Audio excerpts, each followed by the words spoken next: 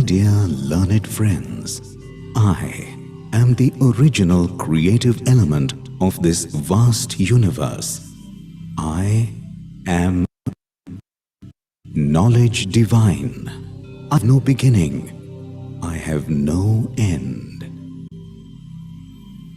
Dear friends, way back in the 13th century, the philosopher Saint Sri Dnyaneshwar from India said that the entire infinite universe is a manifestation of pure intelligence and consciousness, the ultimate reality, the ultimate truth, Almighty God, which operates in a psychic form and which was assertively confirmed by latter-day scientists like Dr. Albert Einstein, Dr. Erwin Schrödinger, Dr. Roger Penrose, and others.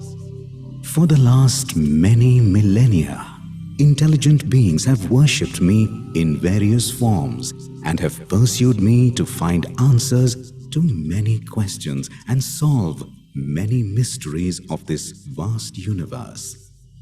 Friends, I find it truly fascinating that the philosopher Saint Dnyaneshwar, at the tender age of only 16 years, enunciated and revealed to the entire world nearly 730 years ago the 9 universal scientific principles or secrets which have now been proved beyond doubt through the modern high-tech digital tools like artificial intelligence, augmented reality, virtual reality, Internet of Things, etc., through their applications like Google, Facebook, Instagram, and so on.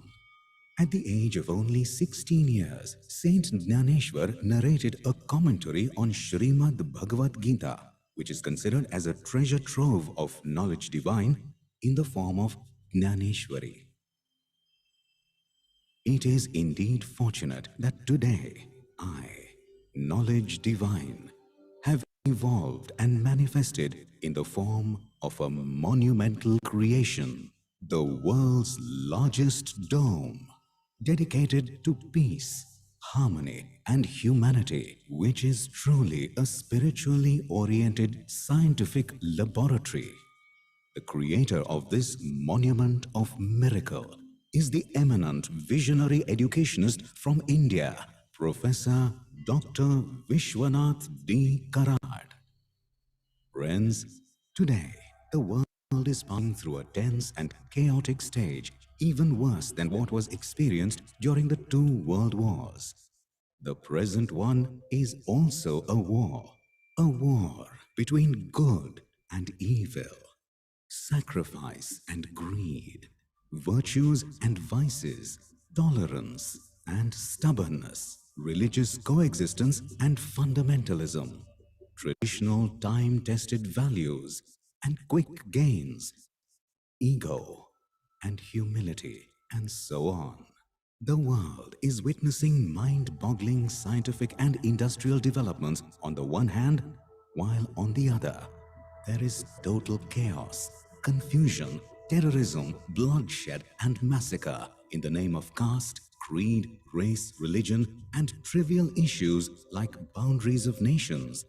My dear friends, it is a matter of great shame that today the entire world, be it the most powerful and developed nations like America, China, Russia, Britain, Germany, France, etc., to the poorest of the poor countries, are combating the devastating and horrifying coronavirus COVID-19 pandemic, which has created a horrifying situation with a deathly silence prevailing throughout the world, with the fear looming large that humanity may not even see the end of the 21st century.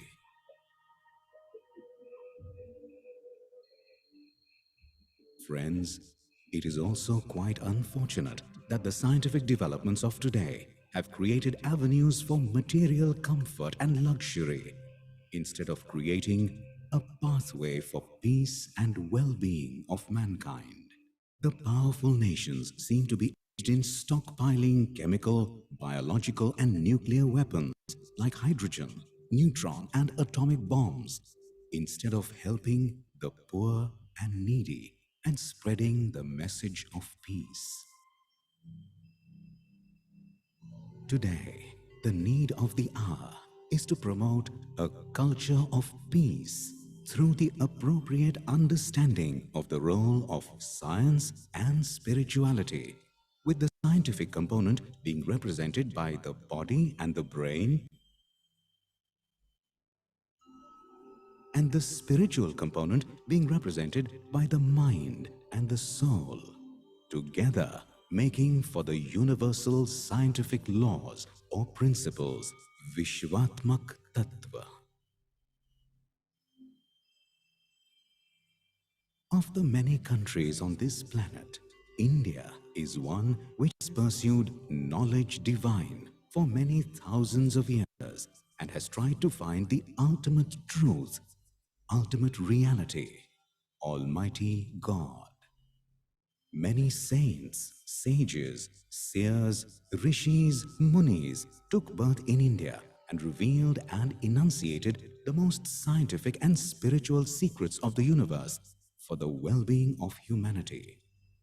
Friends, from among learned and wise people that took birth throughout known human history, I found philosopher Saint Shri Dnyaneshwar to be a true embodiment of me, knowledge divine.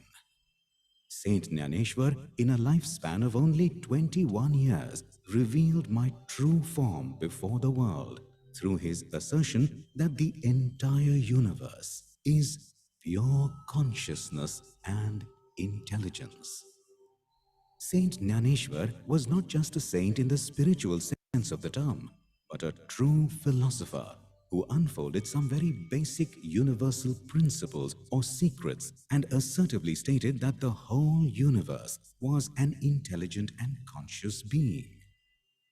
My dear friends, it is therefore quite befitting that the world's largest dome, a symbol of knowledge divine and peace, be named after this great philosopher, Saint Sri Dnyaneshwar.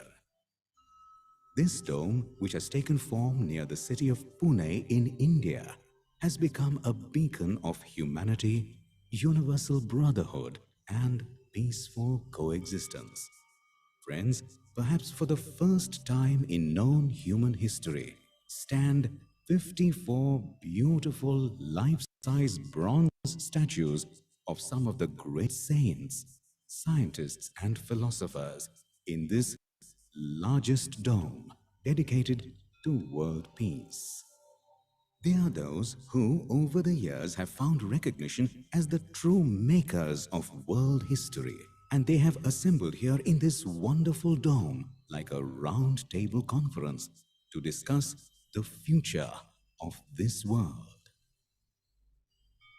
In this 263-foot tall dome of 160 feet diameter stands Lord Gautam Buddha, who performed a deep penance in the pursuit of knowledge divine and enlightenment, which he attained. Standing tall in this dome is Lord Jesus Christ, whose message of love, peace, and compassion guides humanity 2000 years after his immortal sacrifice. Also present in this dome is Guru Nanak Dev, who preached that knowledge cannot be obtained by speech alone. It can only be obtained with the blessings of the Almighty. This imposing domed structure has the great philosopher Saint Tukaram Maharaj, Mahatma Kabir, Baba Bulle Shah, Adi Shankaracharya, and many more spiritually enlightened souls. It has making scientists like Dr. Albert Einstein, Sir Isaac Newton, Sir Michael Faraday, Dr. C.V. Raman, etc. Great philosophers like Aristotle, Plato, Kant, Hegel, Swami Vivekanand, and the revered messenger of world peace, Mahatma Gandhi. All these enlightened noble souls have just one message to convey. Only the pursuit of knowledge can lead humanity to an existence of happiness, peace, and contentment. Today, the language of knowledge has undergone a transformation. Today, social media is the carrier of information and knowledge. However, it is sad that even 725 years after the Sanjeevansi of Saint Dnyaneshwar, the message of true knowledge divine and Mother Nature has not been adopted by us. My dear friends, this outstanding, magnificent domed structure is a true laboratory to bring about the harmony of science, spirituality, and philosophy, and conveys the eternal messages from the ancient Indian scriptures like Vasudhaiva Kutumbakam, the world as one family, and Ekam Sat Vipra Bahuda Vadanti. There is only one ultimate truth, Almighty God. Though learned men call it by different names like Ram, Rahim, Jesus, Gautam Buddha, Mahavir, etc. Created in pure white marble, this beautiful structure is the product of the concept, planning, and architecture of the great visionary educationist, thinker, and philosopher, Professor Dr. Vishwanath D. Karad, founder of the world-renowned MIRS MIT Group of Educational Institutions, Pune, India.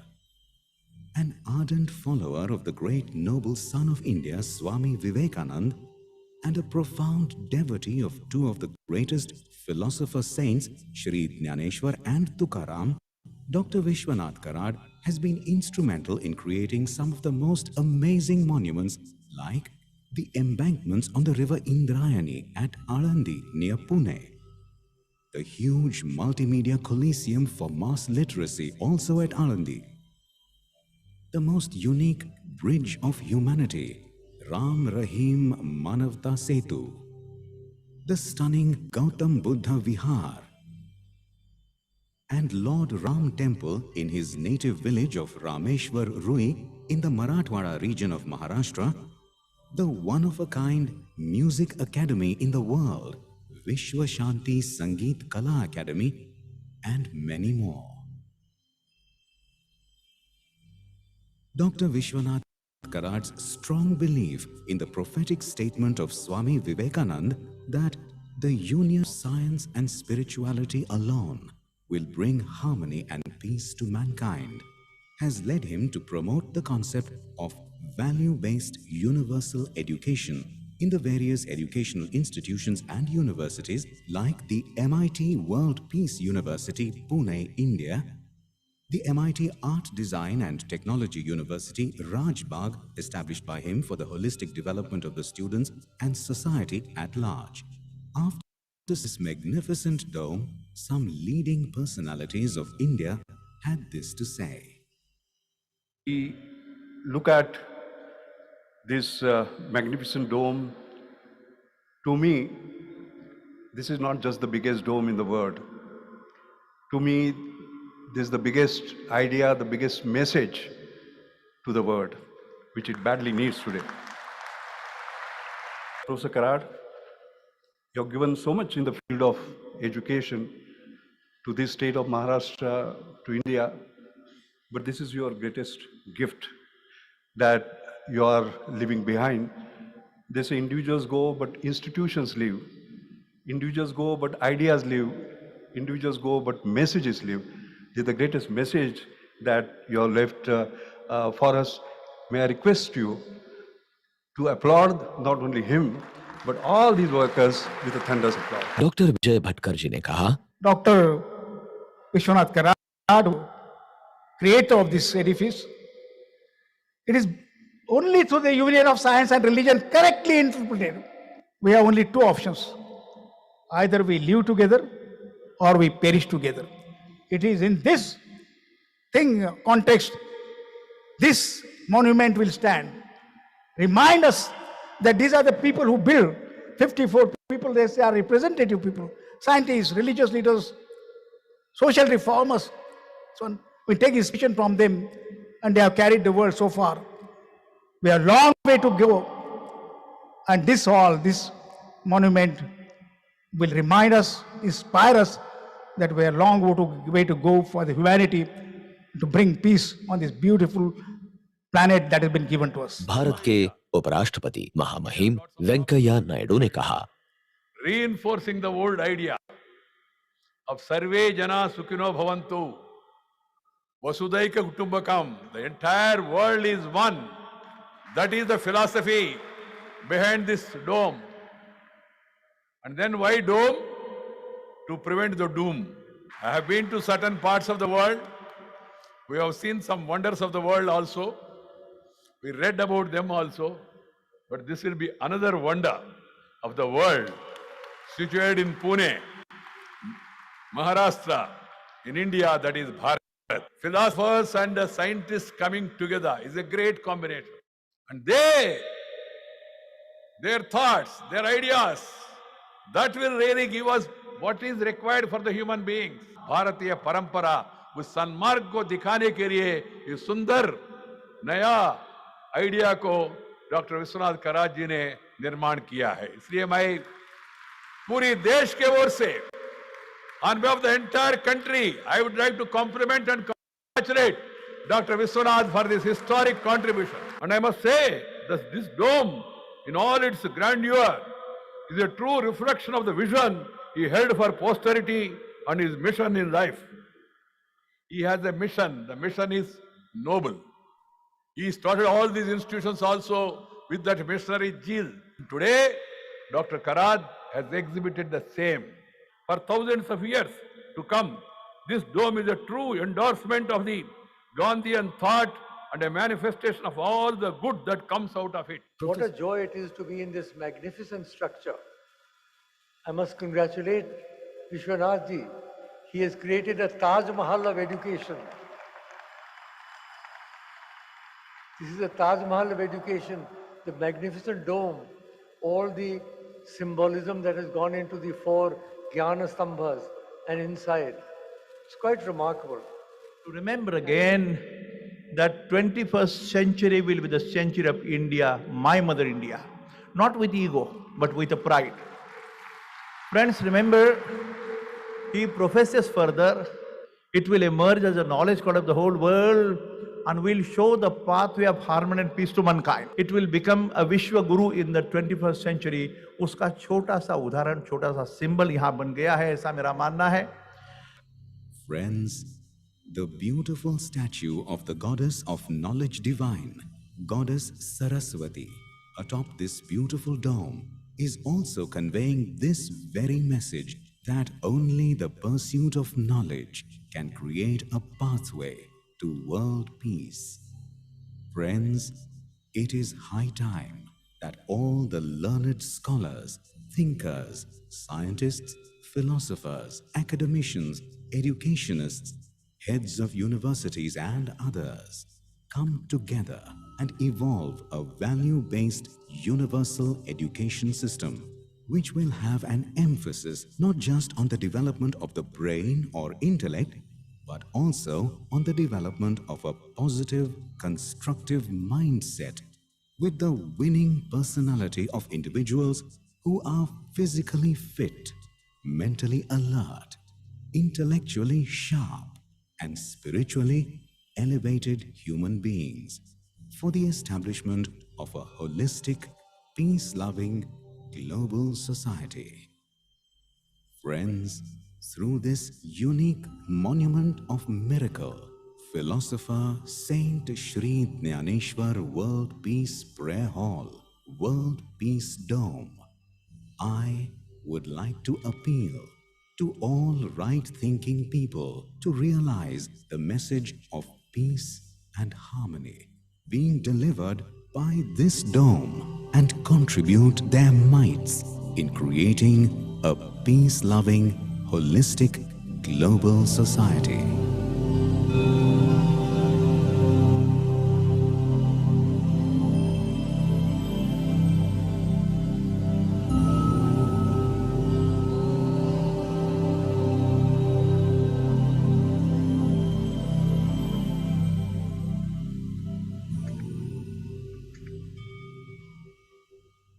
Chainika, we are ready to go. In another 1 minute, we are going live.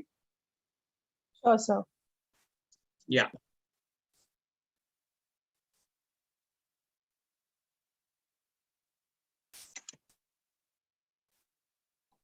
So please let me know when to start. Yeah. I will give you a signal and we are going live on the various YouTube channels, on various Facebook channels, plus all on the media.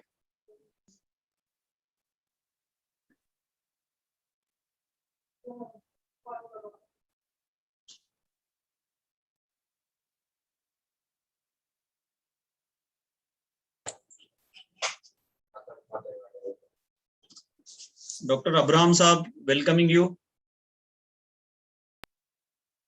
Shraddhanand Sital ji sir, बहुत-बहुत स्वागत, नमस्कार.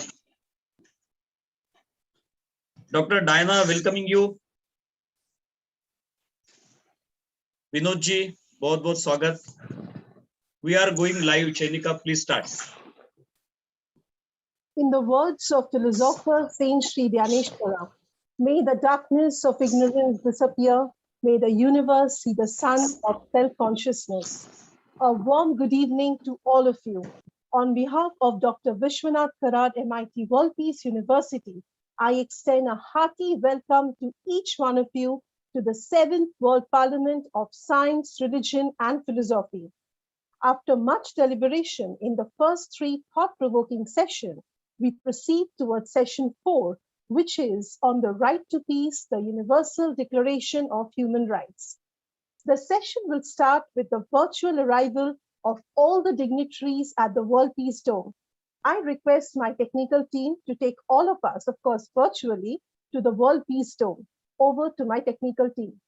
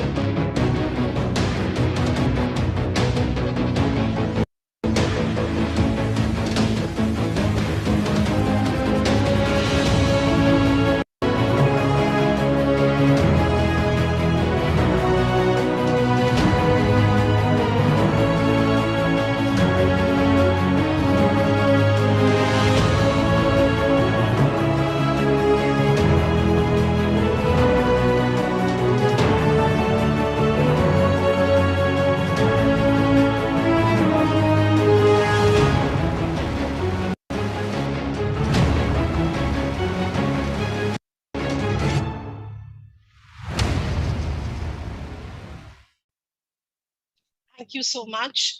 We are completely mesmerized by the grandeur of the World Peace Dome. Before we embark our journey of knowledge, we pray to the Almighty to seek His blessings with the World Peace Prayer, a prayer that is above any caste, creed, or religion. And in MIT World Peace University, it's a tradition to begin any auspicious occasion with the World Peace Prayer. So with closed eyes and folded hands, we'll start with the World Peace Prayer. I request my technical team to start with the World Peace Prayer. Over to my technical team.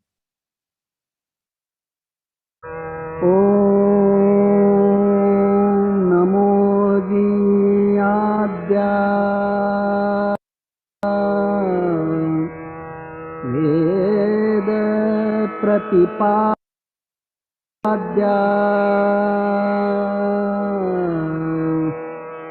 जय जय स्वसंवेद्या आत्मरूपा देवातुति गणेषु सकलार्थमतिप्रकाशु म्हणे निवृत्तिदासु अवधारि गोदी गुरुर्ब्रह्मा गुरुर्विष्णु गुरुर्देवो महेश्वरः गुरुसाक्षात् परब्रह्मा तस्मै श्री गुरवे नमः।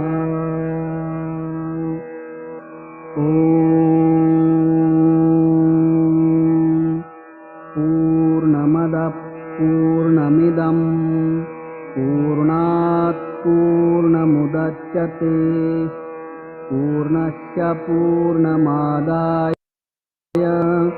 पूर्णमेवावशिष्यते। ॐ शान्ति शान्ति शान्तिः। हरि ओम्।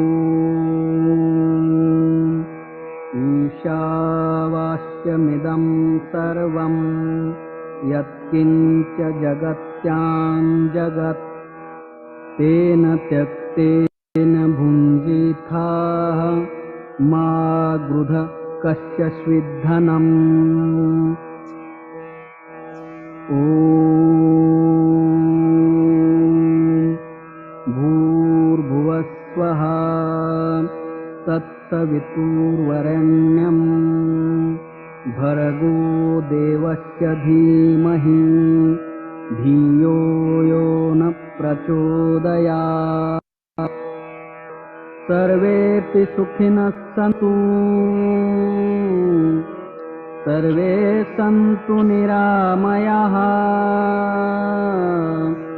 सर्वे भद्राणि पश्यन्तु मा कश्चित् दुःखमाप्नुयात्। द्यौः शान्तिः अन्तरिक्षशान्तिः पृथिवीशान्तिः आपश्शान्तिः औषधयशान्तिः वनस्पतयशान्तिः विश्वेदेवाशान्तिः ब्रह्मशान्तिः सर्वशान्तिः शान्तिरेव शान्तिः सामा शान्तिरेधि। ॐ शान्ति शान्ति शान्तिः।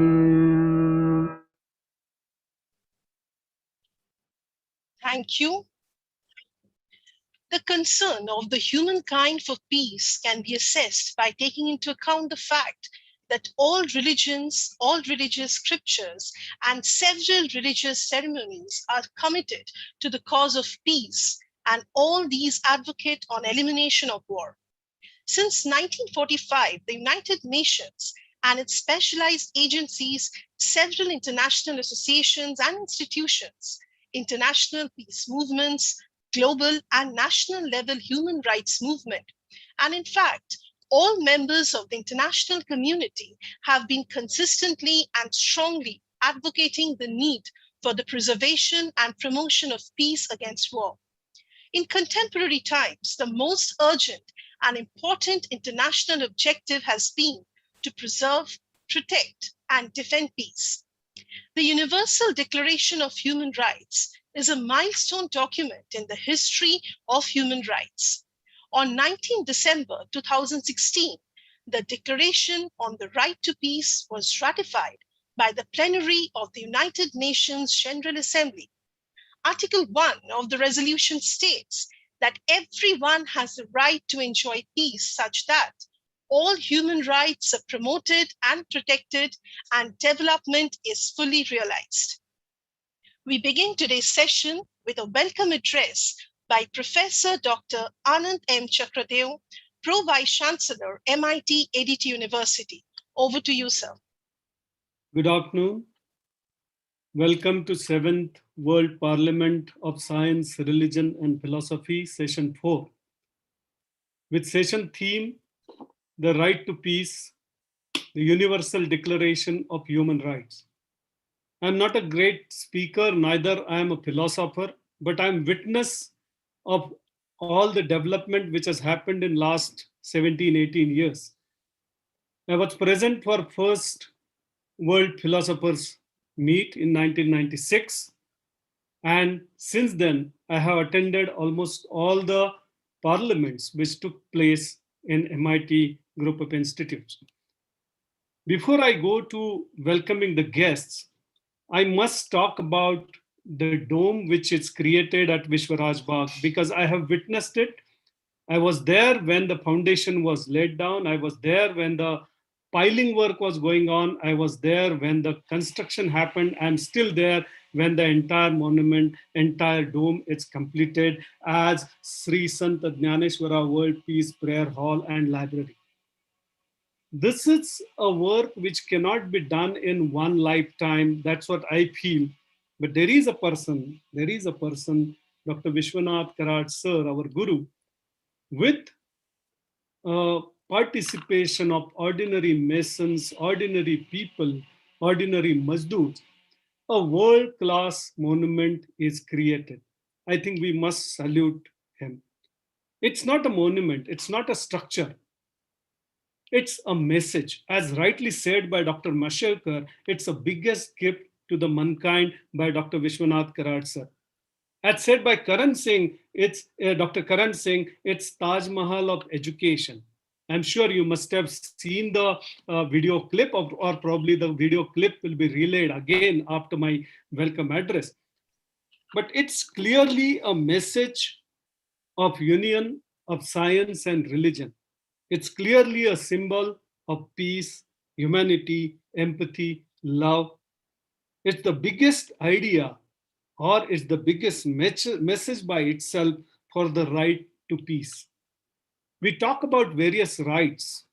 We talk about right to breathe clean air, to drink clean water, to survive without classes, to survive without wars, to have good education, to have better living, to have better quality environment.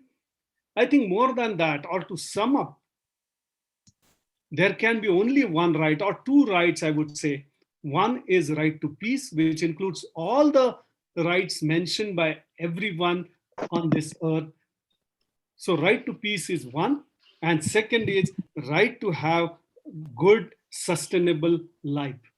So if all the governments of all the countries in the world align themselves towards these two rights, I think we'll have better life. This world, this earth will be a better place to live. We have eminent guests today. We have 5 speakers today. Our own Honorable Mr. Dheeraj Singh, Director Media and Journalism. Honorable Mr. Vinod Subramaniam, Global Marketing Reader, Media Effectiveness and Agency Management. He is from United Kingdom. Honorable Shraddhananda Seetalji, Chairman GHRD, Global Human Rights Defense, The Hague, South Holland, Netherlands. We have 2 more speakers, Dada Gunamuktanand, meditation teacher, and Ananda Marga from New York, USA. And we have 1 more eminent speaker, Dr. Diana Coleman, Professor, Department of Comparative Cultural Studies, Northern Arizona University, Arizona, United States. After these speakers, of course, we'll have a presidential address by our own Professor Dr. Vishwanath Karad sir. On behalf of the entire management, trustees, and the management of MIT World Peace University and the organizers of 7th World Parliament of Science, Religion and Philosophy, I welcome all the speakers. I hope there will be a good deliberation and there will be a good value addition and some takeaways from this entire session.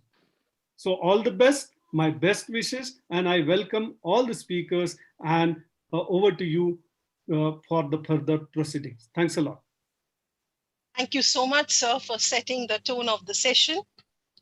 The World Peace Dome, conceptualized, designed, planned, and created under the guidance and supervision of visionary educationist and proponent of peace, Revered Professor Dr. Vishwanath D. Koratsa, this World Peace Monument is dedicated to public to be the center of wisdom, knowledge dissemination, and social transformation. The World Peace Dome practices the philosophy of Vasudeva Kutumbakam, the world as one family, a global village. On that note, I shall request my technical team to play the short film on philosopher Saint Sri Dnyaneshwara, World Peace Prayer Hall, and World Peace Library, the World Peace Dome. Over to my technical team.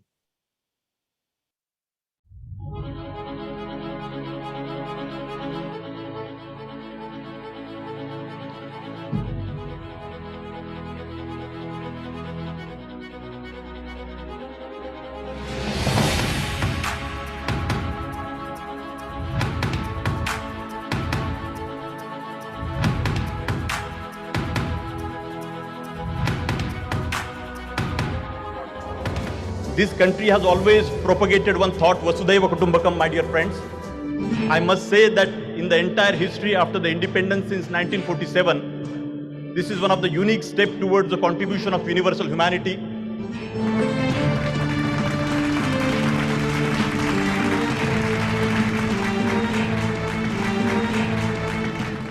I appeal to the Vice President and Honorable Chief Minister to recognize this World Peace Dome as a structure of national and global importance and support to promote it in such a way that it evolves as one of the prominent tourism destinations of the world. We should remember and respect like Professor Vishwanath Karat and millions of people like that, and remember the great service they have done. They should be remembered forever. That is also equally important for all of us.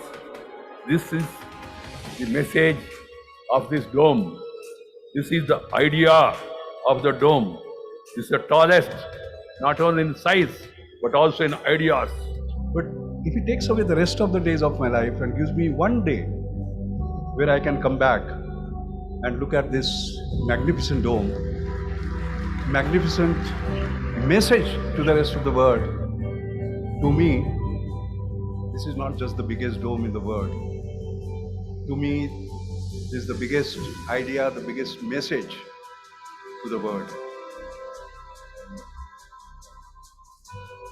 Science without religion is lame, and we all know this: religion without science is blind.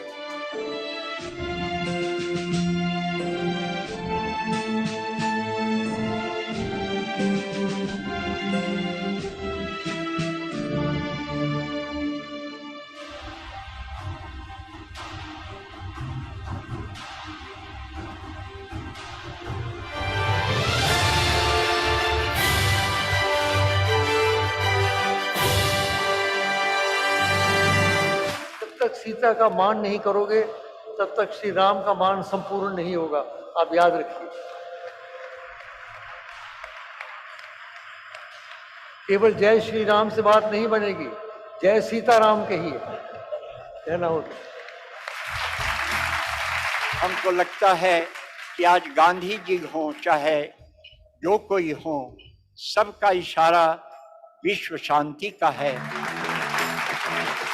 Vivekananda ने कहा है कि 21वीं शताब्दी में मेरी भारत माता ज्ञान का दालन बोल के उभर आएगी। इट विल बिकम अ विश्व गुरु इन द 21st सेंचुरी। उसका छोटा सा उदाहरण, छोटा सा सिंबल यहाँ बन गया है, ऐसा मेरा मानना है।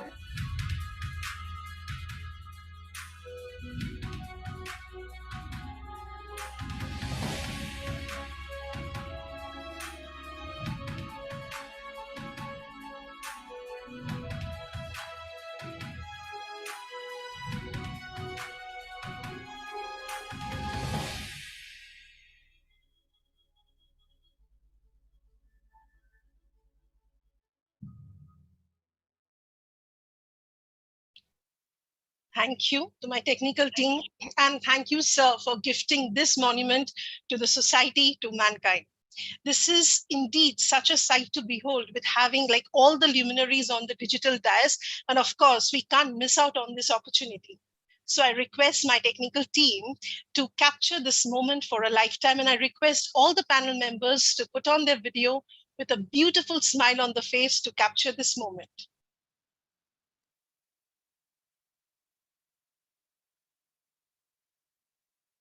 Thank you. Thank you so much. The theme of this session is the right to peace, the Universal Declaration of Human Rights.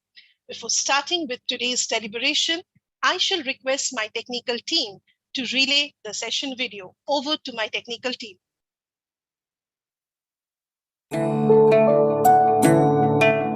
The right to peace, the Universal Declaration of Human Rights.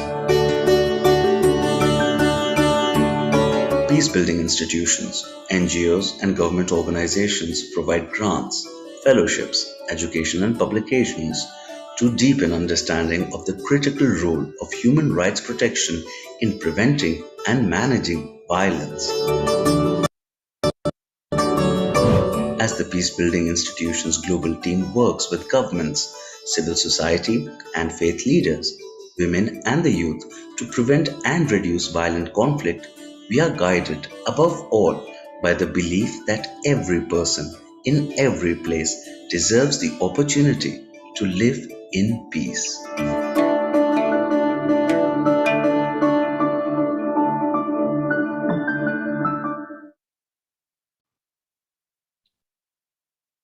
Thank you so much. Ladies and gentlemen, please allow me to welcome Mr. Dheeraj Singh. Mr. Dheeraj Singh is a director of MIT World Peace University's School of Media and Journalism and the Idea Lab, a unique hub of communication, innovation, and design. He has a vast experience in strategic communication and media across different platforms, which include the print, TV, digital, film, and branding. His expertise also extends to digital communication and formulating strategies for institutions, advocacy groups, legislative and policy think tanks, and at innovating fresh and creative modes of outreach. Before this, he was a co-founder of Hunar TV, an arts and culture web channel that aimed to make the arts the talking point of a wider audience. He has recently authored 2 books, one on translated poetry and the other a biography. Till August 2016, Mr. Dheeraj Singh was Executive Director Programs at Lok Sabha Television.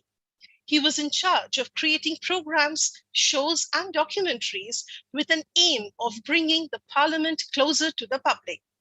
Many programs conceptualized and created during his time at Lok Sabha TV went on to win prestigious media awards, such as the Ramnath Goenka Award, the Ladli Media Award, amongst others. With a huge round of applause, let's welcome Mr. Dheeraj Singh.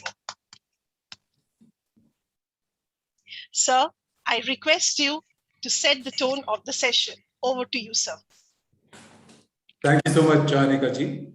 Namaskar, and thank you for that lovely, lovely introduction. I am extremely honored to be speaking in this August assembly of thinkers, doers, and visionaries on the idea of peace and human rights and how the two are interdependent. The World Parliament of Science, Religion, and Philosophy is indeed a unique platform for exactly these kind of deliberations.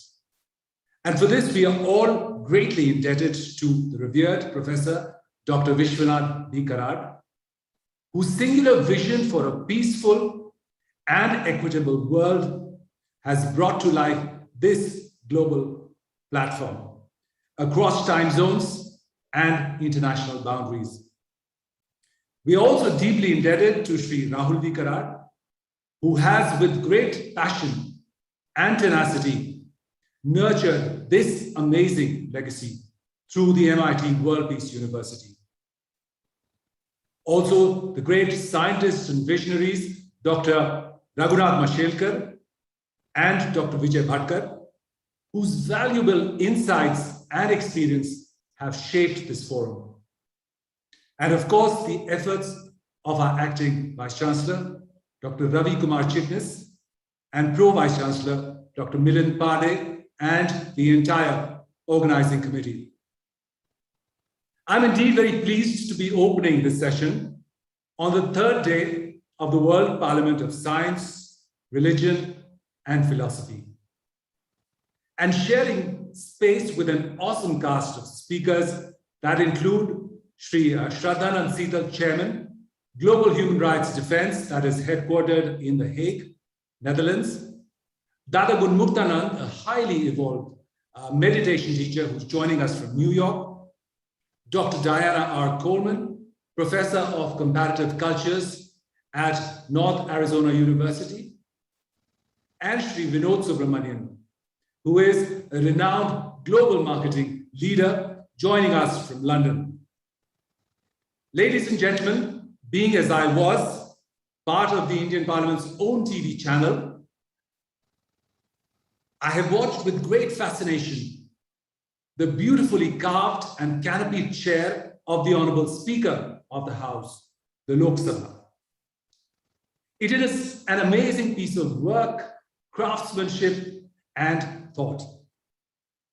But what fascinated me most about it was a verse written on top of this beautiful chair. In my mind, it is the most magnificent and profound verse for a place where laws are made. The verse simply says, Dharma Chakra Parivartanaya. Those among us who understand an Indian language would be familiar with these words. They have in them the essence of the Buddha's main message, that the wheel of Dharma turns. Dharma, as many of us know, means different things. If I were to use today's language, Dharma would be the supreme algorithm, the one that has been running on its own since the beginning of time, with its own mysterious logic and outcomes. In Gautam Buddha's eyes, the world was in its essence an algorithm that was turning and changing, evolving and improving with new learning. And this supreme algorithm caused all humans, all creatures, mountains, valleys, oceans, and even galaxies to turn like the wheel, or go through a process of change and regeneration. What is the point, you may think, of having this idea of impermanence emblazoned on the chair of the leader of the world's largest democracy? In my humble view, the point of Dharma Chakra Parivartanaya is absolutely clear and explicit. It is to instill in those elected by the people the message of the turning wheel, that all power, all influence is impermanent, and that it will eventually change hands, and that the wheel that has placed them in the August House will also one day show them the door. That, in my view, is the beautiful thought, because it urges lawmakers to use the power vested in them for the larger good. I can think of no other legislative body in the world that has such a magnificent and profound reminder to its members.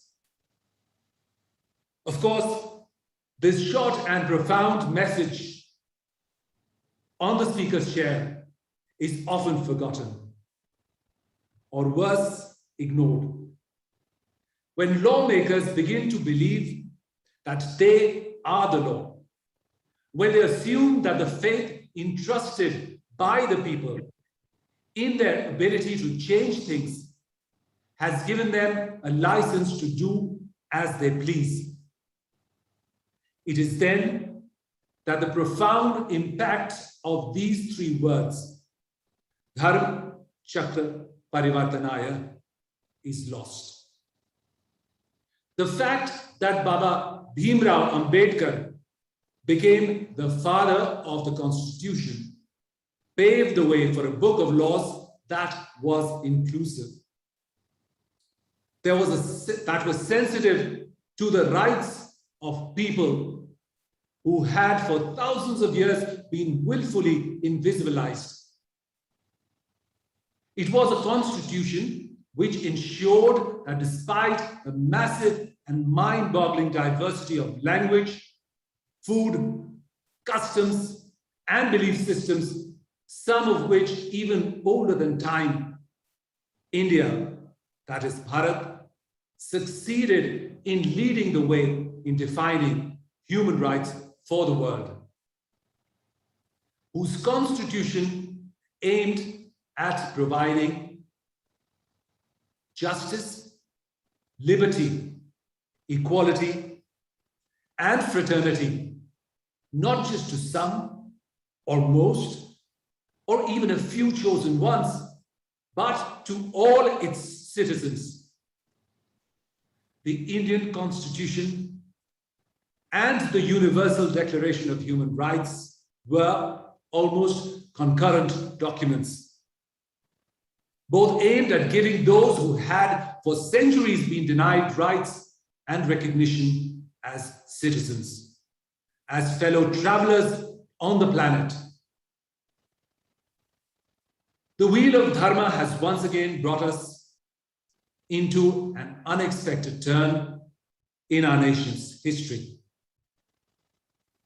A place in time where much of our old wisdom has been wiped clean and repurposed into newer, WhatsApp-enabled narratives of hate and division.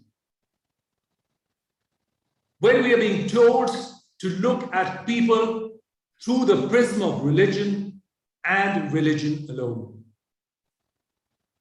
When legislations are being systematically used to normalize apathy and stigmatize the other. It is a different kind of India that has reduced Mahatma Gandhi's vision to just a pair of spectacles. Dear friends, our charters of human rights are only as good as their implementation, both in letter and spirit. Without the will and action of governments, they are just words on paper, like New Year resolutions.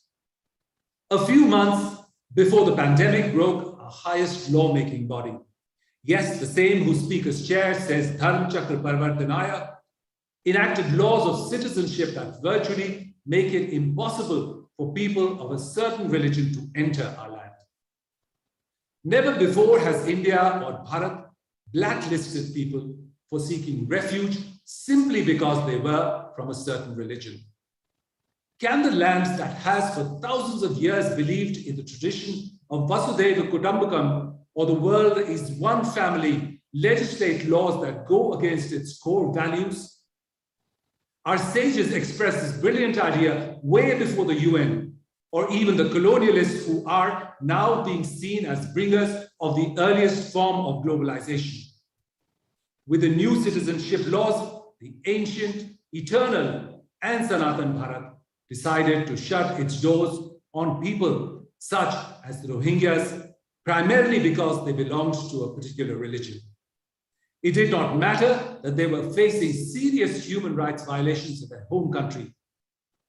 The new citizenship law even went against Articles 13 and 14 of the Declaration of Human Rights that gives everyone the right to seek asylum in another country in order to escape brutal persecution in their own. The right to peace, the right to seek refuge in the face of persecution is an inalienable part of human rights. Yet, it was taken away by the House whose speaker's chair carries the golden words, Dharma Chakra Parivartanaya. The wheel of Dharma has indeed turned for the worse. Our civilizational edge of being a world guru, a beacon of hope for people around the world, who looked at India as a champion of civil rights that inspired people like Dr. Martin Luther King, Nelson Mandela, the Dalai Lama, among numerous others, has been dealt a blow. Human rights and peace have a close cause and effect relationship. If you take away one, it almost always leads to the very existence of the other being. Let us hope that a profound message on the speaker's chair is amplified to many, many more people, especially to those who are the custodians of our great nation today. Thank you, ladies and gentlemen. Jai Hind, Jai Bharat.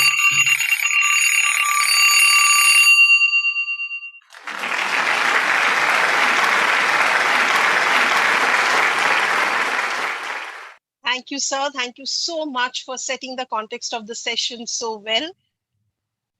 Ladies and gentlemen, it's indeed my honor to welcome Mr. Vinod Subramanianji, the global marketing leader, media effectiveness and agency management procurement leader, London area, United Kingdom. He is an integrated marketing communications leader, coupled with a deep commercial expertise.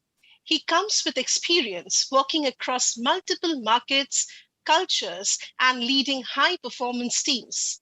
He is now a director in Didi, a global leader in the mobility space. He was heading the marketing procurement at Hawaii Technologies, a leader in the telecom technology space globally. He also leads the agency management and is responsible for building and managing the relationship with key agencies across media, advertising, digital, technology, production, retail, and forging a true partnership. His area of specialties include integrated marketing, brand strategy, media communications planning, marketing procurement, negotiation, pricing, agency management, global team management, event management, contract management, change management, category strategy, contracts and compliance, and of course, media audits. With a big, big round of applause, let's welcome Mr. Vinod Subramanianji.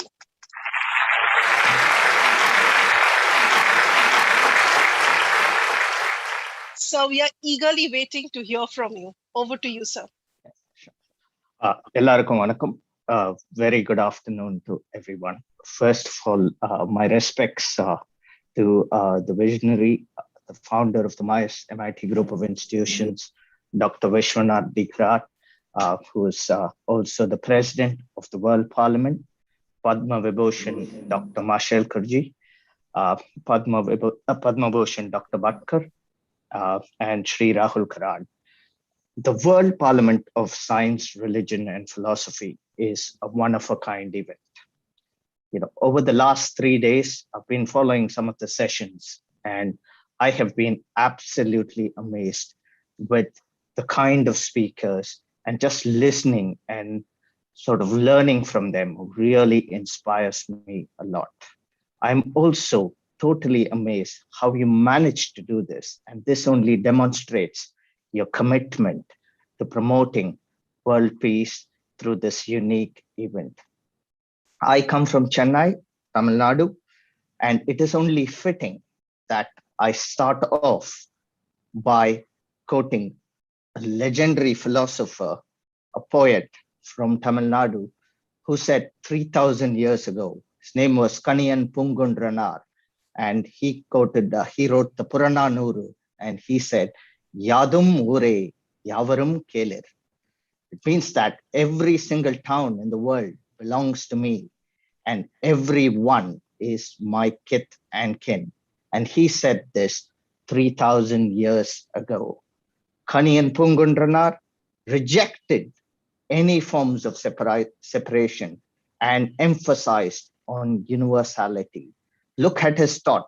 Somebody from a small village panchayat in Mahibalanpatti in Sivaganga district in Tamil Nadu said this 3,000 years ago. In fact, I would like to now tell you about 4 lines from the Purananuru, which Kaniyan Pungundranar said. And it says, Yadum ure yavarum kelir, Tidum nandrum pirartara vara, means that all the good things, the life's good things, does not come from others, nor from others' gifts, or nor from anyone's ill. It says, Nodalum tanidalum, avatroranna, the pain and the pain's relief are all from within. Sadalum puduvade, andre vardal. Death is no new thing, nor our bosom's thrill. In fact, to me, Kaniyan Pungundranar articulated the idea of the United Nations 3,000 years ago. And such was his profundity that the words Yadum Ure Yavarum Kelir is inscribed on the walls of the United Nations organization even today. Again, in the 3rd century BC, in India, my motherland, Ashoka the Great, he promoted the principles of Dharma in his empire.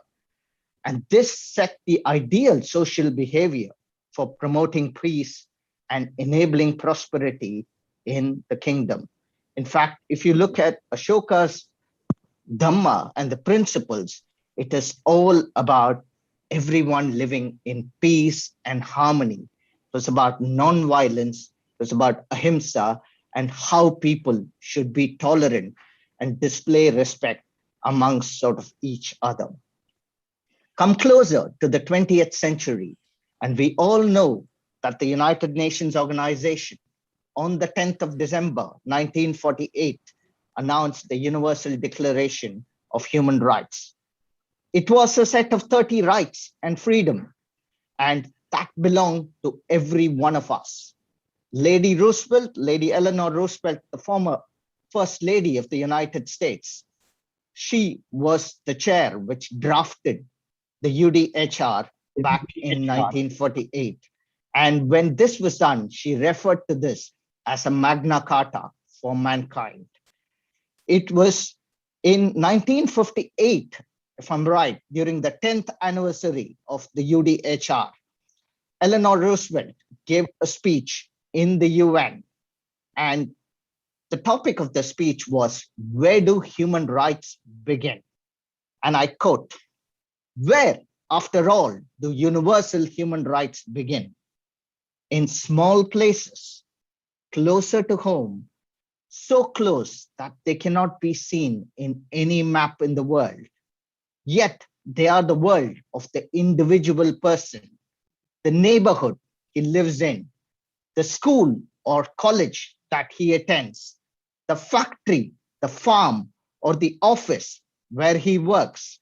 Such are the places where every man, every woman, and every child seek equal justice, equal opportunity, and equal dignity without discrimination. Unless these rights have a meaning there, they have little meaning anywhere else. Without concerted citizen action to uphold them close to home, we shall look in vain for progress in the larger world, end quote. Now, if you look at the remarkable similarity at a deeper level between what Kaniyan Pungundranar said, what Ashoka said, Ashoka the Great said, and what Lady Eleanor Roosevelt said, they are all promoting the message of peace. And peace is a fundamental right. And all of these people were visionaries. And exactly 25 years ago, a visionary amongst us, Dr. Karad, established the World Peace Center. It is such an important, and the World Peace Dome, the dome is just a message. It's just a vehicle to promote world peace and universality. If you look at around us, the world around us, we live in an extremely fragile ecosystem. There is very little balance, and there are tensions all over the world. I do not want to name any country, but what I believe is holding this world together It's the balance, it's the union of science, religion, and philosophy. Take any country where there are tensions currently, and you will notice one of these is fractured. Unless all of this comes together and it is in unison, there will not be peace in this world. And it is our responsibility, the responsibility of each and every one of us to ensure peace, and it is no one else's. Again, whilst closing, I am reminded of what the great, the beloved former president of India, Dr. APJ Abdul Kalam said. And he said this at the 50th anniversary of the European Parliament, where he said, and I quote, "Where there is righteousness in the heart, where there is righteousness in the heart," look at his words, so carefully crafted, "there is beauty in the character. There is beauty in the character. Where there is beauty in the character, there is harmony in the home. Where there is harmony in the home, there is order in the nation. And where there is order in the nation, there is peace in the world." Every single person at every point of time has promoted, all these visionaries have promoted the culture of peace from 3rd century BC all the way till the 21st century. And it is more important, the World Peace, the Parliament and the World Peace Dome and the World Peace Center are more important and more relevant in today's context. And let us all take the responsibility, not put it on anyone else. It begins with each and every one of us, with me, with you, and every one of the thousands of people attending and watching this program live. So thank you very much. And God bless you all. Ella Pugarum Iraivanakku. Thank you.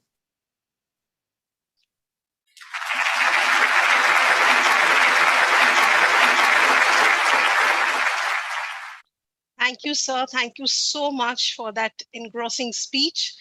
Now, may I please request Professor Dr. T.J. Vidyasagar, Coordinator Executive MBA, School of Management, PG, MIT World Peace University, for expression of gratitude to Mr. Vinod Subramanianji. Over to you, sir. Thank you very much, Professor Chainika Basu ma'am. A very good evening to all. Namaskaram to all. It's indeed a pleasure to express my gratitude. I'm from School of Management, PG. Would like to thank first the founder president, UNESCO chair, Professor Dr. Vishwanath Karatji, and Professor Rahul Karat sir, executive president, honorable vice chancellor, Ravi Kumar Chitni sir, other family members of MIT. It's indeed a pleasure to listen to such kind of a wonderful personality, Mr. Vinod Subramanian. Sir, you talked about the scholars and the philosophers predicted 3,000 years back how the world leads itself with peace and harmony. You have given wonderful examples of Eleanor Roosevelt on human rights, peace and harmony. That's wonderful to listen to you, sir. It's really cherishing and wonderful experience for all the students of MIT World Peace University to update themselves in the field of spiritualism, human rights, and on philosophy. Thank you so much from all of us from MIT. Thank you once again. Over to Chainika Basu. Thank you, sir. Thank you so much. Ladies and gentlemen, we are indeed honored to have amongst us Mr. Shraddhanand Sheetalji, Chairman of Global Human Rights Defense, The Hague, South Holland, Netherlands. Global Human Rights Defense promotes and advocates human rights for minorities and marginalized groups who are often the subject of violations and abuses. The mission of it is to actively promote and protect the human rights of these minorities and marginalized groups who are excluded by the local authorities and therefore miss the global attention. The GHRD attempts to enhance the socio-economic empowerment of these minorities and marginalized groups by educating, advocating, and influencing the legal position. The GHRD monitors the human rights violations and utilizes the collected information to advocate and influence the change in the society using global platform. Its actions and support help in policymaking and educating the different stakeholders in order to abate the human rights violations incidents. The GHRD envisions a world where the rights of all minorities and marginalized groups are respected and upheld in accordance with national and international laws, treaties, and agreements. He has been bestowed with several awards like the Jan Mitra Award, the Surya Datta National Award for Global Peace Publications. The GHRD granted the special consultative status with the Economic and Social Council of the United Nations to him in the year 2003. He is also the director and producer of movies like Sold, Child Trafficking, Nepal to India, Life in Darkness, Pakistan Minorities, Daily Crucifixion, Christian Minorities in Pakistan, and Life Kajal Bhil Case Protection of Minority Children, Forced Marriages in Pakistan. With a big round of applause, let's welcome Mr. Shraddhanand Sheetalji. Namaskar.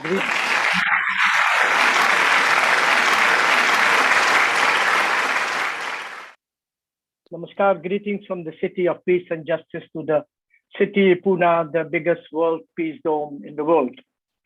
And it's a pleasure for me and an honor to be on this platform. And my special regard to Professor Dr. Kararji and Rahul Kararji and the whole staff of MIT. Yes, indeed, I think we have this started with the declaration of the United Nations. And in fact, it was a declaration, not a treaty.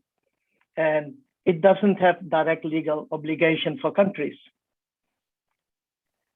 It's only have a clear bench for universal human rights standards that must be implemented on country-wise. And unfortunately, we see that it's human right becomes more economic trademark. And I'm very pleased about that, to see that country like in India and other parts in Asia are also more actively setting up platforms for human rights centers. Let's be clear that the human right is not an octroi for the West. The West always have this pretend to promote this, that they are the peace builders of the world. And we know that for sure, that it's just when it comes on their own benefits. And we see that countries that are not active on the human rights platform seems that they don't have any value, they don't pretend to have human rights standards, but that's not true. And it's frustrating us in the human rights work that we see that human rights is being used as a trade. For one example, that is very frustrating for us, that time when China invaded Tibet, some Western countries were very silent because they thought it is a big market for us opening in China. We can do business in China. And we just sacrifice a country. And if you compare it to the invasion of Kuwait, where Saddam Hussein invaded Kuwait, then the whole world was in power to free Kuwait because there was oil, there was money. And what we see that we have to stop pretending that the Western countries who have these institutions like Geneva, in the US, the UN stuff, it's time that we will have institutions like this also in Asia, in Africa. It's stupid to say that only peace talks can be held in the West. It's time that's why we are very, very much enthusiastic about the setup of the peace dome, because it can be the center of the Asian part of the counterpart of the building of this center in the peace talks and and bringing peace, educating people about peace. And we always have this discussion that don't think that what we think that is peace is not existing in the other part of the world, especially when they don't know the history of. We said that King Ashoka was the first one who had the first declaration on human rights, long before the West was talking about human rights. So there is so many information that we need to share. And we always believe that human right is a universal right, and it can be only executed when people understand the value. And as we have seen, very, very, very frustrating that if you see the human rights violation in the neighbor countries, let me say by name, I in Pakistan, where the minority just came from 45% to 3.5%. And if you see on the human rights bodies where the UN is talking about it, it's very what the right word to say is that we need a counterpart who can put this kind of agenda on the international platform, and we need centers to set up in as we have now in India, but also in Singapore, in Africa, where we can speak on equal level on human rights issues. If you look at we are a member of the ECOSOC, means that we are part of the UN, but I feel that the UN is failed in a lot of peace building efforts. Recently, when you look at what has happened with the Yazidis,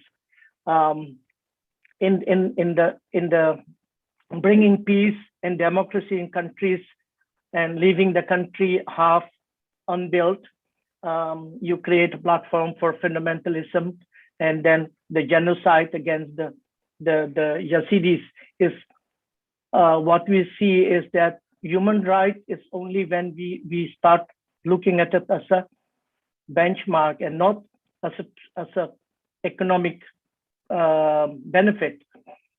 You will never see any human rights report on Saudi Arabia, even not in the US.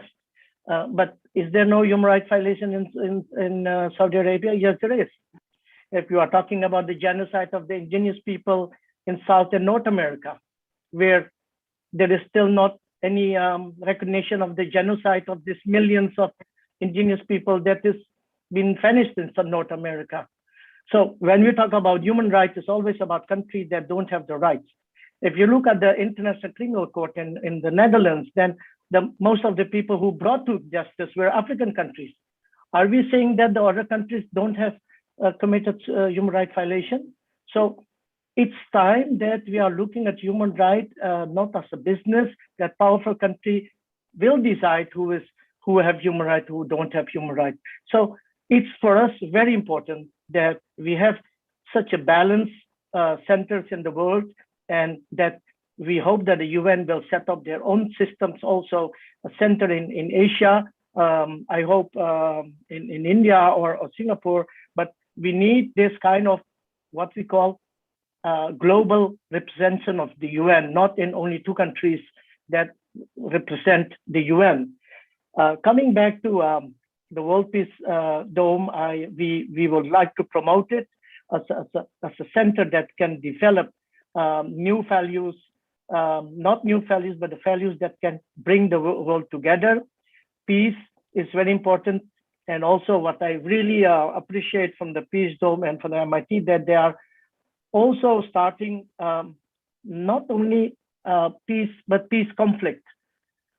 Peace conflict is very important, that we try to understand each other and talk to each other instead of going and taking weapons. So dialogue is very important. And that is in the history of India, we can look at Mahatma Gandhi was one of the main things. You keep talking with your enemy, try to convince them, try to make it happen. And when there is no any outway, then we have different way to convince them. But I think the most important thing is that the Peace Dome bring peace, justice, awareness, respect, and cultural, and as we all want in the world peace in this life. And I hope that the new generation will take it further, because in my opinion, the generation, fourth generation, we are living the world in a very, very distressed situation. The economic situation, the worldwide global warming that is coming up, and then also the conflict that is continue. If you look at now, since 1948, I think there are more small wars going on. More people have been killed. More people have lost their houses. We have spent a lot of money on development aid. With that money, we could build whole world again. But the thing is, we are not taking it seriously, and we are just looking at partnership.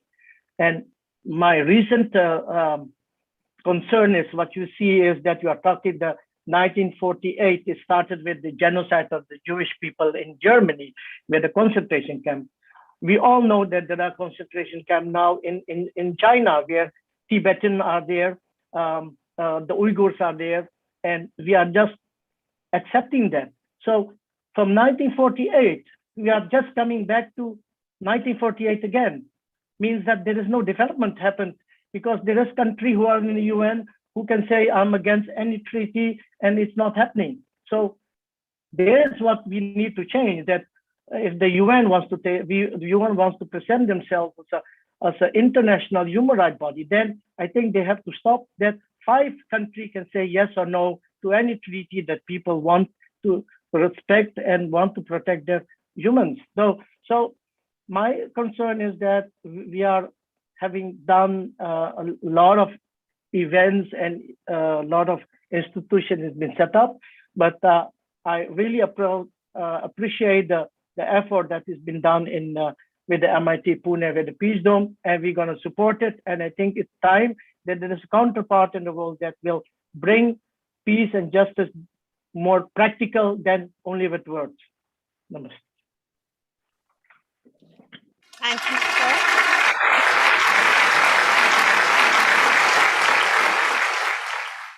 Thank you, sir. Thank you so much for that thought-provoking speech. Now I shall request Professor Aparna Dixit, Professor and Head of School of Management, PG, MIT World Peace University, for expression of gratitude to Mr. Shraddhanand Sheetalji. Over to you, ma'am. Thank you. Thank you, Dr. Chainika. Respected Professor Dr. Vishwanath Karad, sir, UNESCO Chairholder and Founder President of Dr. Vishwanath Karad MIT World Peace University. Mr. Rahul V. Karad, Executive President of MIT World Peace University.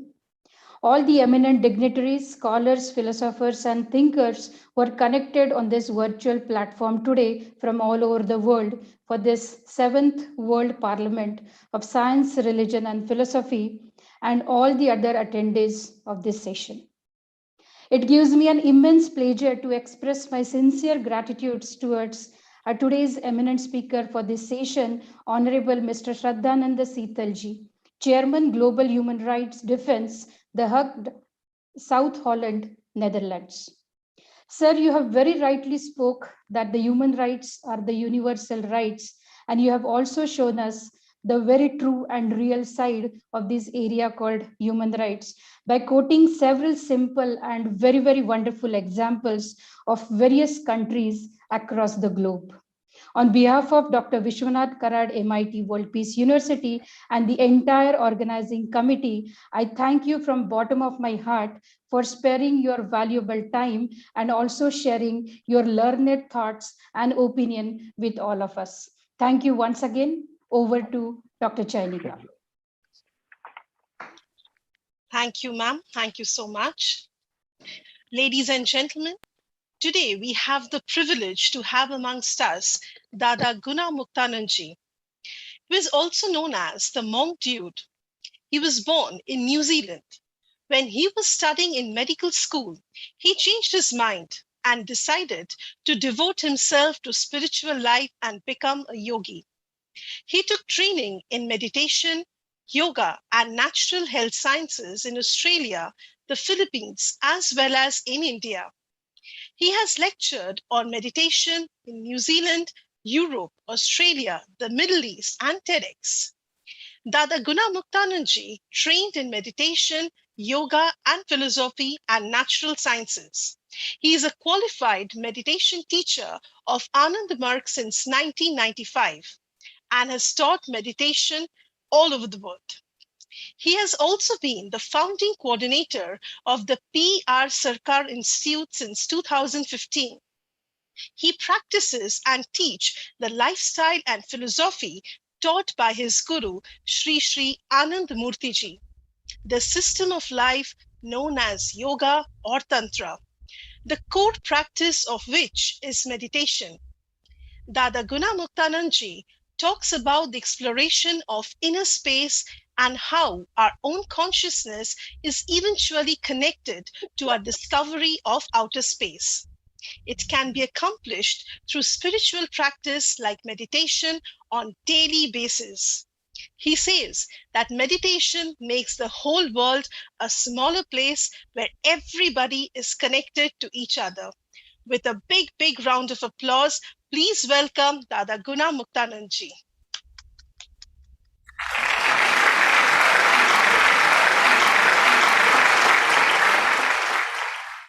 Sir, we are eagerly waiting to hear from you. Over to you, sir.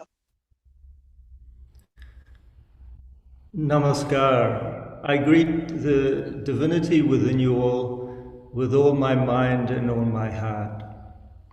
Thank you for that introduction, and thank you to Professor Dr. Karaji of MIT World Peace University, the Governing Council, all the organizers of this auspicious event, and my fellow speakers.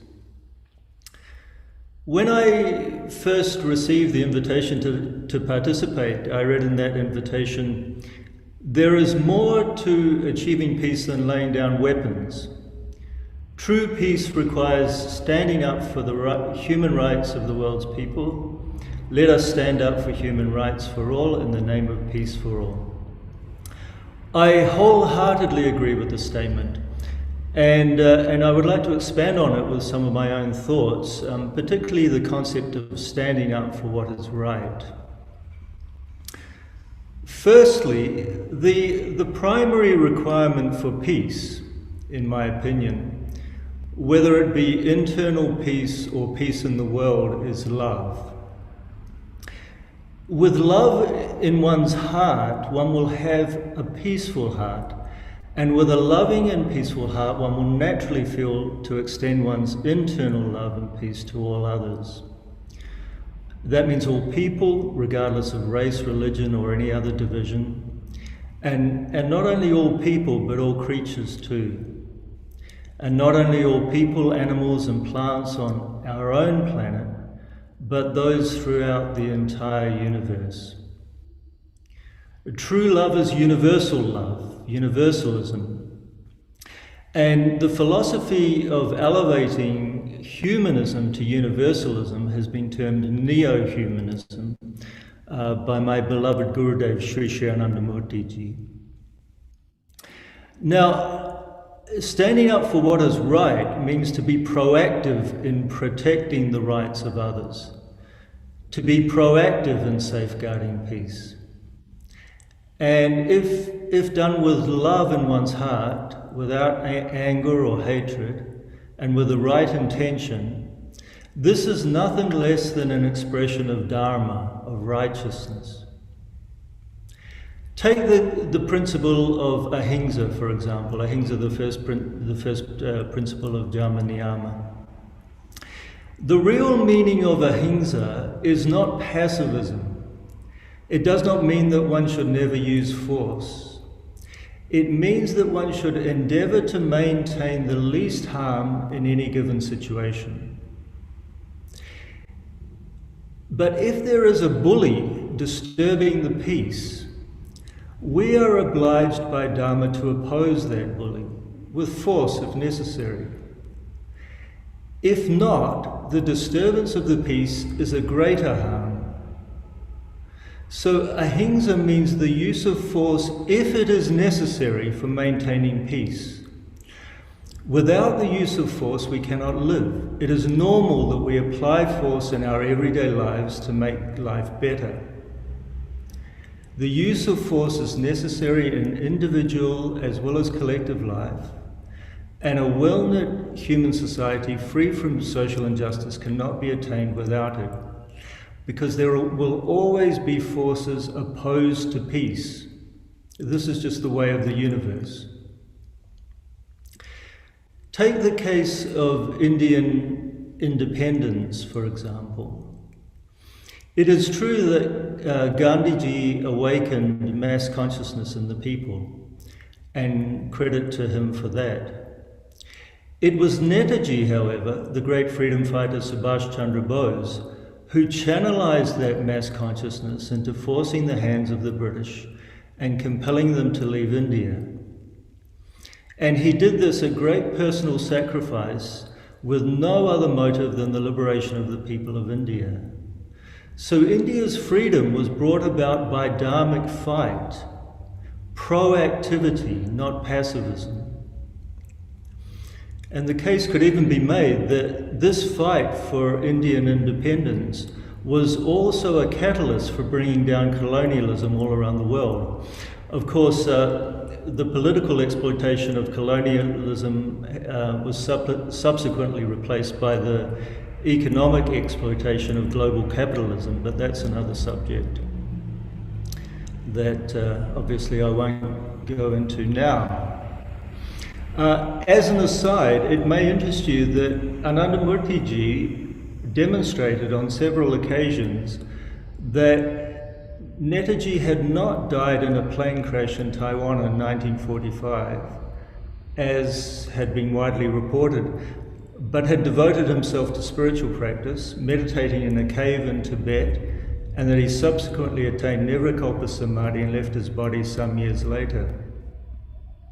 If anybody would like more details on this, you can contact me and I'll furnish you with more details. So, as we can see, the truth may be very different to the history, and increasingly more so today. Of course, we're all very much aware now that the truth may be very different to what goes around on various social media platforms. What we think we know as human beings is not necessarily the reality. We have to use our intelligence and conscience to discern it. The current world situation gives us only black peace at best. If we are to attain white peace, pure peace, we will have to do more than what we are doing now on the world stage. We will have to research more, we will have to be more discerning, we will have to get to the bottom of each and every force that may be disturbing the peace, and we will have to fight against those forces, within and without. We will have to fight against smallness and selfishness within ourselves, and we will have to fight against oppression and exploitation in the world, whether that be the rampant greed of corporate capitalism or other oppressive and exploitative structures like the caste system. Only then can we attain true peace. A peace based on love, not compromise. Progress is always achieved through struggle, and peace through fight, in our individual life and also in our collective life. So, passivity is not enough. We need to be proactive towards true peace, and that means fighting the forces of greed, oppression, and exploitation through universal love, right intention, and appropriate action. This is the true Dharma.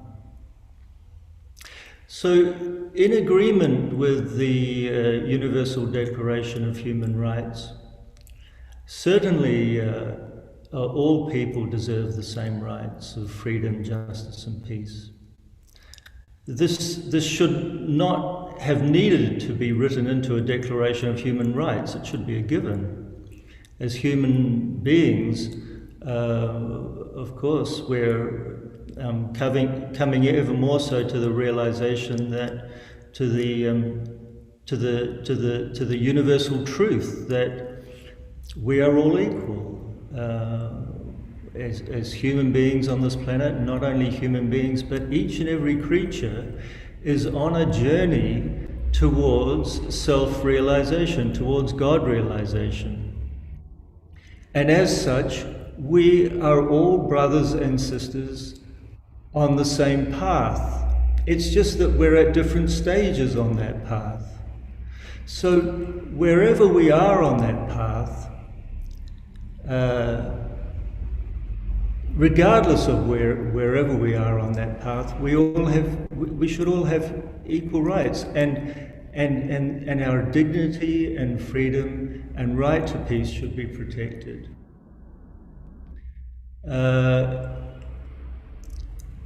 So I've pretty much said all that I wanted to say. I know we still have 3 minutes remaining.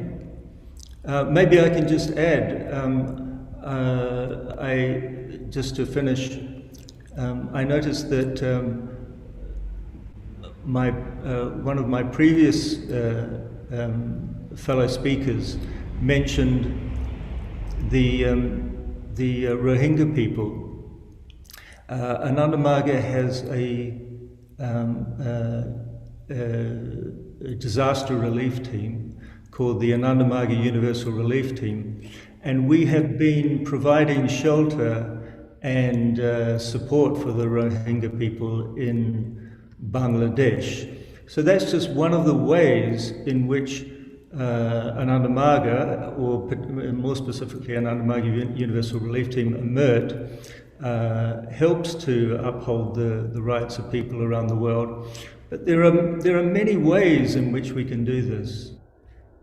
So I believe that, in conclusion, I believe that, yes, it's true, we have to uphold the human rights of others, but this is a proactive process. We have to, and it's not only a proactive process, but it requires fight, it requires confrontation. We have to confront the bully in the room, whoever that may be around the world. Whichever force is disturbing peace, disturbing the rights of others, we must confront that force, tackle it head on, and only then can we attain true peace in the world. I thank you so much for inviting me to this auspicious event, and I wish you all the greatest of success in fighting for human rights around the world. Namaskar. Thank you, sir. Thank you so much.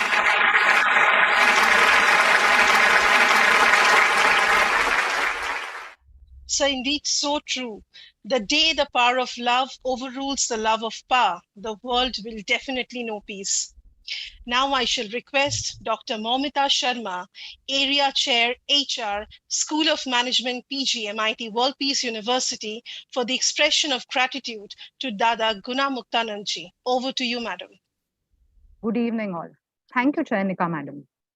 I am very honored to get this opportunity to express my gratitude towards Dada Gunamuktanand, an esteemed yoga teacher who has practiced and taught meditation as a way of life all throughout the world. On behalf of the founder father of MIT Group of Institutions, Revered Dr. Vishwanath Karad sir, founder and chief initiator of Bharatiya Chhatra Sansad, School of Governance, and executive president of MIT WPU, Shri Rahul Karad sir, and the entire organizing committee of Bharatiya Chhatra Sansad, I express my sincere gratitude to Dadaji for his enlightening words on the right to peace for everyone. You have given us great insights about creating internal peace, which will ultimately lead to world peace and universal love. Also, standing up for what is right by being proactive and practicing Dharma and Ahimsa are important takeaways for the youth of today to create a better future for themselves. We are really grateful to you, Dada, for taking out time to share your valuable thoughts with all the people present here. Thank you a lot. Over to you, Chayanika ma'am. Thank you, ma'am. Thank you so much. Ladies and gentlemen, Please allow me to welcome Dr. Deanna R. Coleman, Professor, Department of Comparative Cultural Studies, Northern Arizona University, Flagstaff, Arizona, United States. Dr. Deanna Coleman earned her PhD in Religious Studies from Arizona State University in 2018. A scholar of Islam in global context with an emphasis on contemporary Islam and training in post-Holocaust ethics, her research reflects a multidisciplinary expertise in religion and conflict to her work on militarism. Her recent publications include The Amun Temple of Empire in the New Caribbean Studies Anthology and of American Empire, and an invited article for special issue of Cultural Dynamics, which examines the militarized response to climate change and migration. Her article in Sargasso, a journal of Caribbean literature, language, and culture, considers how memory and witnessing inform notions of possible futures of Guantanamo Bay. Dr. Coleman's current manuscript on meaning, making practices, and the ideological use of military and prisoner bodies at bay is under revision. With a big round of applause, let's welcome Dr. Deanna R. Coleman.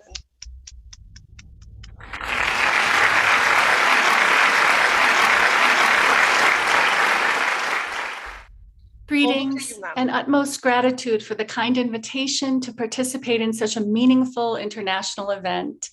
I understand that thousands of young people are registered for this parliament, and they are to be commended for turning their attention to the most important issues of our time, issues that their generation will inherit.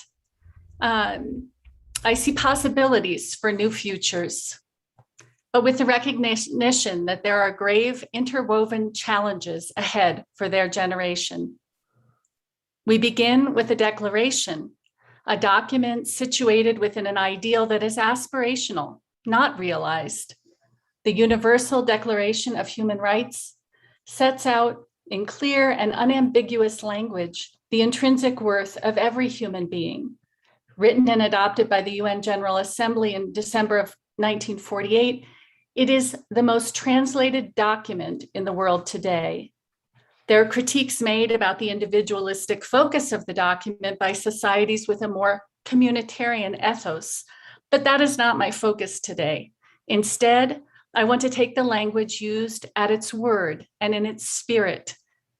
There are key aspects I would like to bring into conversation with my own work and think through with particular cases that exemplify the deep divides between the ideals as expressed in language, and actual human experiences. And as we know, these rights are bound up in one another, and the refusal to acknowledge one right is often linked to the abuse of the other intrinsic rights to be fully human. And that is the gist of the problem. We must begin with that category of human, who is defined as fully human by those navigating or steering around the spirit and body of this document and the treaties and human rights laws it has inspired, the core human rights instruments. My research makes it uncomfortably clear that my own country, which took great pride in the adoption of the document in 1948, and so often champions the ideals of human rights within the claim of American exceptionalism, has veered far from the tenets laid out, especially regarding humans who inhabit specific religious and ethnic bodies in the 2 decades since 9/11. A conservative estimate is that more than 900,000 have died directly as a result. Others think it could be 2 to 3 times that many when one counts the reverberating impact of war. And that does not include the survivors of war, those maimed, displaced, imprisoned, disappeared, or grieving. The 20 years of war have cost all of that and $8 trillion. Also a conservative estimate. Brown University Watson Institute's Cost of War project is an invaluable resource for students interested in learning more or professors learning about teaching more on the global war on terror.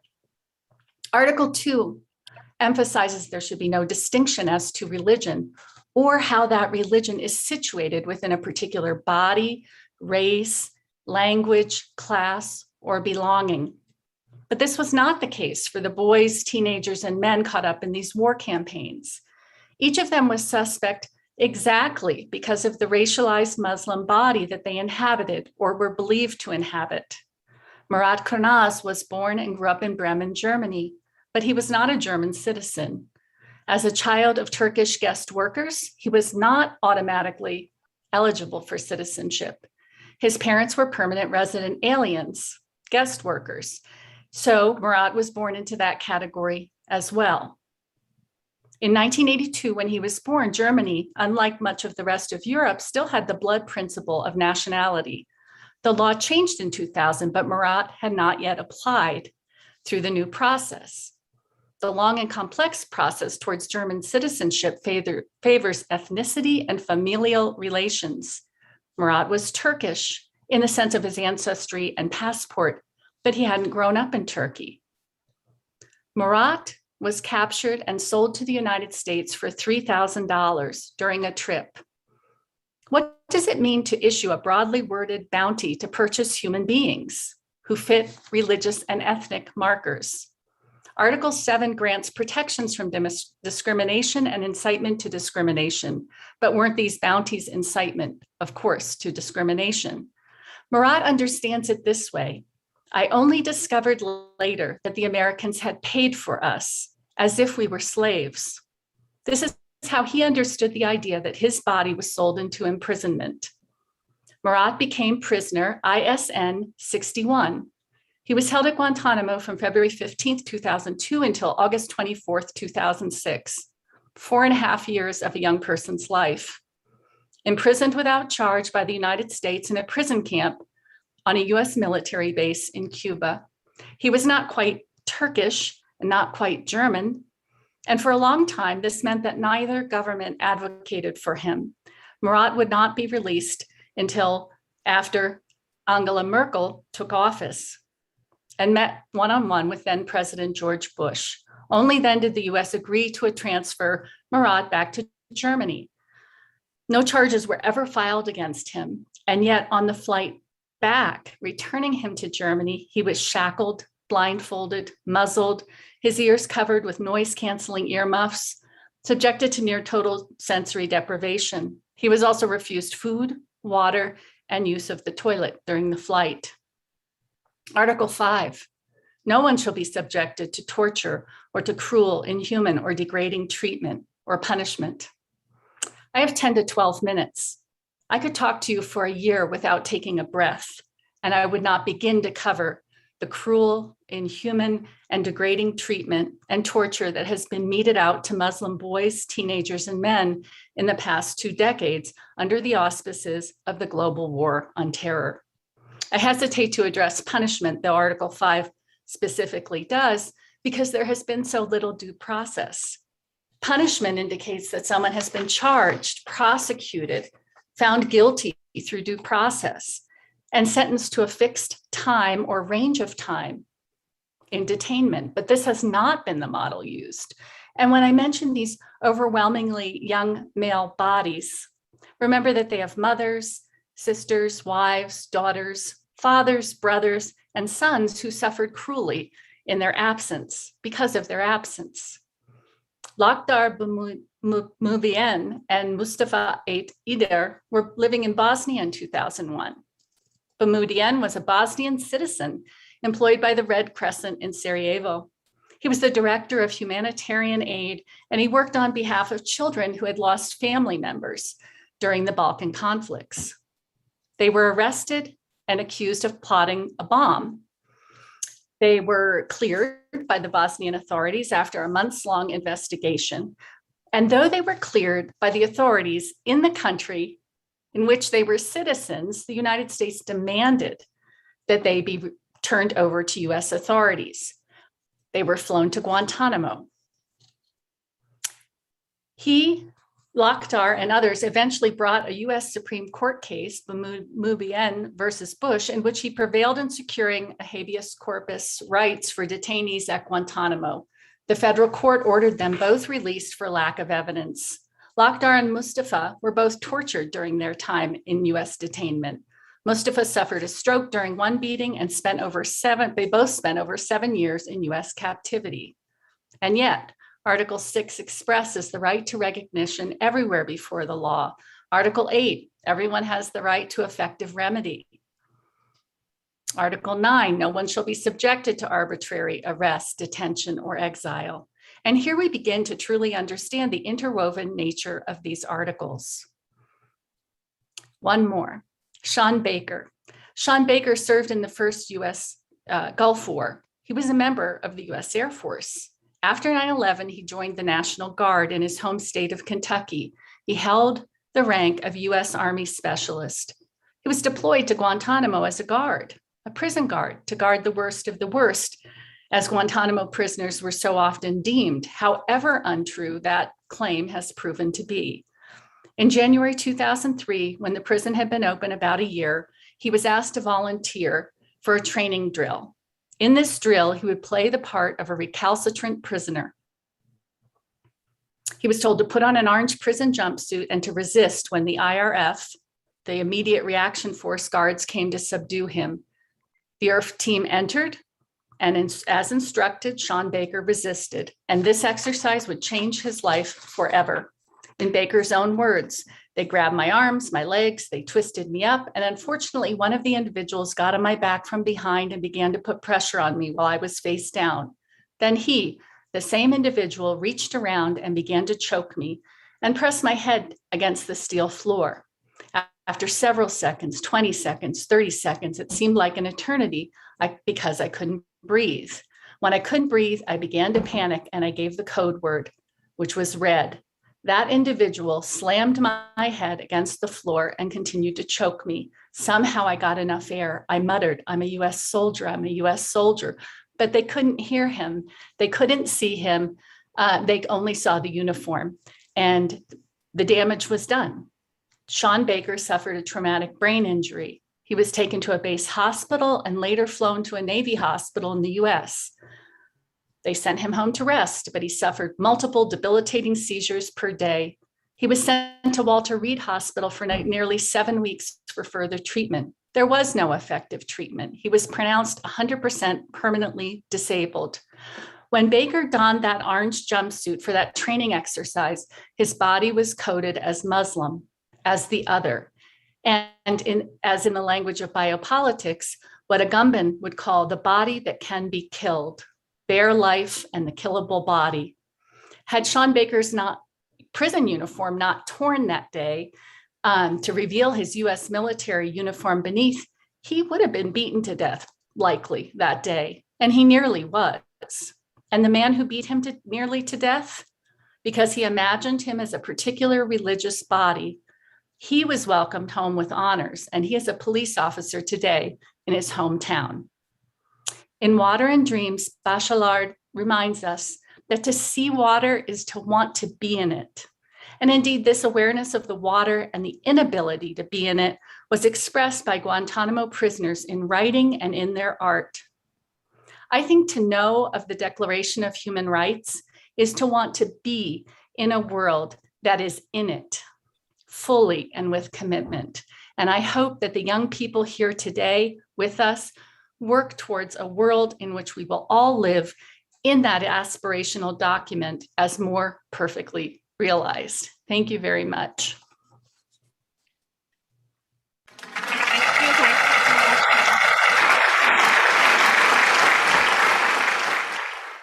Thank you so much, ma'am, for that insightful speech. Now I shall request Dr. Kasturi Shukla, Program Head, MBA, Hospital and Healthcare Management, School of Management, PG, MIT World Peace University, for expression of gratitude to Dr. Diana R. Coleman. Over to you, ma'am. Thank you, Professor Chayanika.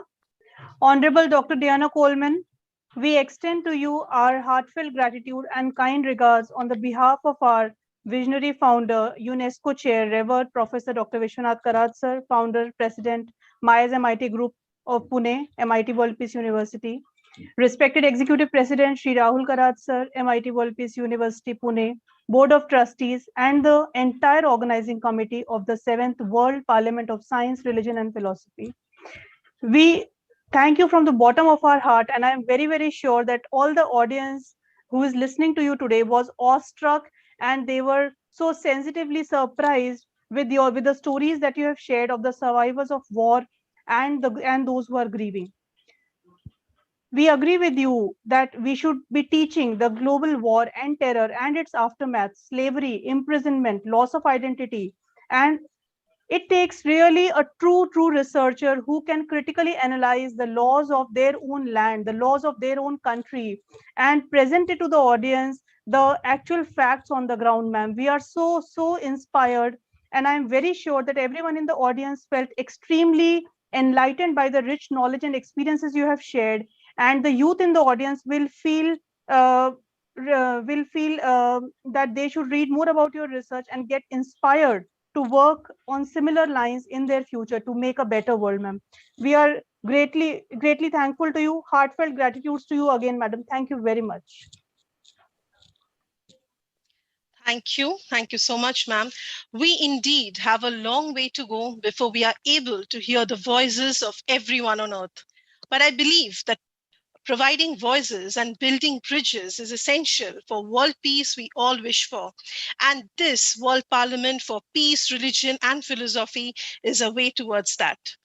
We have come to a very interesting part of this session where we get to hear the voices of youth, the today's generation, what they think about this deliberation. Today, we have amongst us two student speakers, rather we'll call them the Student Peace Ambassador, Sania Deshmukh and Snehal Raj. They will share their peace of mind on what they think about this deliberation that is currently going on. We'll start with the first Student Peace Ambassador, Sania Deshmukh. Over to you, Ms. Sania. Ma'am.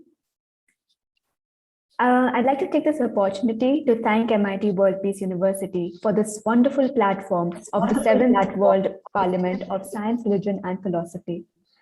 The very first action a human being performs is their first breath. A breath signifies life, and that's our earliest introduction to human rights, because your first breath is the exercise of your right to life. Over the course of life, we come across several instances where we exercise various human rights. But the right to peace is the most difficult to truly achieve, as it's the combined product of every basic human right.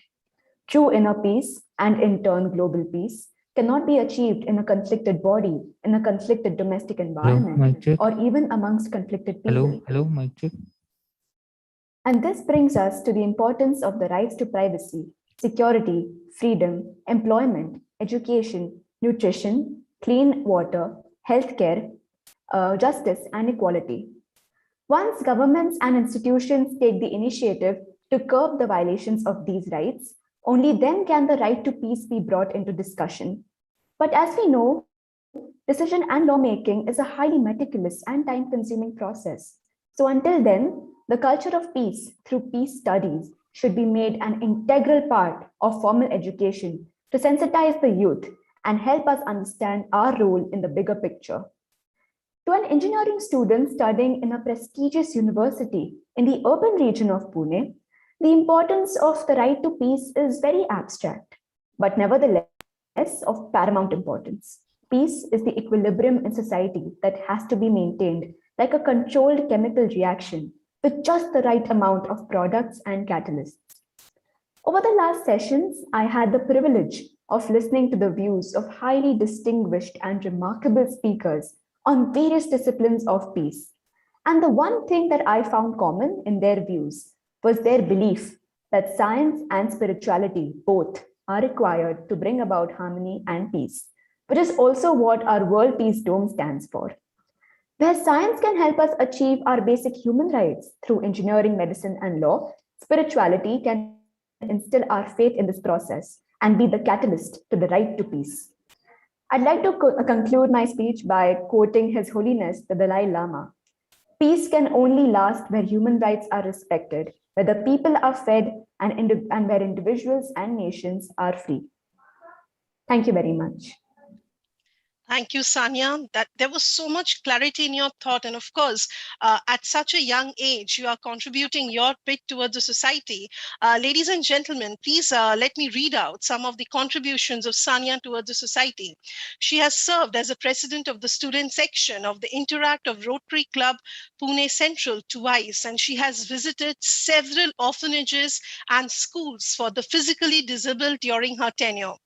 She has also partaken in a crowdfunding campaign for Habitat for Humanity during the pandemic to provide food packages to people who lost their livelihoods. She was also a guest writer for NIE, the student edition for the Times of India, where she got the chance to write about the various social issues.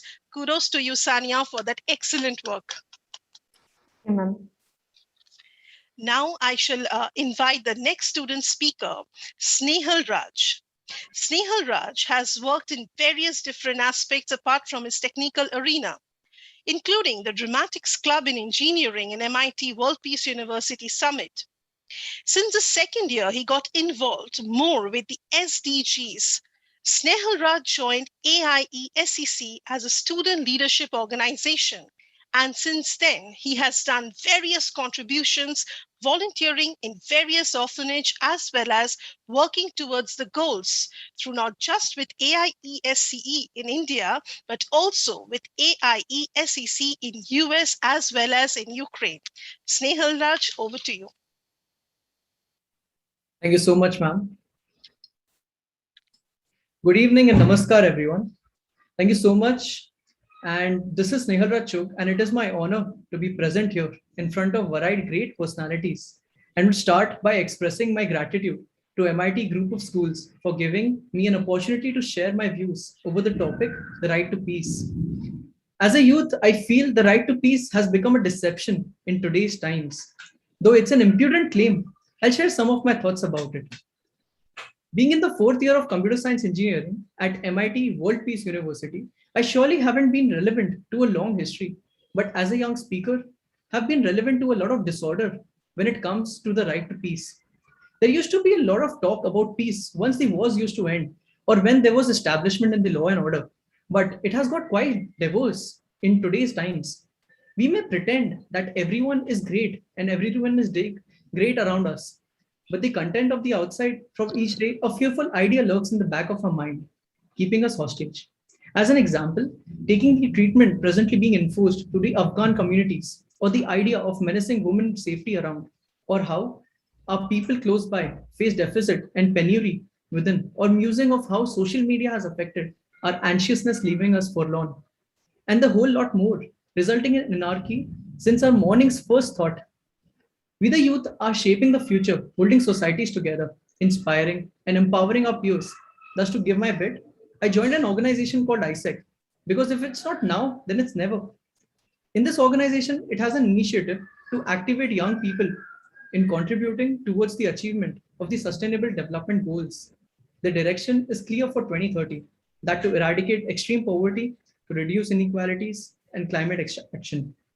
This helps me contribute and help bring awareness of SDGs to the youth of young people and in the world through being associated not just ISEC in India, but also ISEC in US and Ukraine. We aren't criminals. An African refugee once said during one of my virtual conversations there. She said, admitted, we entered here illegally, but is it a crime to come here, try to live well, with more dignity, and eat things we have never tasted before? We just want to live well with peace and contribute. It shouldn't matter who a person is, where they are, what they believe, what they speak. It should be a fundamental right of every human being to attain the right to peace, which stays not just for now, but for the times ahead, for every community. Therefore, I pledge to work together on peace, let alone a sustainable, educated peace, paving the path to a great kind of human right. And that was my time. I hope everyone stays safe. Thank you so much, everyone. Thank you so much, Snehal Raj. And I'm sure with so much clarity and consistency in the thought process of the present generation, we are at safe hands, of course, in our old age. And in fact, it's true, there can be no peace in the world so long as a large proportion of the population lack the necessities of life and believe that a change of the political and economic system will make them available. World peace must be based on world plenty. Now it's the time we all have been eagerly waiting for. We will get to hear from our revered Professor Dr. Vishwanath D. Karatsa, the UNESCO chairholder, founder and president and chief patron, Myers MIT Group and MIT World Peace University. Over to you, sir. Thank you so much, all my friends, and especially the speakers who spoke on this occasion. Thank you so much, Dheeraj Singh ji, for a nice introduction of the subject.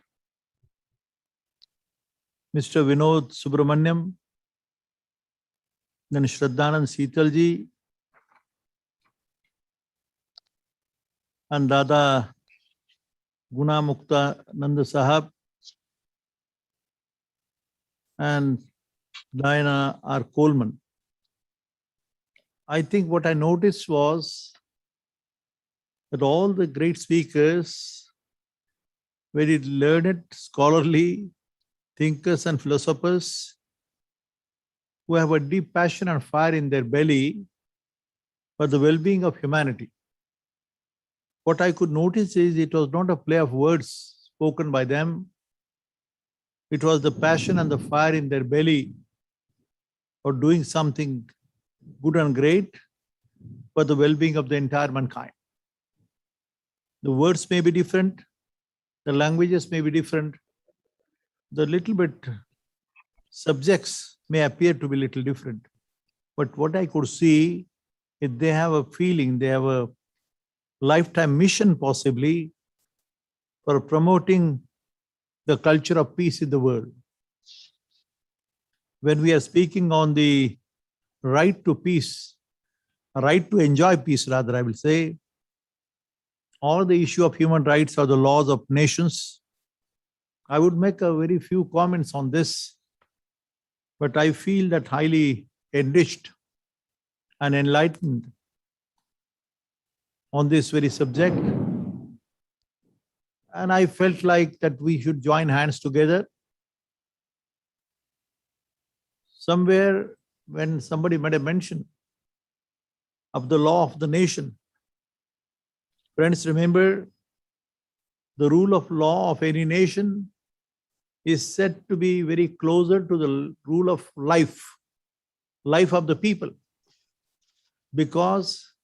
And the rule of life of the people has to be close to the rule of Mother Nature.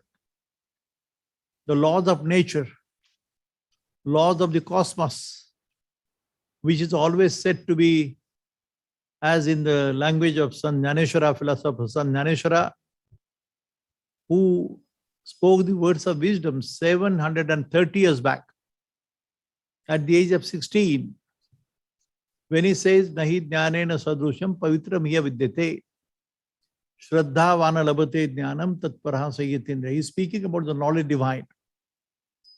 And he says that time that there is nothing more purer and beautiful than what knowledge stands for. Knowledge divine stands for. Jnanamayo Vijnanamayo.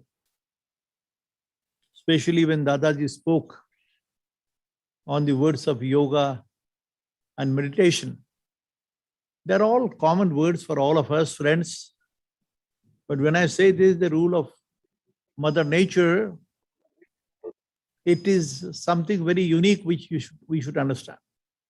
And why I'm showing this small booklet to you, this was, some time after about 30, 40 years of studies and understanding. I myself, Vijay Bhatkar and many others could realize the essence and philosophy behind. And then about the Dharma, somebody might have mentioned, what is religion? Religion is nothing but to perform one's duty. the duty toward the mother, the father, the family, the society, the nation, and the whole world. As was said by somebody, Vasudhaiva Kutumbakam. As regard the religious scriptures like Bhagavad Gita, the Holy Quran, Tripitak, Bible, or any other Guru Granth Sahib, friends, it has been very clearly, distinctly revealed that all the religious scriptures are nothing but the life guiding scriptures, which show the pathway of how to live and how not to live. The second word is equally important. But one of my friends, the present governor of Kerala, Honorable Arif Muhammad Khan, said the other day that the words like Ekam Sat Vipra Bahuda Vadanti, the truth is one and only one. It is named in different forms, like my name is Vishwanath. Your name may be somebody is Coleman, somebody is Gunamuktanandaji, Dadaji, or my friend about whom just now I said, Shraddhanand Seetal Sahab. These are the different names which have been given by our parents. But friends, when the truth is one and only one, the reality is one, and the very words I'm tempted to repeat what Dnyaneshwar said 730 years back, that the entire universe is a manifestation of pure intelligence and consciousness. Two words have been used as regard the ultimate reality, the ultimate truth, which you may call thereafter as Almighty God. And you know it, friend, that when I'm trying to always speak on philosophers of Dnyaneshwar to Albert Einstein, the Albert Einstein in the 20th century speaks the real nature of what this energy or what the power stands for. And when he says, oh God, now I reveal, now I understand that the entire universe is again a manifestation of pure intelligence and consciousness. And as I spoke in the morning too, I repeat those words. Friends, we have now to realize and understand, and the schools of consciousness and reality need to be started. This is said by Schrödinger and many other great scientists of the world.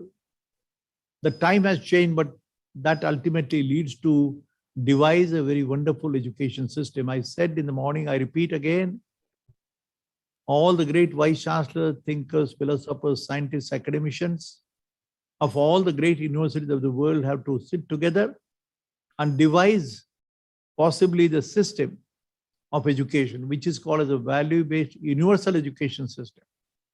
The moment if I say universal, you may say that how can it be universal? I can only say, friends, as I understand it, every nation may have its different geography, different philosophy, different history, different culture, but the time-tested values are common.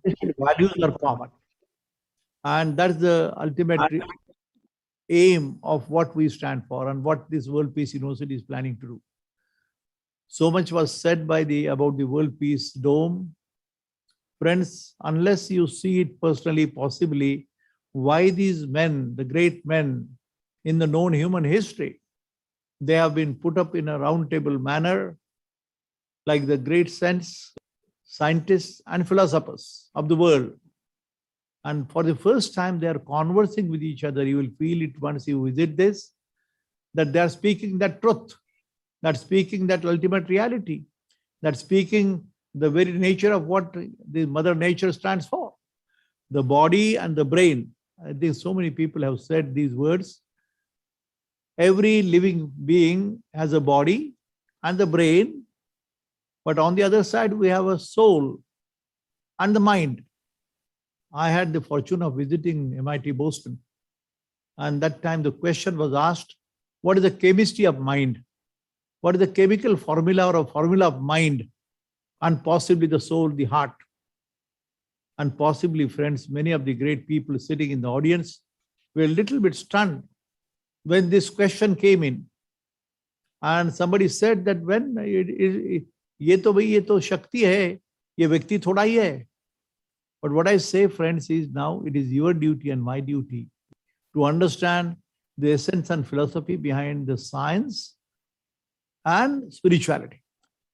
About spirituality, unfortunately, the world is speaking, the great people, they say it is a blind faith. Yoga, which speaks about the chitta vritti nirodha, it is ultimately the stability of that mind itself and bring the order, like that word is there in the engineering, entropy. To minimize the disorder is our duty. Disorder not to you yourself, but to other people, to the other society. Very simple words are there. But friends, remember this very dome, which is called as a philosopher, Dnyaneshwar dash even Saint Tukaram, World Peace Dome, speaks that ultimate reality, speaks about that ultimate truth. It is a spiritually oriented scientific laboratory. I'm not the doer, I'm not the maker. I'm just instrumental. Why and what for it has come up, I don't know. It has evolved with the most ordinary workers and the people who never knew engineering. No architect, no engineers, no crane was used. And you will say, how can you dare, Professor Karat, to speak this? But this is what I'm speaking is from the bottom of heart. This has happened. How and what way? Possibly this is to give the message to the entire mankind, entire humanity. And possibly, as I repeat to you again, friends, maybe in the known human history, something very unique laboratory, the scientifically or spiritually oriented scientific laboratory has come up. I appeal to you, friends, after this coronavirus problem is possibly over within 2-3 months' time, I would appeal to you, all my students and all the people who have addressed and spoken the words of wisdom about the knowledge divine. I think they should come together, see it personally, discuss, deliberate, and also find out what is the pathway for us, which we have been calling this as a value-based universal education system. And possibly that is what I'm trying to look for. Friends, I have no words to express my feelings. When I heard all of you, I feel like I'm getting tempted to meet you sometime.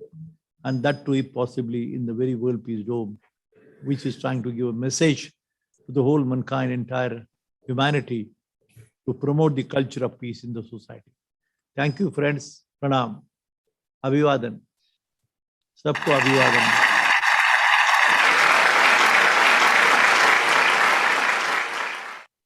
Thank you, sir. Thank you so much. It's an honor listening to you. Time runs in a jiffy. Now, before requesting Professor Dr. Nachiket Thakur for the vote of thanks, please allow me to announce the next session, which we will start at 6 p.m. sharp. The theme of the session is the role of religion in modern scientific culture and consciousness. That session too will be graced by some of the best minds. We will have amongst us Dr. Elizabeth Denley, Content and Publications, Heartfulness Institute, Editor-in-Chief, Heartfulness Magazine, Sydney, Australia. Dr. Kannan Rangaramanujan, Co-Director, Center for Nanomedicine, Arnold Patz Distinguished Professor of Ophthalmology, Johns Hopkins Hospital, Washington, DC, USA. We shall also have amongst us Professor Vistas Karbhari, former president of the University of Texas, Arlington, USA, Dr. Brian J. Grimm, president, Religious Freedom and Business Foundation, USA, Mr. Ashok Joshi, founder, Microlin LLC, Salt Lake City, USA, and Honorable Condon Smith Hansen, lecturer of religious studies at the University of Arizona, Tucson, Arizona, United States. Now I shall request Professor Dr. Nachiket Thakur, Director, MIT Institute of Design, Pune, for rendering the vote of thanks. Over to you, sir. Namaskar, a very good evening to one and all. It is my extreme honor and privilege to propose a vote of thanks for this session on the right to peace, the Universal Declaration of Human Rights, held as part of the 7th Parliament of Science, Religion, and Philosophy today. Such a thought-provoking, informative, and an inspiring session. On behalf of the organizing committee of the 7th World Parliament of Science, Religion, and Philosophy, I would like to profoundly thank from bottom of my heart, my guru, to the UNESCO chair, our revered Professor Dr. Vishwanath D. Karad, founder, president, and chief patron, MIRES MIT Group, Pune, and the MIT World Peace University for being the guiding light and an inspiration to all of us. Sir, your vision of bringing together science, philosophy, and spirituality is motivating all of us to follow the path of universal peace. Thank you, sir. Asats Vardasta Asudya. An event of this scale and depth is not possible without the strategic directions given by the chairman and general secretary of the organizing committee. On behalf of all of us, we would like to express our gratitude to Padma Bhushan Honorable Dr. Vijay Bhatkar Sarji, Chancellor Nalanda University and Chairman of the Organizing Committee, and Honorable Dr. Rahul Karad Sir, Managing Trustee and Executive President, MIRES MIT, Executive President, MIT WPU, and Secretary General of the 7th World Parliament of Science, Religion, and Philosophy. Thank you so much, sir. At the onset, it is my pleasure to thank Professor Dr. Anand Chakradev, Pro Vice Chancellor, MIT ADT University, for sharing his experience and sense of gratitude to be a witness to the creation of the world's largest dome while welcoming the dignitaries for this important session. Thank you so much, sir. I'm very happy to thank our colleague and Mr. Dheeraj Singh, Director of School of Media and Journalism, MIT WPU Pune, to setting the context for the session. Today's session, we had the privilege to hear leaders in various fields with their exemplary thoughts on the theme of right to peace. On behalf of the organizing committee, I would like to thank Honorable Mr. Vinod Subramaniam, Global Marketing Leader, to giving his insight into Ashoka's principles of living peace and harmony. The genesis of United Nations adopting the declaration in 1948, the UDHR. Thank you so much, sir, for taking us 3,000 years in history of universal human rights propagated by visionaries of humanity and connecting it to the contemporary world of today. Thank you so much. Our deep sense of gratitude to Honorable Mr. Sardanandaji, Chairman Global Human Rights Defense, the Hague, South Holland, Netherlands, to enlighten us about the current human rights violations unfolding in front of us in recent times.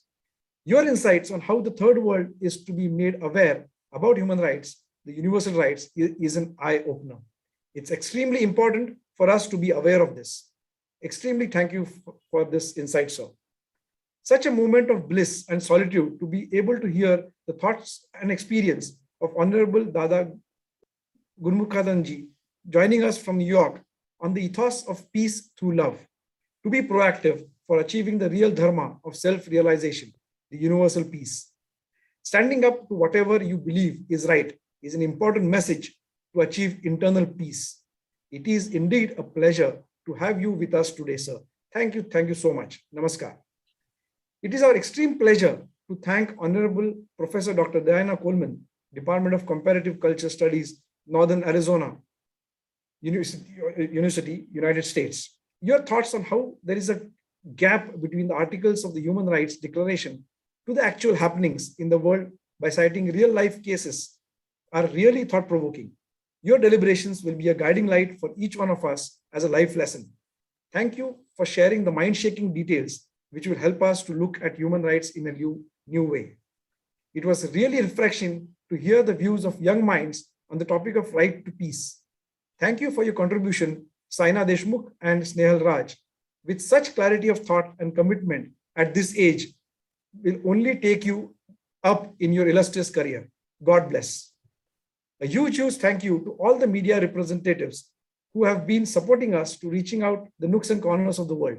In the current age, for your support is exemplary.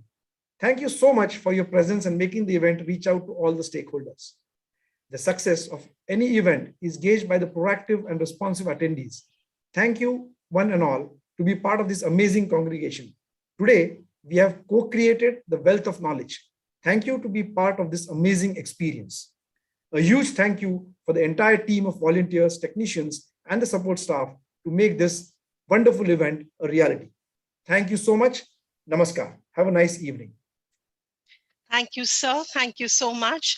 Before concluding this session, a gentle reminder to all the participants, the audience, Please stay tuned because we will start with the next session immediately, the theme of which is the role of religion in modern scientific culture and consciousness. A heartfelt thanks to each one of you for being a wonderful audience.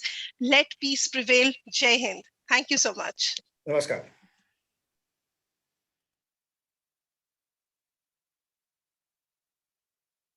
Good evening and namaste to one and all. I welcome you all for the 5th session of the 7th World Parliament of Science, Religion and Philosophy, organized by Dr. Vishwanath Karad, MIT World Peace University. We are honored to have with us the eminent speakers across the globe who will be sharing their valuable thoughts on the theme, the role of religion in modern scientific culture and consciousness. I would like to welcome all the dignitaries to the World Peace Dome by a film. I request my technical team to kindly relay the virtual arrival of the dignitaries at World Peace Dome.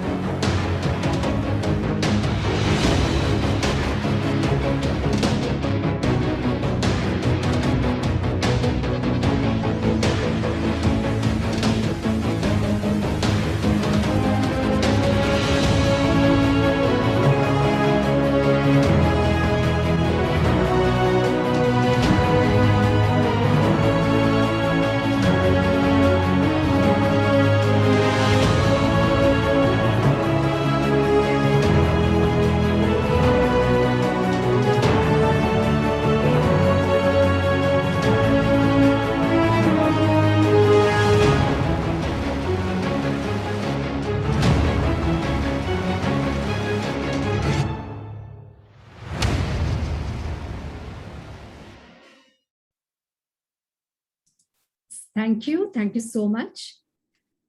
As per the tradition of MIT, let us begin the session with the World Peace Prayer. The prayer which does not advocate any caste or religion, but only prays for the peace. I request my technical team to play the prayer, and I request everyone to join their hands and close their eyes for the prayer.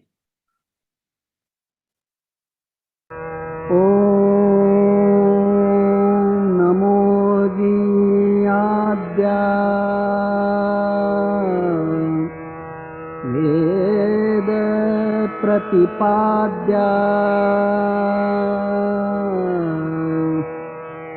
जय जय स्वसंवेद्या आत्मरूपा देवातूति गणेषु सकलार्थमतिप्रकाशु म्हणे निवृत्तिदासु अवधारि गोदी गुरुर्ब्रह्मा गुरुर्विष्णु गुरुर्देवो महेश्वरः गुरुः साक्षात् परब्रह्मा तस्मै श्री गुरवे नमः।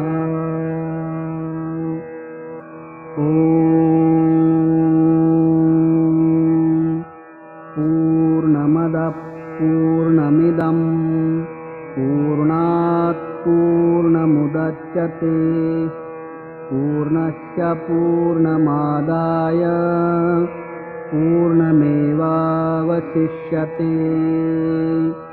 ॐ शान्ति शान्ति शान्तिः। हरि ओम्। ईशावास्यमिदं सर्वं यत्किञ्च जगत्यां जगत् तेन त्यक्तेन भुञ्जीथाः मा गृध कस्यचिद्धनम्। ॐ भूर्भुवस्वः तत्सवितुर्वरेण्यं भर्गो देवस्य धीमहि धियो यो न प्रचोदयात्। सर्वेऽपि सुखिनः सन्तु सर्वे समयः सर्वे भद्राणि पश्यन्तु मा कश्चित् दुःखमाप्नुयात्। द्यौ शान्तिः अन्तरिक्षशान्तिः पृथिवीशान्तिः आपश्शान्तिः औषधयशान्तिः वनस्पतयशान्तिः विश्वेदेवाशान्तिः ब्रह्मशान्तिः सर्वशान्तिः शान्तिरेव शान्तिः सामा शान्तिरेधि। ॐ शान्ति शान्ति शान्तिः।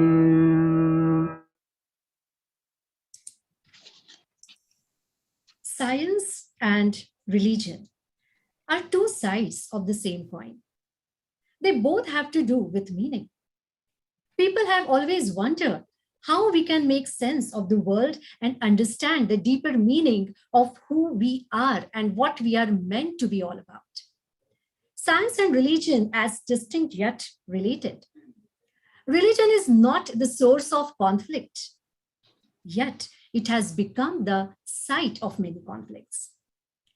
For us, in this modern world, it is very, very important to understand what triggers religiously motivated conflict, and we have to look at the economics, sociology, and psychology, not just the fact that people of faith are fighting. Science and religion can be compatible. Science and religion need to work together in order to create a more moral and more advanced modern society. While science is more empirical and can help us to solve the mysteries of life, it does not have to hold that religion has. If science is the body, religion is the soul. Religion needs to evolve as science does and forms tenets. So in today's session, we will be talking about the role of religion in modern scientific culture and consciousness. I now request Professor Dr. Prasad Khandekar, Dean, School of Engineering, to give the welcome address. Over to you, sir. Thank you, Professor Chaudhary. Good evening, dignitaries on the virtual dais. Participants on the Zoom platform, I can see around 1,500 plus participants, plus thousands of those who are watching us on different social media and representatives of press. A very warm welcome on behalf of MIT World Peace University to session 5 of 7th World Parliament of Science, Religion and Philosophy. Dear all, let me share with you, maybe at the cost of repetition, that our revered Professor Vishwanath Karad has been propagating message of world peace through his untiring efforts over last 4 decades. Be it the world's largest dome that he has created, I would say, to propagate that message of world peace, or be it platform like this of World Parliament, where a lot of intelligent people, expertise is gathered on this platform to share the knowledge and wisdom so that the people are at peace within and outside. So let me welcome Dr. Elizabeth Denley, Content and Publications, Heartfulness Institute Editor-in-Chief, Heartfulness Magazine, Sydney, Australia. Let me also welcome Honorable Dr. Kannan Rangaramanujam, Co-Director, Center for Nanomedicine, Arnold Parts Distinguished Professor of Ophthalmology, Johns Hopkins Institute, Washington, D.C., USA. Dear participants, let me also welcome Professor Vistas Karbari, former President of the University of Texas, Arlington, USA. Let me also welcome Honorable Dr. Brian J. Grimm, President, Religious Freedom and Business Foundation, Utah, USA. Let me also welcome our own Mr. Ashok Joshi, founder of Microlin LLC, Salt Lake City, USA, who has been guiding us and mentoring us for last so many years. Welcome, Mr. Ashok Joshi, to virtual platform. Dear participant, let me also welcome Honorable Condon Smith Hansen, Lecturer of Religious Studies at the University of Arizona, Tucson, Arizona, United States, and our own revered Professor Vishwanath Karad, sir, to guide us on this important session 5, the theme of which is the role of religion in modern scientific culture and consciousness. So let me welcome you to this fantastic session to share the knowledge and wisdom on world peace. Over to you, Professor Chaudhary. Yes, thank you. Thank you so much, sir, for your welcome address. World Peace Dome is world's largest dome. This unique structure has been conceptualized and designed by a visionary, an eminent personality, and an educationist of the highest class, Honorable Dr. Vishwanath D. Karad, sir, whose life mission is to establish a culture of peace in the world and to give value-based universal education. I now request my technical team to relay a film on philosopher Sant Shri Dnyaneshwar World Peace Prayer Hall and World Peace Library, World Peace Dome.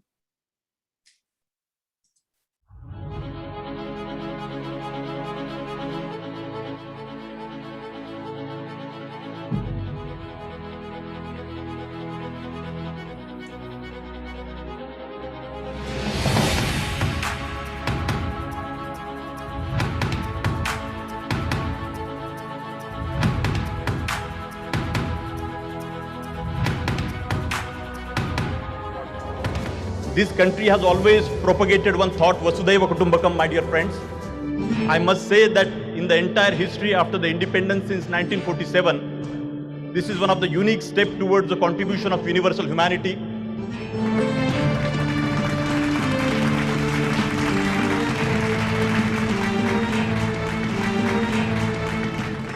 I appeal to the Vice President and Honorable Chief Minister to recognize this World Peace Dome as a structure of national and global importance and support to promote it in such a way that it evolves as one of the prominent tourism destinations of the world. We should remember and respect like Professor Vishwanath Karad and millions of people like that, and remember the great service they have done. They should be remembered forever. That is also equally important for all of us. This is the message of this dome. This is the idea of the dome. This is the tallest, not only in size, but also in ideas. But if it takes away the rest of the days of my life and gives me one day where I can come back and look at this magnificent dome, magnificent message to the rest of the world. To me, this is not just the biggest dome in the world. To me, this is the biggest idea, the biggest message to the world. Science without religion is lame, and we all know this. Religion without science is blind.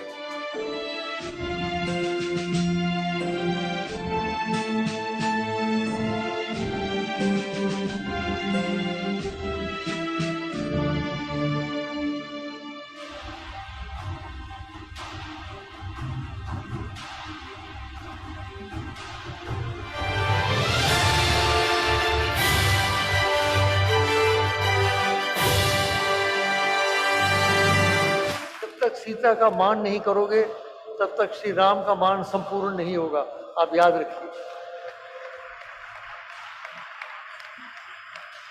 केवल जय श्री राम से बात नहीं बनेगी, जय सीताराम कहिए, कहना होगा। हमको लगता है कि आज गांधी जी हों चाहे जो कोई हो, सबका इशारा विश्व शांति का है। तो विवेकानंद ने कहा है कि 21वीं शताब्दी में मेरी भारत माता ज्ञान का दालन बोल के उभर आएगी। इट विल बिकम अ विश्व गुरु इन द 21st सेंचुरी। उसका छोटा सा उदाहरण, छोटा सा सिंबल यहाँ बन गया है, ऐसा मेरा मानना है।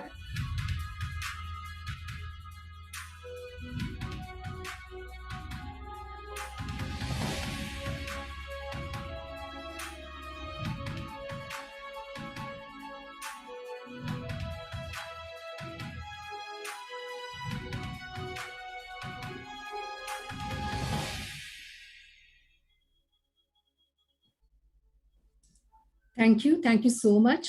What a great creation with a noble thought. Now it's time for the group photograph. I request all the dignitaries on the virtual dais to switch on their cameras and have a beautiful smile so that we can capture this beautiful moment. I request my technical team to click the photograph.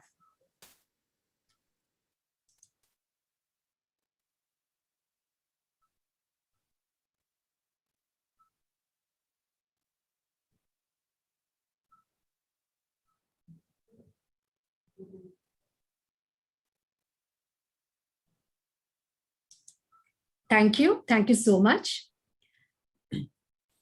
Now let us have a look at the curtain raiser film on the session 5, the role of religion in modern scientific culture and consciousness. I request my technical team to relay the film.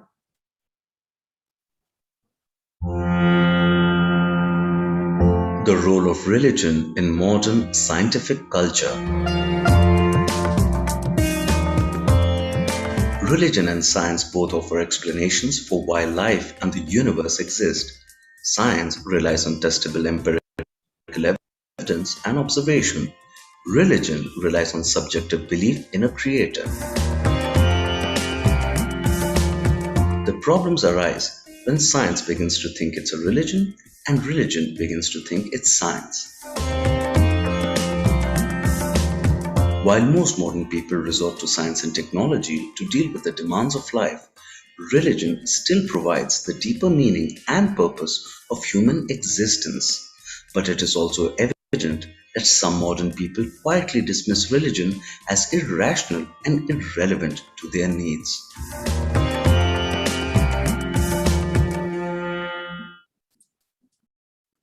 Before I call Dr. Samit Khandeparkar, Research Fellow, Center for Asian Research, Arizona State University, USA, and Assistant Director, Research, MIT WPU Pune, to set the context for the session, on behalf of 7th World Parliament of Science, Religion, and Philosophy, I would humbly like to request all the eminent speakers to kindly stick to the time given for each one so that we can listen to all the eminent speakers and have a fruitful discussion.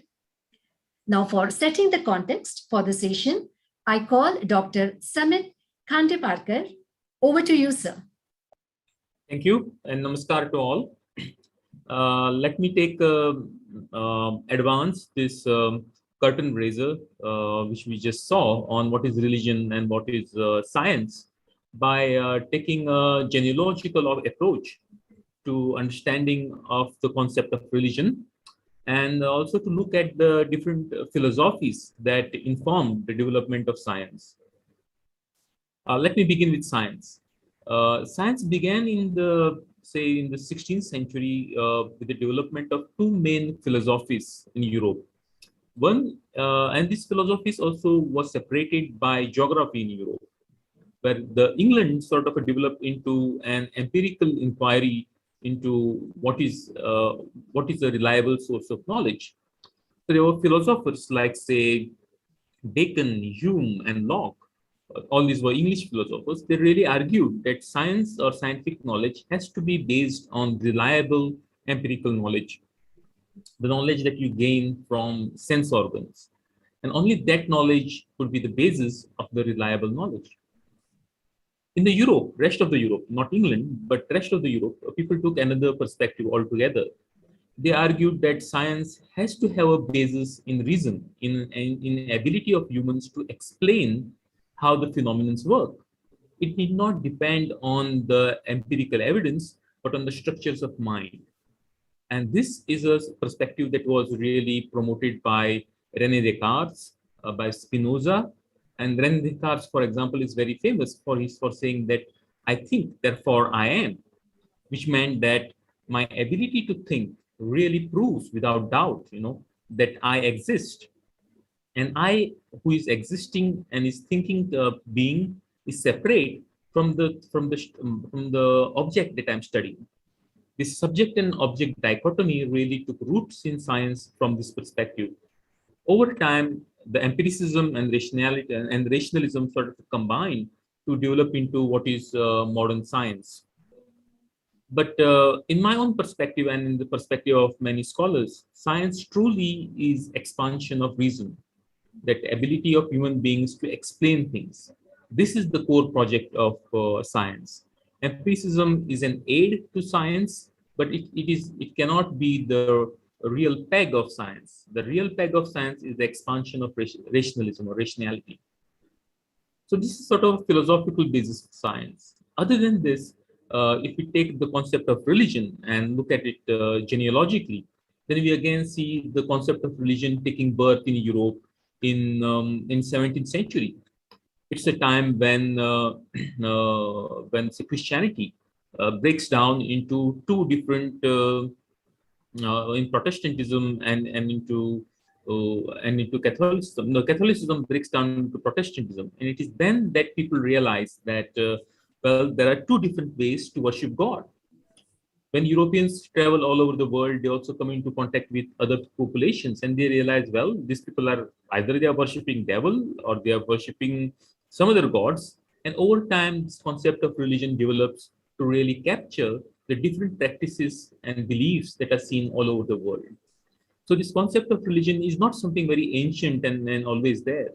Rather, even in Bible or in the Quran, the concept of the religion as such, concept is not there. It's a concept that evolves as Europeans come into contact with different populations around the world and try to categorize what they observe. In late 19th century, this really gets formalized as the world religion parliament takes place.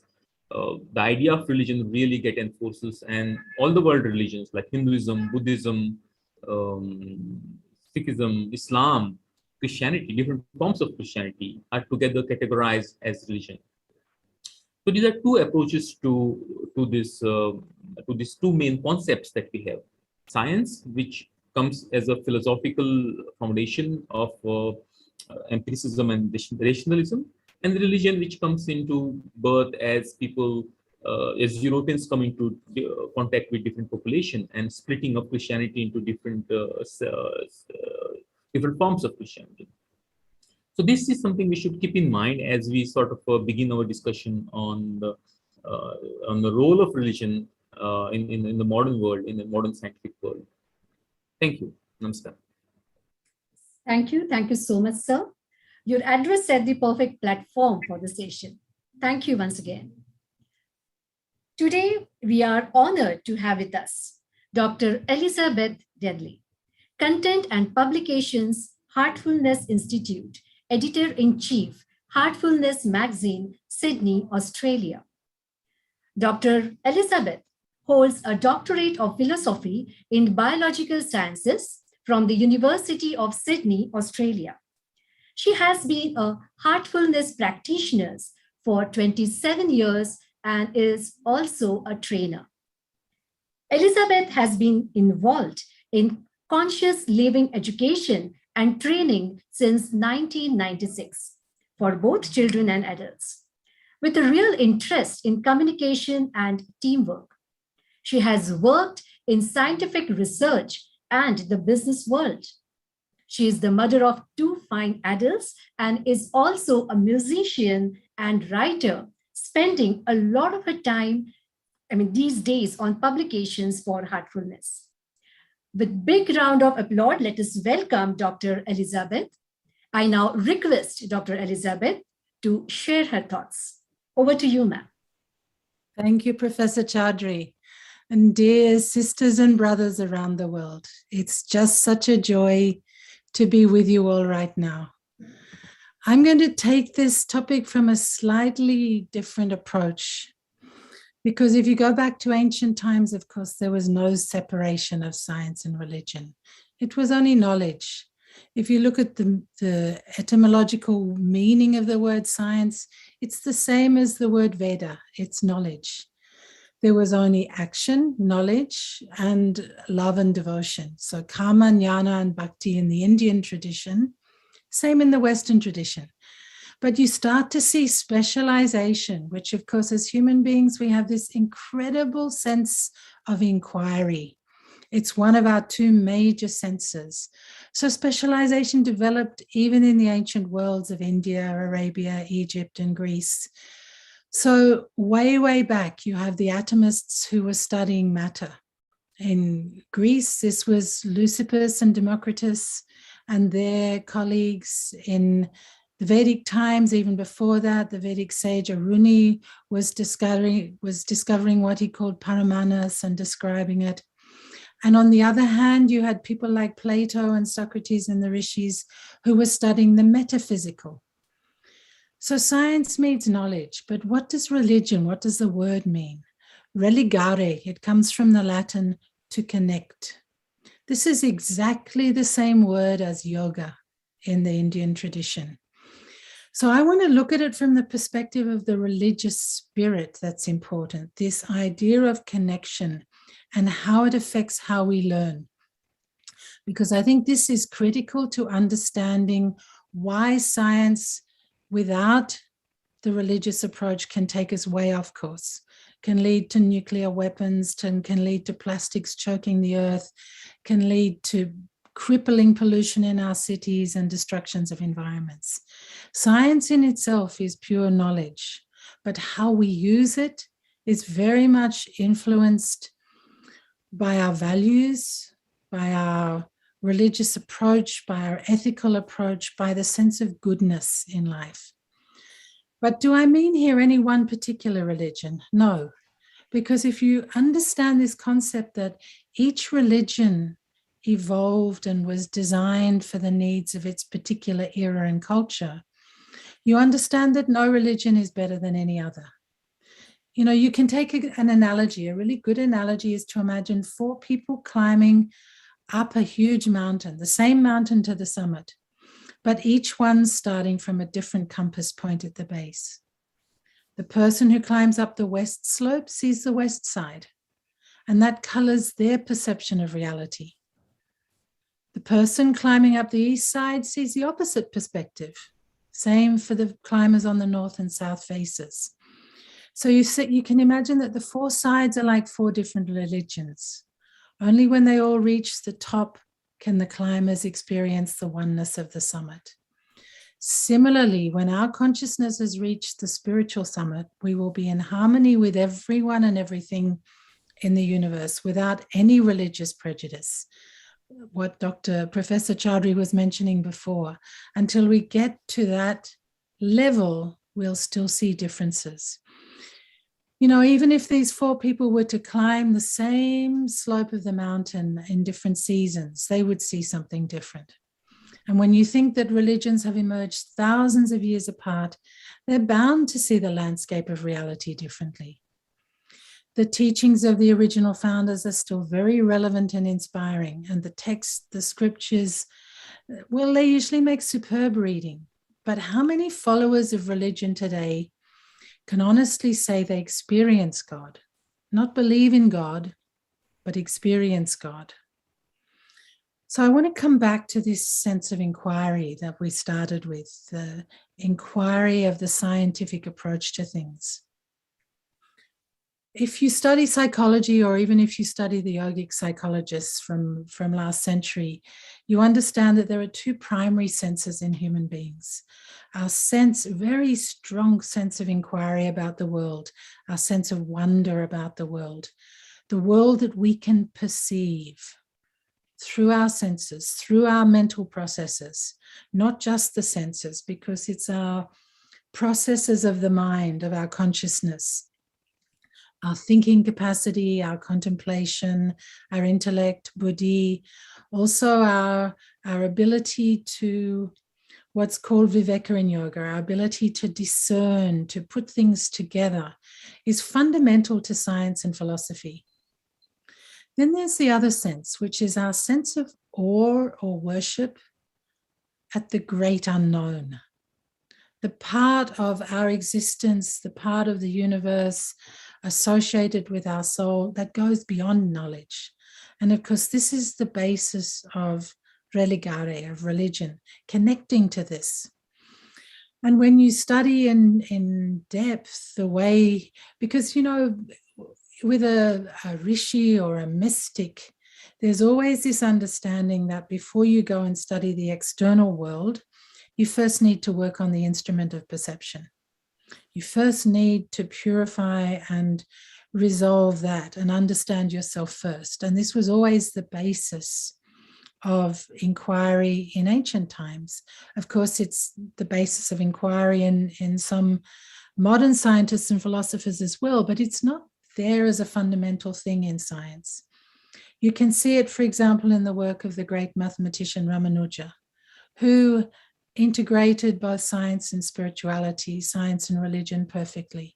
His insight, his direct perception as he discovered the mathematical formulas that he did. The same with somebody like Leonardo da Vinci, the great scientist, Einstein the same. Einstein used to play the violin to get his inspiration when he was struggling with a scientific concept.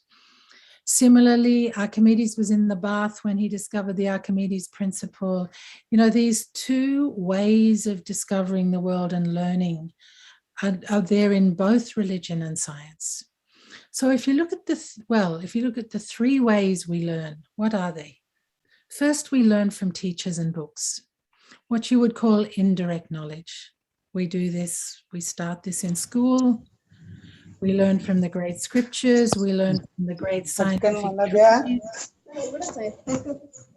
And we would call this secondary or indirect knowledge. It's important, but it's just one of 3 ways of learning. The second way we learn is, as mentioned, the scientific method. But this is only not associated with science. Swami Vivekananda used this method in his spiritual research. The ancient rishis used the same method in their spiritual research. Learning by observation, recording, and inferring. So we observe, we record data, we infer, we create new hypotheses, we test those hypotheses. The process continues on. This method, which is at the heart of Western science, not of the scientists, but of the scientific method, relies on the mind and the senses and their interaction with the world. So its veracity depends on the quality of the mind of the observer. And as I'm sure many of you know, in quantum physics, there's been a lot of work done to show that the observer is a subjective thing and the observer affects the outcome of experiments. The third way we learn, and of course this is the way of the greats, Einstein, Da Vinci, Ramanuja, the rishis, the great scientists, as well as the great mystics, is learning through inspiration via direct perception, without the channel of the analytical mind and the senses. But this is also what small children do to learn. This is learning by osmosis, by resonance, the religare part of religion. Like small children learn from their mothers. You know, a mother doesn't have to say. The child picks up just by being with the mother, in the same way that when you have a teacher in any discipline, if the teacher is good, for example, a violinist, you're learning the violin, the teacher can tell you, you know, put your fingers on the strings this way. But by being with that teacher, watching them, learning from them, it happens automatically. So these are common, these three ways of learning are common to scientists and also the great seekers of God. But the difference is that religion and spirituality takes us into the great unknown. Science deals with just a small band of the spectrum of consciousness, of awareness, just as visible light is a small band in the spectrum of light. And when we integrate these principles of science and religion, this is the field of spirituality. It's the field that I practice as a scientist, as a research scientist, and somebody who's a seeker of truth, a seeker of God. Because here, everything is experienced directly. Both the sense of inquiry and the sense of awe are included. Science has its rightful place, and the religious feeling of unity also has its place. I'd just like to finish by saying this is not the era of us sticking to individual compartmentalized religions from the past, or compartmentalizing science and religion. This is our new human era where we can all experience both direct perception, experiential scientific learning, learning from others, because without the ethics and empathetic resonance we gain from the religious approach, science will never be guided by goodness. So really, it's our choice. What will we choose? And I think this parliament, this wonderful forum, is such a superb place for bringing these fields together, cross-fertilizing and allowing this way to go forward for humanity's survival. Thank you very much. Thank you. Thank you so much, ma'am, for sharing your thoughts. As you rightly said, that science is knowledge, but how we use it, it is influenced by our values and religious approach. Yes, thank you. Thank you so much. For expression of gratitude, now I call Dr. Anjali Sane, Associate Dean, Faculty of Commerce, MIT World Peace University. Over to you, ma'am. Thank you, Professor Chaudhary. Am I audible?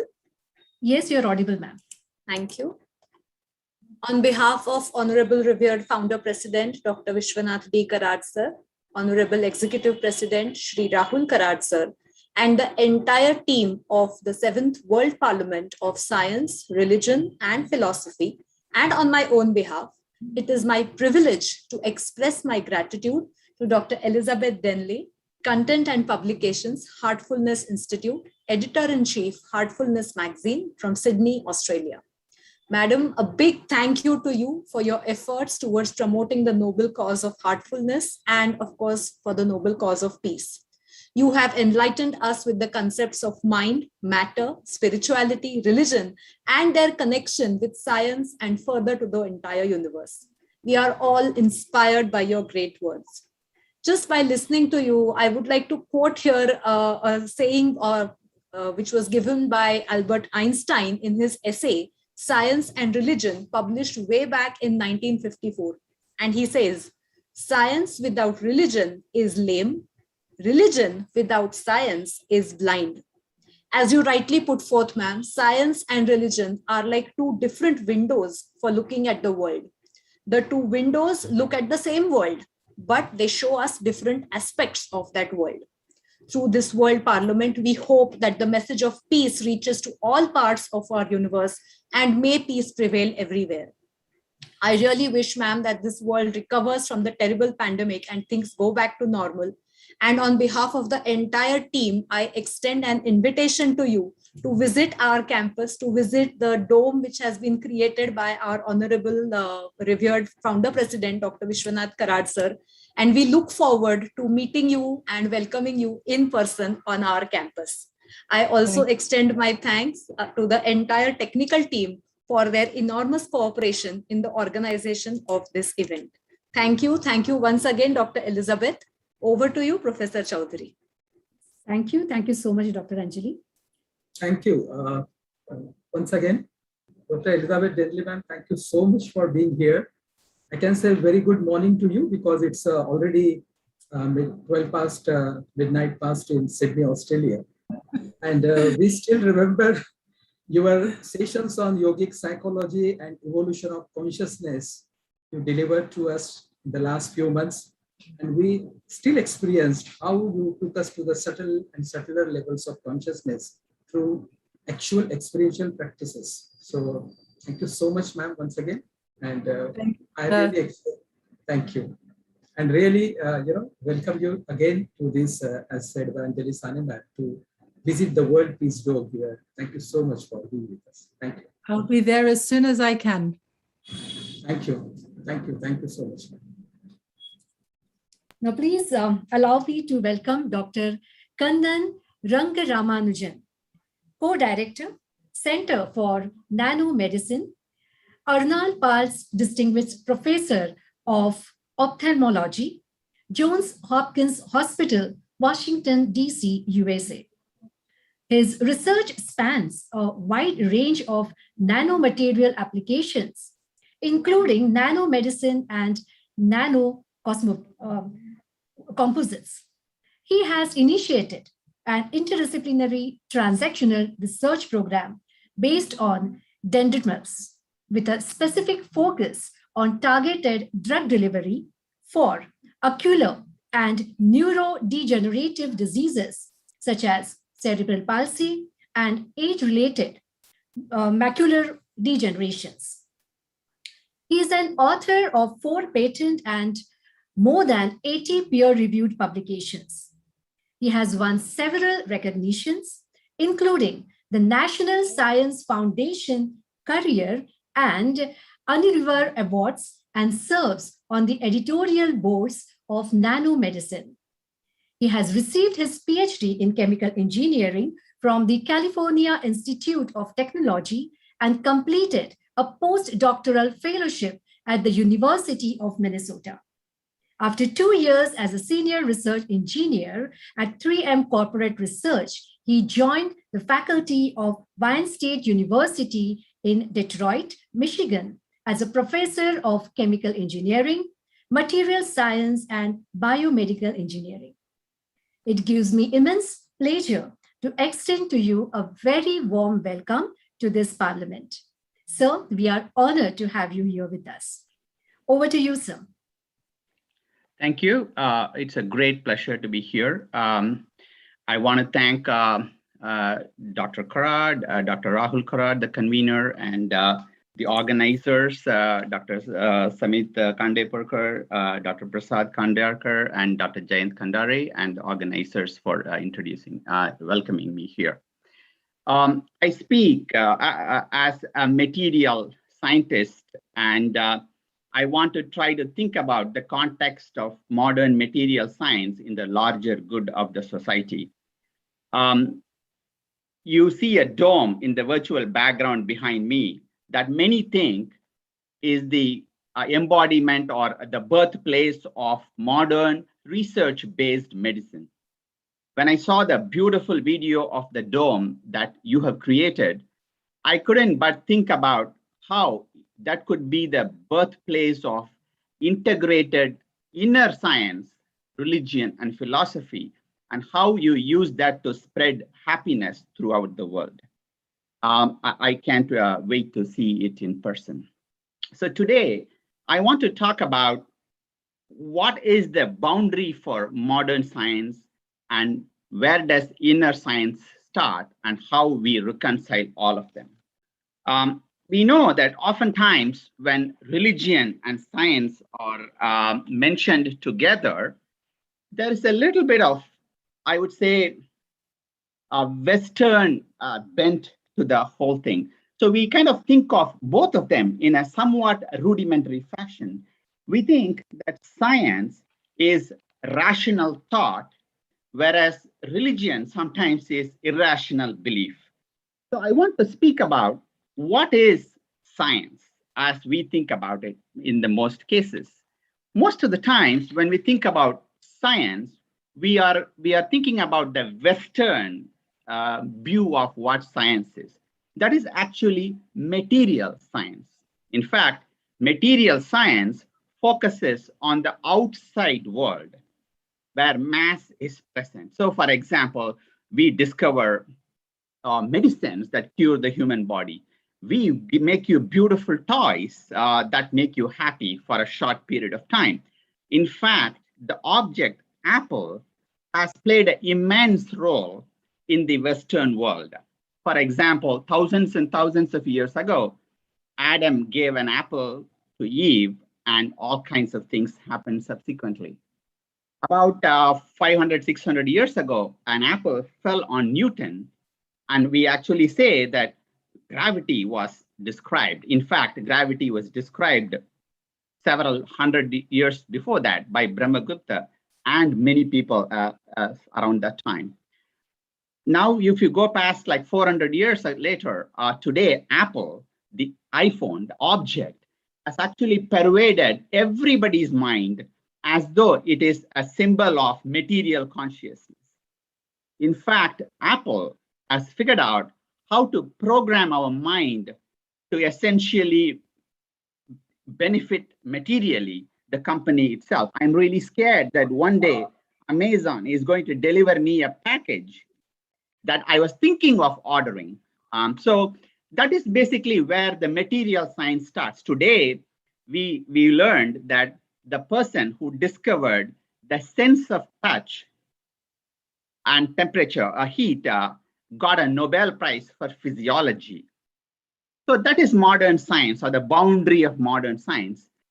So then what is the science that basically thousands and thousands of years ago described not only the touch, but how it comes about, and how do you put it into context through appropriate understanding of your own mind, intellect, and the supreme consciousness. So that is actually called inner science. For some reason, we do not call that science in the Western world. So for example, so what I'm trying to say is that the modern science has slowly come around to thinking that mind is the next frontier for modern science.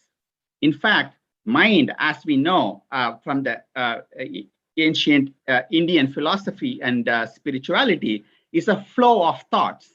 Mind or the thoughts by themselves have no mass, and we can't even describe it appropriately, leave alone manipulate it in a deliberate manner in the modern scientific world. But that is where the inner science from tens of thousands of years ago started.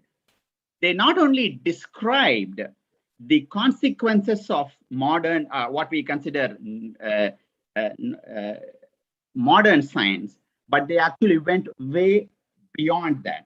So we say that, so this is basically the limitation of modern science. So we should not think that science is just modern or material science.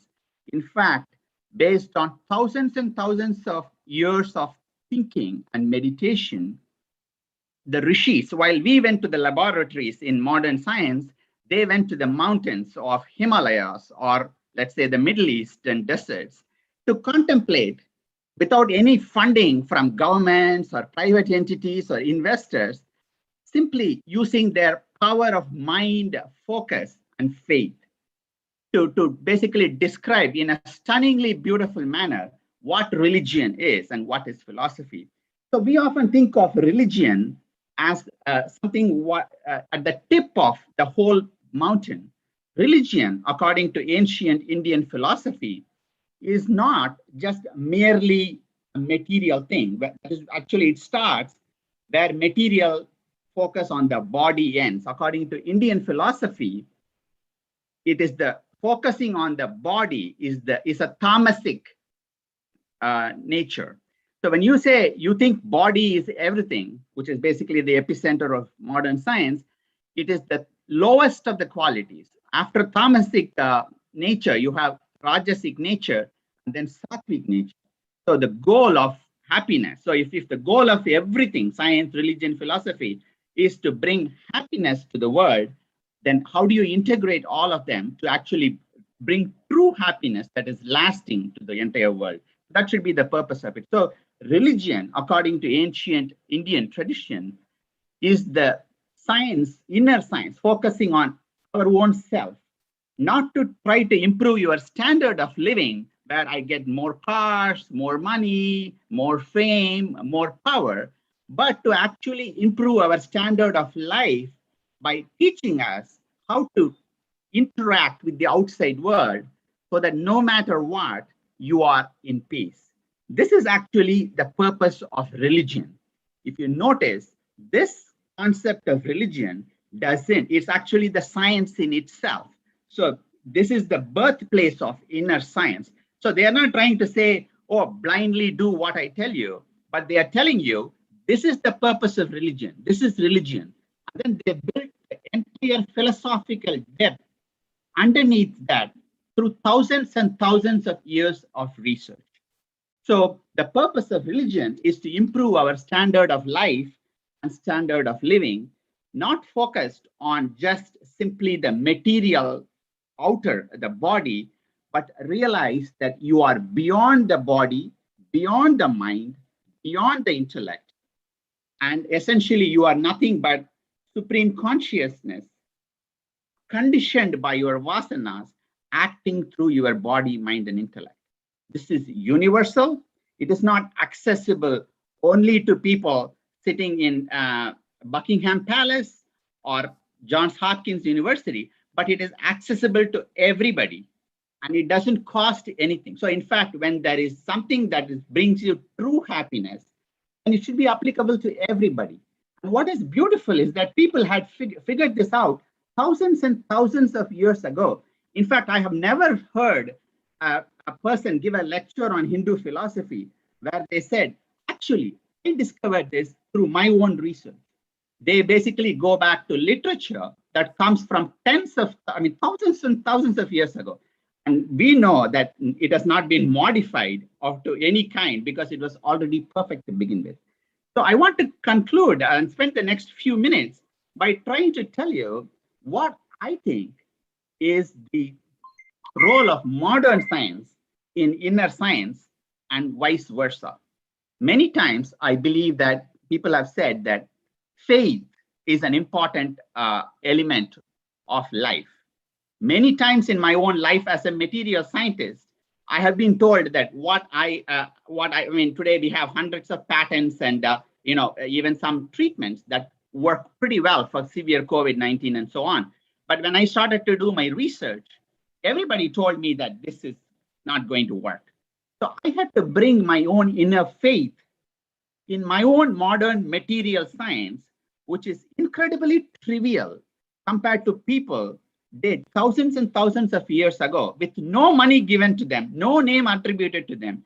We don't even know who they are. Yet they described science in such beautiful terms that a mere small application of it has immense benefits to society. For example, we often think many modern developments, we attribute them to the Western world, but people who understood the philosophy of body, mind, and intellect, and how we are beyond everything, and we are nothing but the supreme consciousness that is embodied by the vasanas and other things, have done very well. We hear about the Gupta dynasty, where they excelled in every way in the material world, and they were highly advanced, and they did it in a sustainable fashion. So as we contemplate about science and religion, what I am really contemplating about is how can I, as an individual, learn to use modern material science to advance my own understanding of the inner science. So maybe I could use machine learning or artificial intelligence to understand the inner science better. So that is what I am contemplating on. So my message is that let us not think science is just material science. Science is actually inner science. In fact, as the MIT World Peace University, Dr. Karat sir, and many others are thinking about integrating everything, maybe you want to start a journal of inner science where we actually bring applications of thousands and thousands of years ago validated inner science to benefit humanity in a manner that would be probably more impactful than the journal science that everybody is talking about.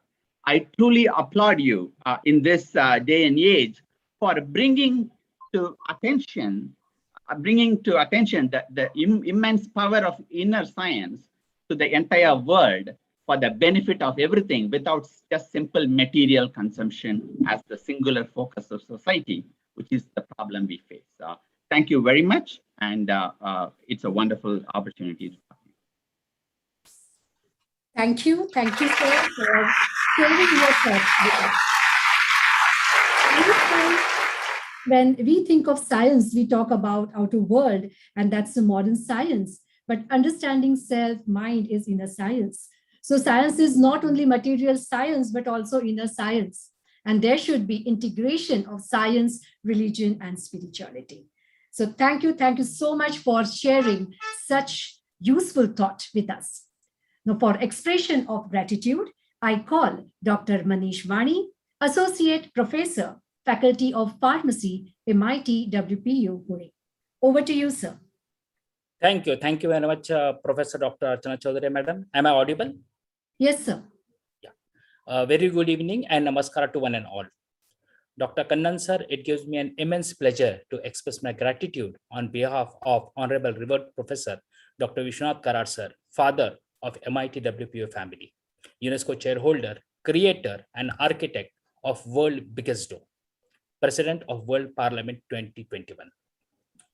Honorable Rahul Karat, sir, Executive President, MIT World Peace University, founder and convener of Bharatiya Chhatra Sansad, National Teacher Congress, and National One Parliament.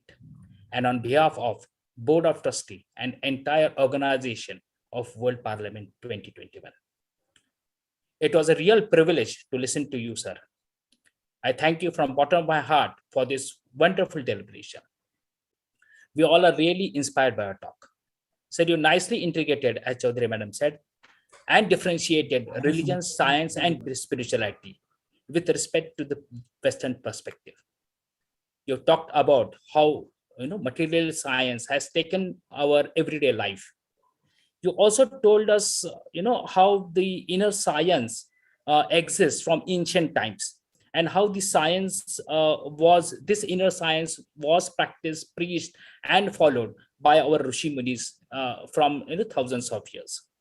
Sir, you also talked about different natures, like tamasic nature, rajasic nature, and sattvic nature.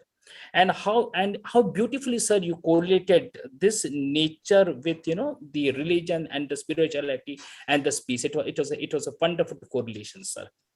Sir, finally, you wonderfully told the essence of religion in one line, where you said that this essence of religion is in order to improve the quality of the human being and to develop that inner peace.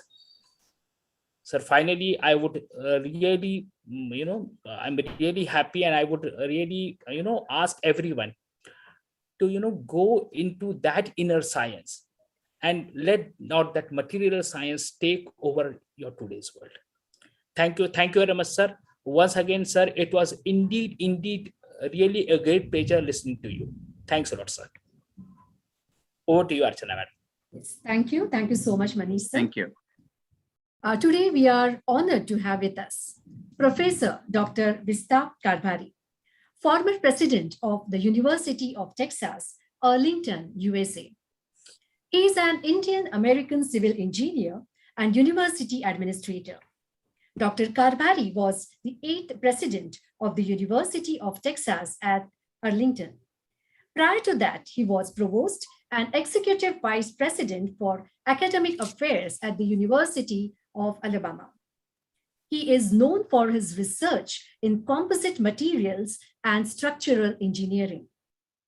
He is author or co-author on over 500 publications in referred journals, conference articles, and book chapters, and is the editor, co-editor of 6 books. As president of the University of Texas at Arlington, Dr. Karbhari was recognized for leading the university to Carnegie R1 status and being designated as a Hispanic serving institution, and for his initiatives on enhancing social mobility, student success, and for STEM. Under his tenure, the College of Engineering at the University of Texas at Arlington has seen an increase in enrollment and funding.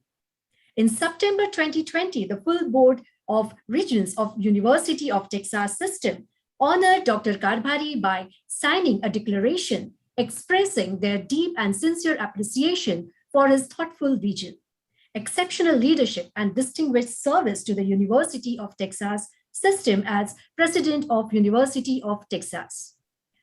In November 2020, the American Association for the Advancement of Science, one of the world's most respected organizations, selected Vishak Karbhari as a fellow. Dr. Karbhari is also a fellow of the National Academy of Inventors, ASM International, the American Society of Civil Engineers, the Structural Engineering Institute of ASCE, the International Institute for Fiber Reinforced Polymers in Construction, and the International Society for Structural Health Monitoring of Intelligent Infrastructure. In 2019, he was elected a member of the European Academy of Sciences and Arts. With big round of applause, let us welcome Dr. Vishak Karbhari. So,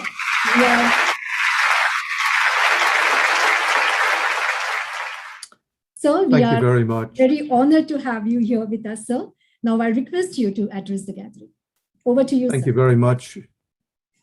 Good evening, everyone. It's a pleasure to be joining all of you at the 7th World Parliament of Science, Religion, and Philosophy, and especially as an engineer and scientist to have been invited to speak in the session on the role of religion in modern scientific culture and consciousness. My sincere thanks to Dr. Vishwanath Karad, founder of MIT WPU, who is himself an engineer and educationist, for setting a path years ago that ensures that education becomes a beacon of hope, an integrator of knowledge and spirituality, and indeed a path towards achieving true and long-lasting world peace. It is humbling for me to be giving this talk since Dr. Karad was a faculty member when I was a student at the College of Engineering in Pune. I'd also like to acknowledge Rahul Karad, the executive president of MIT WPU, whose drive is furthering the vision set by Dr. Karad, and in his doing so is helping MIT WPU find a place in the world stage as a leading global institution of higher education. To most people, science, religion, and philosophy are distinct disciplines, more in conflict with each other than having a commonality.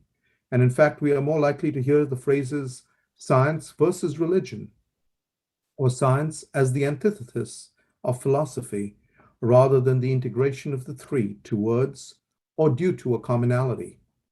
Often the differences are presented as conflicts that cannot be resolved, points of view that are universes apart, and ones that divide humanity. Science and religion are often postulated to be great forces in opposition, one described as being based on faith, and the other based on accurate observation and logical deduction. Yet, they are far closer than one could imagine at first glance, and far more intertwined in a way that lets us reflect on the past and peer into our future, not as individuals, but as members of the human race. It is perhaps helpful to look at the definitions of these three words using the Encyclopedia Britannica. Religion is defined as a human being's relation to that which they regard as holy, sacred, absolute, spiritual, divine, or worthy of special reverence. It is also commonly regarded as consisting of the way people deal with the ultimate concerns about their lives and their fate after death. Science is any system of knowledge that is concerned with the physical world and its phenomena, and that entails unbiased observations and systematic experimentation. In general, science involves the pursuit of knowledge covering general truths or the operations of fundamental laws. Philosophy, from the Greek by way of Latin philosophia, love of wisdom, is the rational, abstract, and methodological constraint of reality as a whole or of fundamental dimensions of human existence and experience.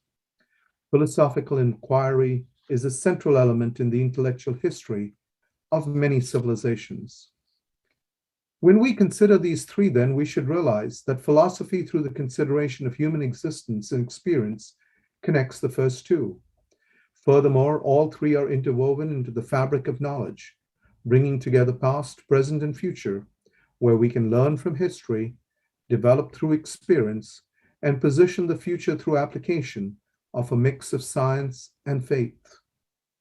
Irrespective of where we stand on the artificial divide between science and religion, we must admit that in the development of anything new, there is always a dependence on faith, and even a role for what we term as chance. Consider as an example a quest in the 1960s to reach the moon.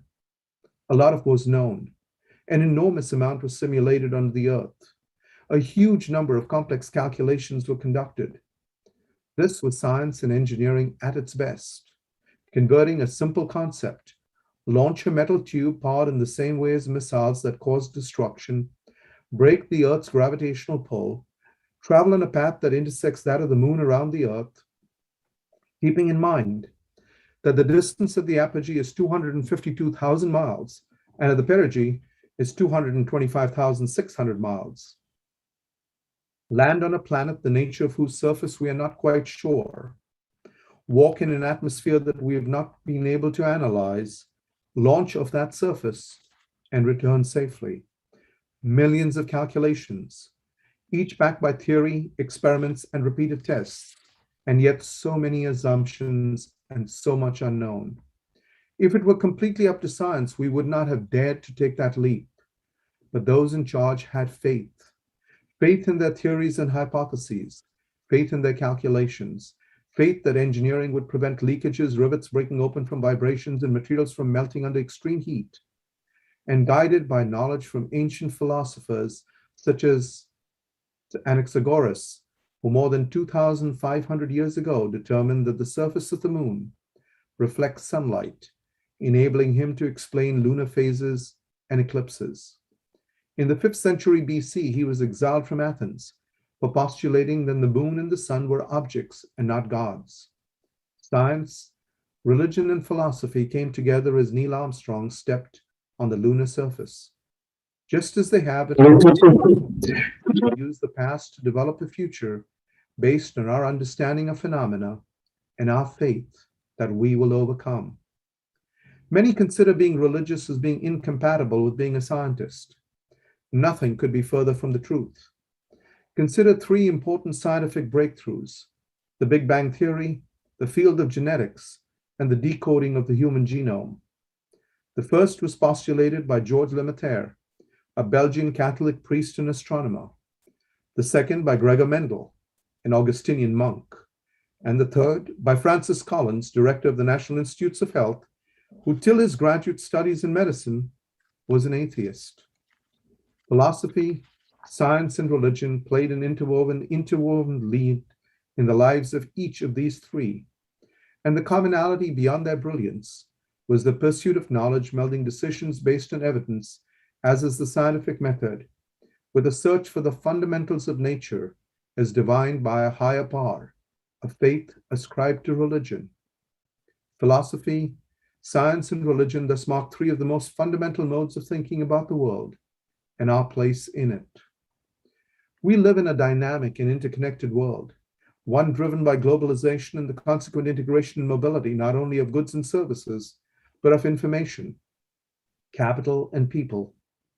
Technological advances have made it possible for people, ideas, and resources to flow seamlessly and swiftly across yesterday's barriers of time and space. When we buy goods and services or seek assistance on the phone or on the web, we are no longer sure if the person with whom we are communicating is in the same town or thousands of miles away in another country. News and information is available in the blink of an eyelid, moving faster than it can be checked, spreading across the globe as never before, ensuring that events can no longer be hidden from the public eye, but also enabling the rapid diffusion of rumors, innuendo, and false reports. As the world becomes smaller, diverse people are pushed closer together, sometimes making them reluctant neighbors, and often fueling resentment, envy, anger, and mutual distrust. Divides, social, cultural, religious, and political, have been amplified as the ever-present competition for resources is extended to that of control of ideas and modes of communication. Our world is beset by challenges that know no national boundaries: poverty and hunger, the growing inequities between the rich and the poor, terrorism, water shortages, the irreparable harm done to our oceans and lakes by industrialization and increasing population, the escalating global tensions between development and sustainability, and the rise of diseases that are resistant to the very medical advances that were once considered to be the means to eradicate them and are able to spread from one continent to the other, just as COVID-19. While we have advanced in the use of technology, we have perhaps receded in our development of the human spirit, in our ability to enhance dialogue and understanding between ourselves. Materialism has increased, and with it, there has been a dramatic loss in spirituality and inner peace, as well as in the true engagement of people, an engagement built on mutual respect and faith in the Creator. To address these aspects, there is a need for the development of leadership, young men and women who can think beyond boundaries of place, identity, and norms, who have empathy, trust, and mutual respect for diverse cultures and civilizations, who seek to contribute to a sustainable and more humane world, and do not live in a vacuum, but seize important questions, confront them, and develop solutions, just as the speakers before me have described of their own work. But this will not happen by itself. This will only happen if our educational institutions take the lead in leading not just the precepts of science, philosophy, and religion, but the integration of these towards the building of a learned citizen and a more complete being, one who is grounded in faith, in the acknowledgement of morality and a higher code, yet driven by rational thought and the scientific method, and guided by the past while looking to a better future.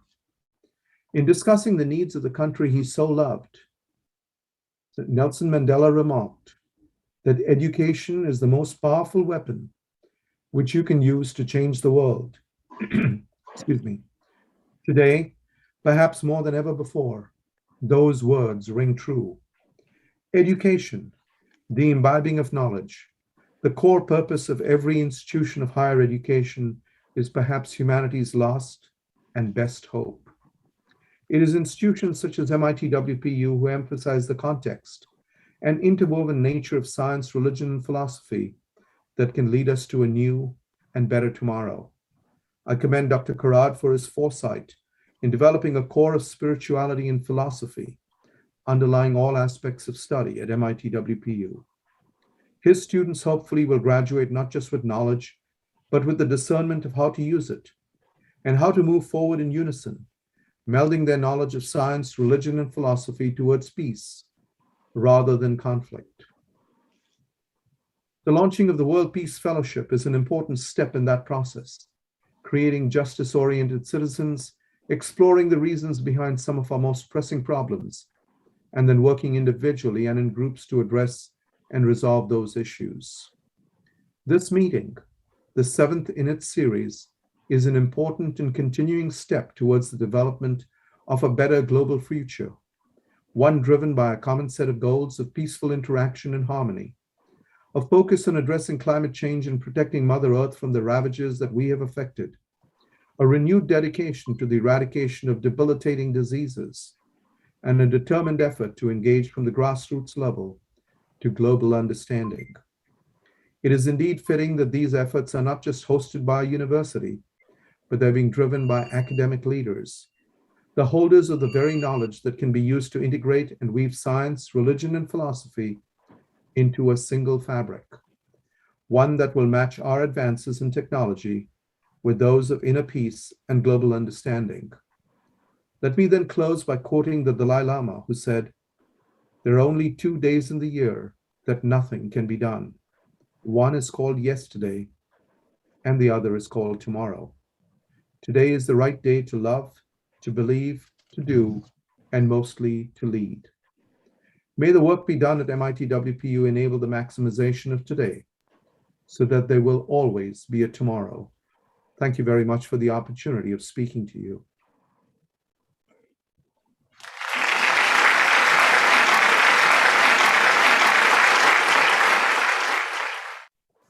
Thank you. Thank you so much, sir, for enlightening us on the topic. You explained the concept of religion, science, and philosophy very well in the simple language with a lot of examples. Thank you. Thank you so much once again, sir. Thank you. For expression of gratitude, I now invite Professor Srinivas Subbarao Pashumarthy, Dean and Director, MIT World Peace University. Over to you, sir. Thank you, ma'am. Namaskar and good evening to all. On behalf of the UNESCO Chair, Professor Revered Dr. Vishwanath Karad sir, and our innovative and dynamic Executive President of MIT World Peace University, Sri Rahul V. Karad sir, and on behalf of the entire team of 7th World Parliament of Science, Religion and Philosophy, and on behalf of me, I express my sincere thanks for gracing the occasion. You have beautifully defined, summarized, and enlightened us the role of religion in modern scientific culture and consciousness. Your presence is a great moral booster for us. It is really great pleasure in listening to your session. We are grateful for your ideas and continuous guidance. Thank you, sir. Thank you. Thank you so much, sir. Today, we are honored to have with us Dr. Brian J. Grimm, President, Religious Freedom and Business Foundation, Utah, USA. He was previously Director of Cross-National Data and Senior Researcher in Religion and World Affairs in the Pew Research Center's Religion and Public Life Project. He is an expert on global religious restrictions and hostilities, as well as international religious demography. He is an affiliated scholar at Boston University's Institute on Culture, Religion, and World Affairs and Georgetown University's Religious Freedom Project. He holds a doctorate in sociology from the Pennsylvania State University and is co-author of the Prize of Freedom Denied and the World's Religious in Figures. Sir, very, very warm welcome to you. We are privileged to have you here with us. Now, I request you to share your thoughts on the topic. Over to you, sir. Sorry. Thank you very much. It's an honor to be with you. I give you greetings from the United States where it's morning time, and good evening to all of you. And I'd also like to thank the MIT Peace University for your wonderful work on peace and bringing these different spheres together. It's unique in the world, and it's an honor to be part of it. And also Dr. Karad, I thank him for his leadership, and then my co-speakers this morning sharing their wisdom and their ideas. So again, it's an honor to be with you. Thank you. So this morning, I'm going to talk about the practice, not the theory, but the practice of connecting religion, science, and philosophy. And I'm going to use the example of some of the biggest and best technology companies in the world and how they are bringing these concepts together. So these include companies like Google, Dell Technologies, Texas Instruments, and Intel. So what are they doing that's bringing these together? So in the first place, these companies have taken policies and actions to make their workplace faith friendly. Friendly so that people can talk about their faith, they can share their faith with others, they can learn from others, and share those ideas. So I'll use some examples from the Intel Corporation.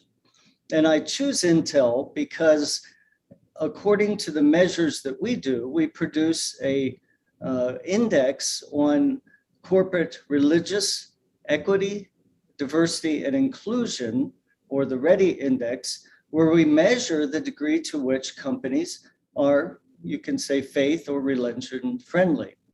And the Intel Corporation is not only the top company in the United States among all the Fortune 100 companies, but the leaders of their company, CEO Pat Gelsinger and Executive Vice President Sandra Rivera, are recipients of our Global Interfaith and Business Peace Award that we give in collaboration with the United Nations every 2 years.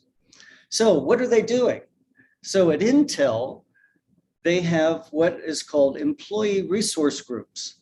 So these are employee-led, company-sponsored groups that people of different identities can come together and support one another.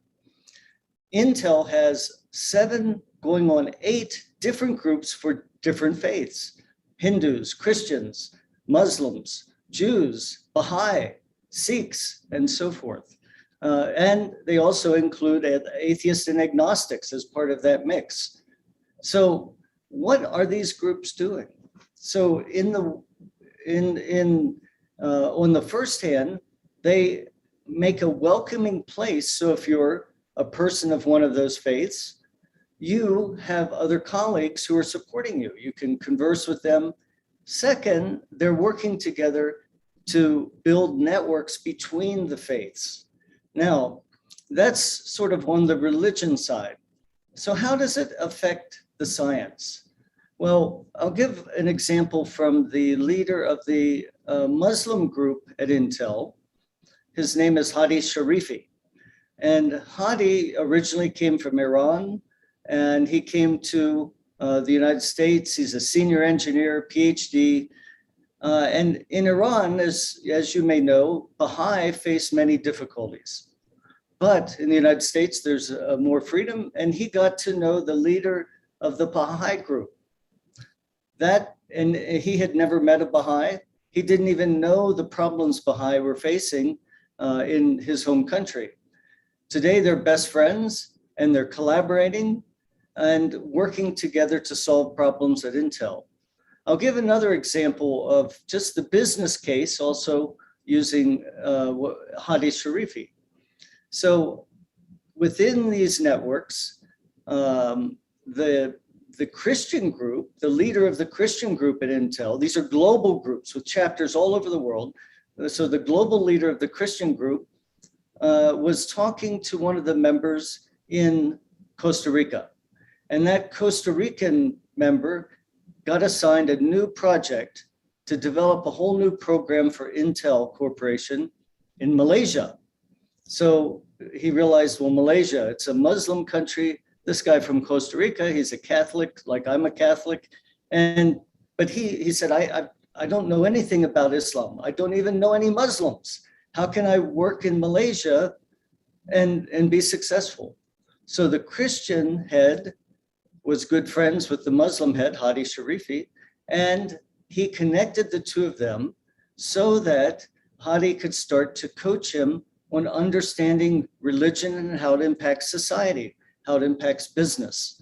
So right there, you could have had a whole scientific and technical program fail because of a lack of religious understanding, but because Intel opens the workplace to let people of faith express themselves and bring, as Hadi Sharifi says, your whole soul to work, then these kind of problems that you're working on in a business or scientific realm find solutions because we work together.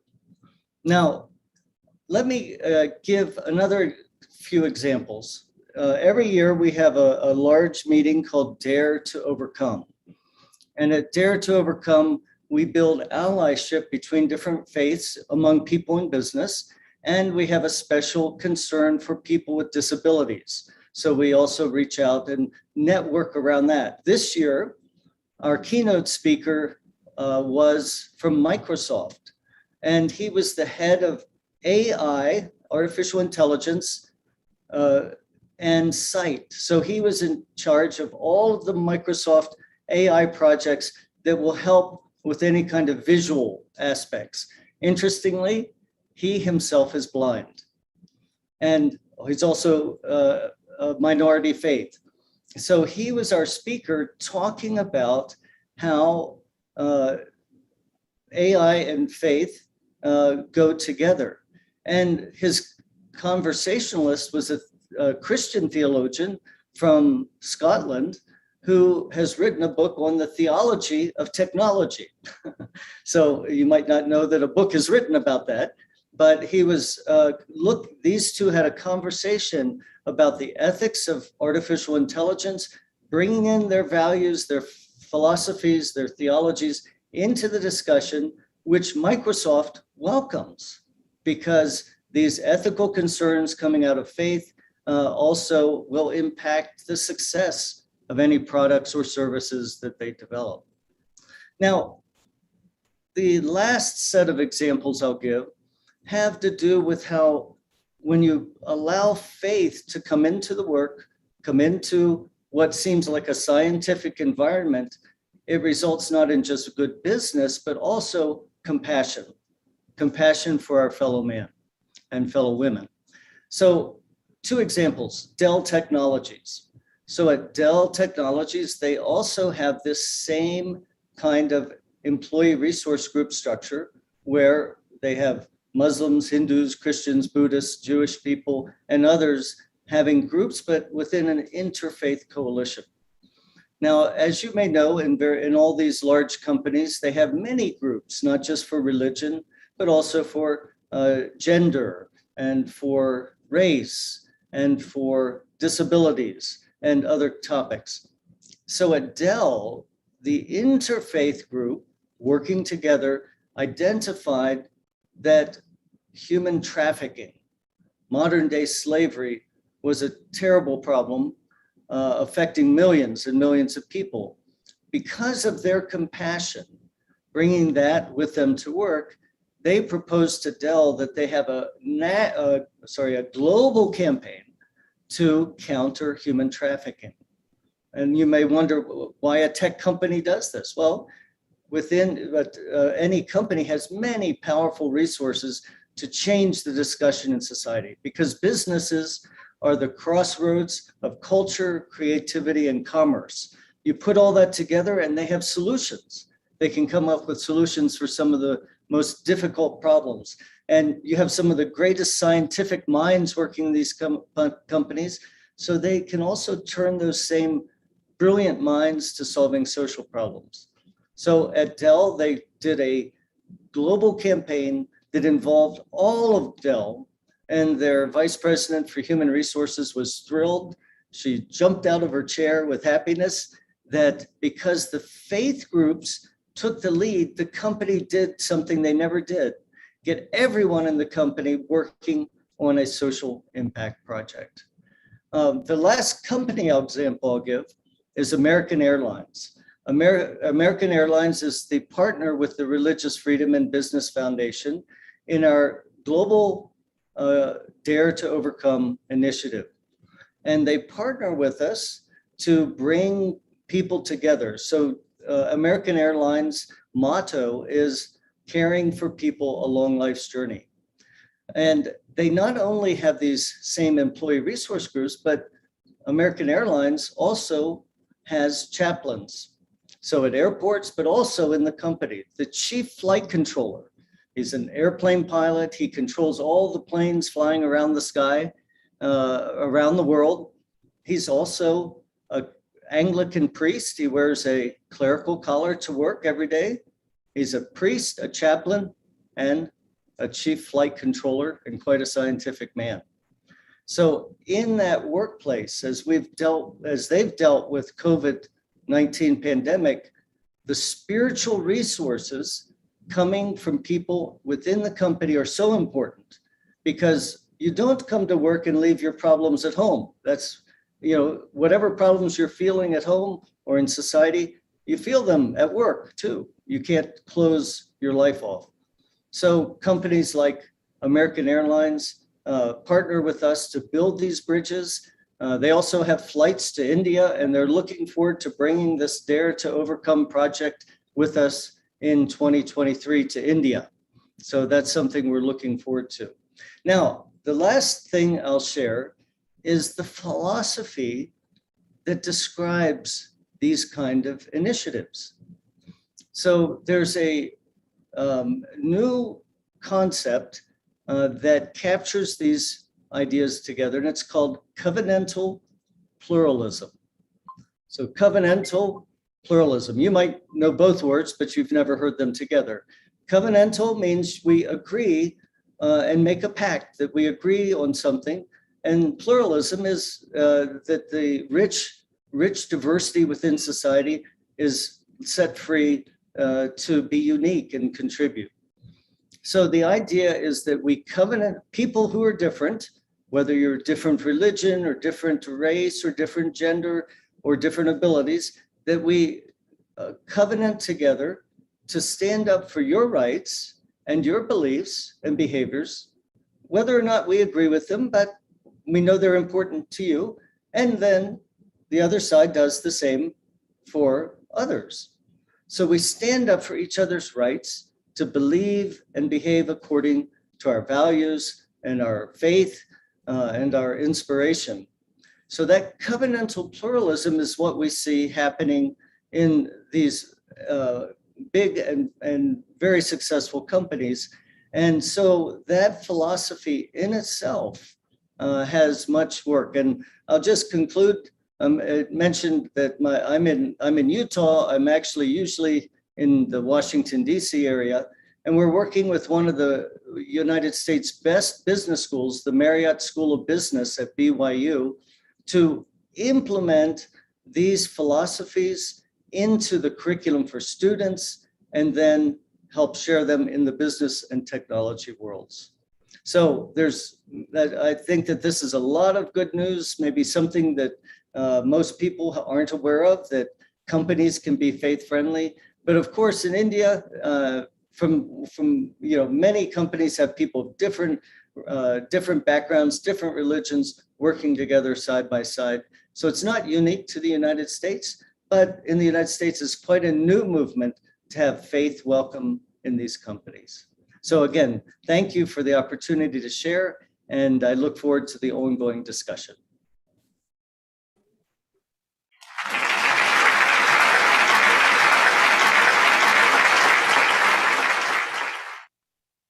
Thank you. Thank you so much, sir, for explaining the practical aspects of religion and science. And the examples that you gave, it made the session very, very interesting. Thank you so much for your address, sir. Now, may I request Dr. Dnyaneshwar Tarkude, Assistant Professor, HR, School of Management, to express the gratitude. Over to you, ma'am. Thank you. Thank you, Dr. Archana Chaudhary, madam. Good morning, good afternoon, and good evening to all the participants of the 7th World Parliament of Science, Religion, and Philosophy across the globe. On behalf of Reverend Professor Dr. Vishwanath D. Karad, sir, UNESCO Chairholder, Chief Patron, and Founder President, MIT Group of Institutions, Pune, India, Honorable Shri Rahul V. Karad, sir, Managing Trustee and Executive President, MITES MIT Group of Institutions, and Executive President, MIT World Peace University, Pune, India, along with the entire organizing team of 7th World Parliament of Science, Religion, and Philosophy. I, Dr. Dnyaneshwar Tarkude, take immense pleasure to express our gratitude to Honorable Dr. Brian J. Crane, President, Religious Freedom and Business Foundation, Utah, USA, on the occasion of 4th day of 7th World Parliament of Science, Religion, and Philosophy, under the session 5, having theme the role of religion in modern scientific culture and consciousness. What a good fortune that we have got a chance to listen to Honorable Dr. Brian J. Crane, who firmly believes that faith and business build a better world. Sir, you spoke about practice of connecting religion, science, and philosophy, and shared various industry examples such as Google, Intel, Microsoft, Dell, American Airlines. You shared facts and business examples about AI and tech, human trafficking, which was very interesting. We are truly thankful to you for your words of wisdom. Thank you for enlightening us with the concept of covenantal pluralism. Truly a great insight.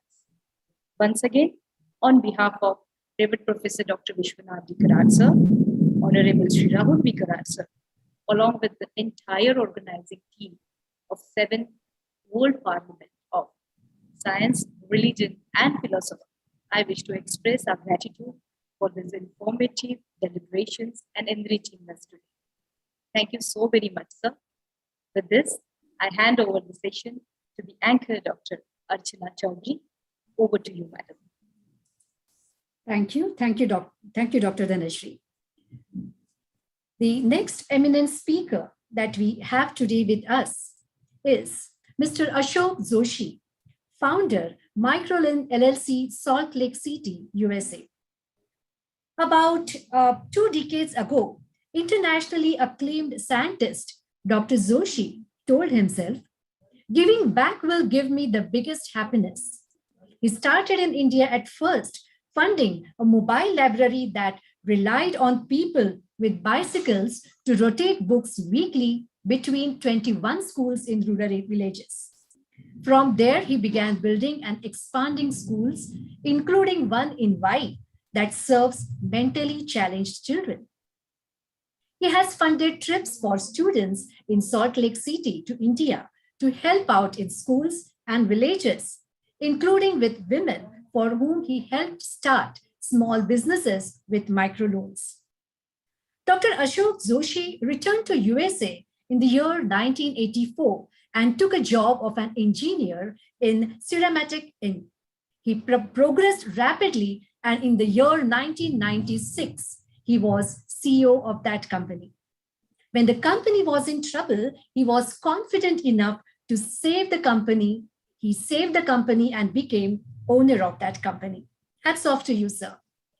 He has received many awards and honors. To name few, he is well-recognized innovator and high technology entrepreneur. He is an inventor of more than 130 issued US patents and has over 40 pending US patents. He has received Maxwell Foundation Lifetime Achievement Award, Utah Genius Award for recognition of creative people behind Utah economy, Industrial Research Institute Achievement Award for exceptional work as an entrepreneur scientist, India's National Small Business Entrepreneur Award by the President of India, Honorable Jail Singh. Sir, we are privileged to have you here today with us. I now request you to address the gathering. Over to you, sir.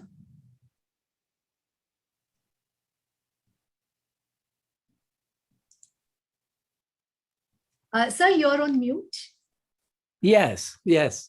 Can you hear me? Yes, yes, sir. Thank you. Thank you so much for inviting me. I'm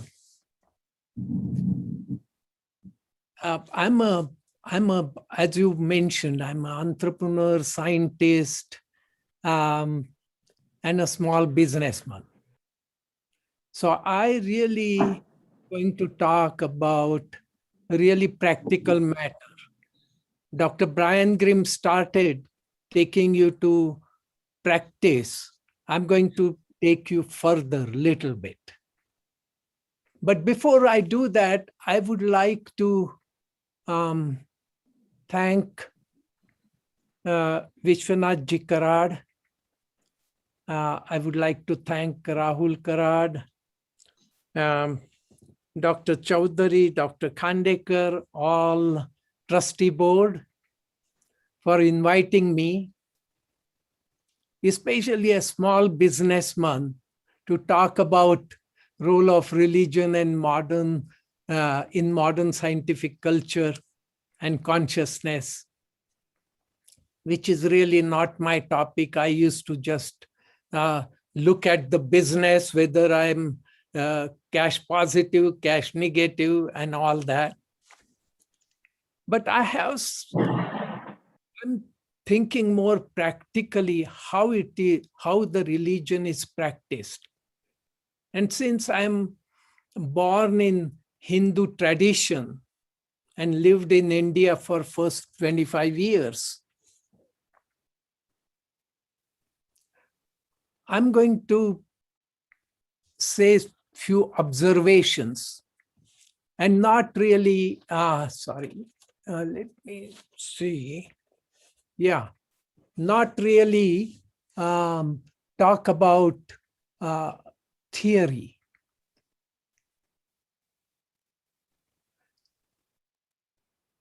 What is religion and what is science? Actually, Vishwanath ji expressed very beautifully what is religion. He says religion is a duty to take care of, or to take care of for the welfare of your family, community, nation, and the whole world.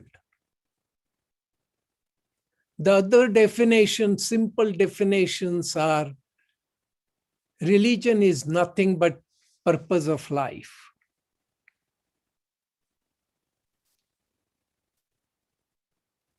And then the science, the essence of science is to create knowledge. And then the utilization of that knowledge for taking care of the human lives. Develop technology, develop innovations, and so on and so on. But I find when I look at India, especially when I go to India, and all religions have this, there are two components of religions that I find. One is rituals, and the second one is spirituals. And I'm concerned about the rituals, because rituals tend to create division among certain religions. They create anger, fear, greed, blind faiths, and most important, noise. They create noise, huge noise. So let's look at that noise factor. When it is zero noise, it's called silence. Decibels is equal to 0. That is science. Silence. You take silence and divide it by 2. What do you get? Silence. You divide it by billion times. What do you get? Silence. So silence is infinite. In Hindi, we say Ananta, which is God. Entropy becomes 0 at silence. Complete silence. We even say that in our everyday, world prayer was said here, Om Shanti, Shanti, Shanti. I actually couldn't count how many Shanti words were there. We say peace, Shanti, silence. But whenever I go to India, on any Indian festival, and this is self-critique, because I love India.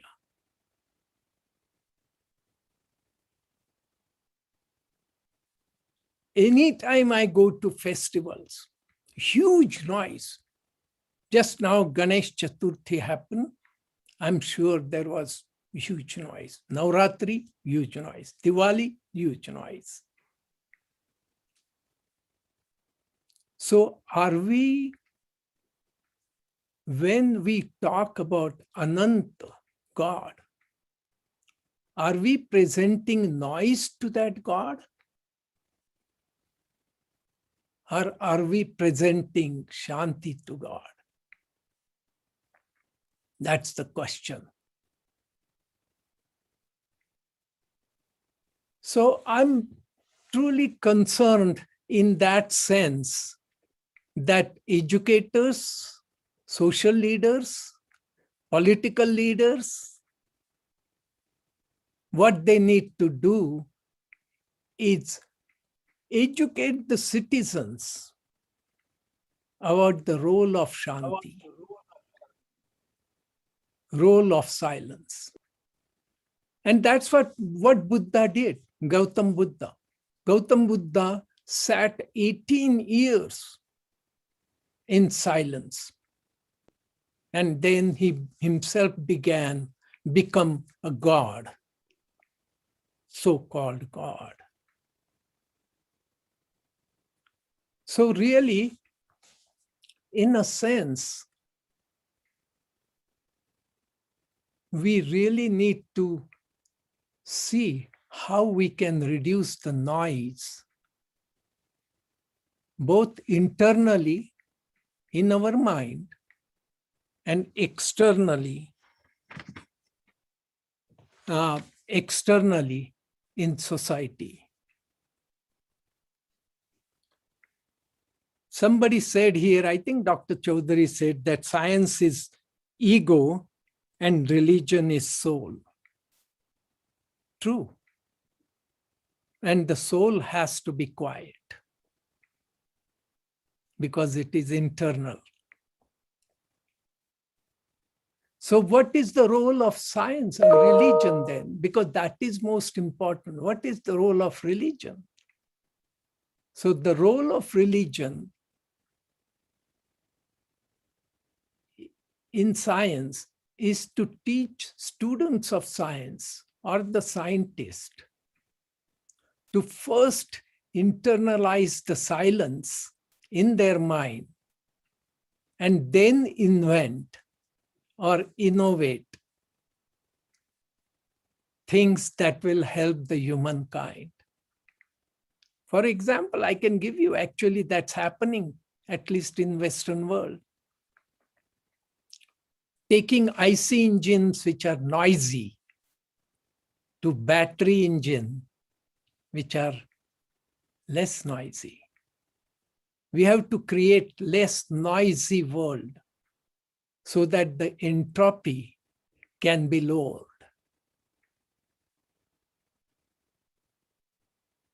You know, when 50, 60 years ago almost, I used to love one song, Hindi song, and I apologize for non-Hindi speaking audience here. There was a song called Dil Ek Mandir Hai. So I modified that song a little bit. I say, Dil Ek Mandir Hai, शांति का शास्त्र का संशोधन होता है जिसमें शांति का स्वरूप दिखता है, दिल एक मंदिर है. Thank you so much for allowing me to speak. Bye.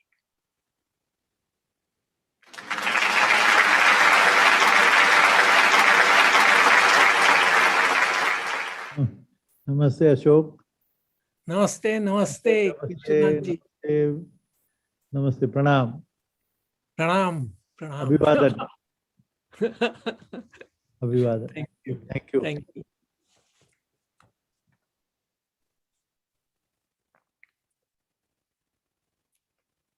आप म्यूट पे हो अर्चना जी, आप म्यूट पे हो.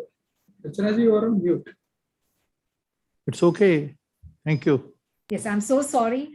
So, sir, thank you so much for the words of wisdom. You explained Shanti and noise in very, very interesting manner. It is really very important to teach the mankind the role of Shanti. And you rightly said reduce noise both internally and externally. I mean, the society, I mean, internally in our own mind and externally in society. So thank you so much once again, sir. For expression of gratitude, I now call Professor Dr. Milind Patre, Associate Dean, Peace Studies, MIT WPU, Pune. Over to you, sir. Thank you so much, Dr. Archana Chaudhary ji. Ashok Joshi साहब, thank you so much.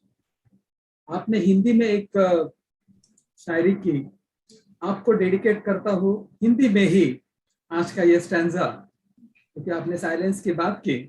तो I just say कि मुंह की बात सुने हर कोई, दिल के दर्द को जाने कौन, आवाजों की बाजारों में खामोशी पहचाने कौन.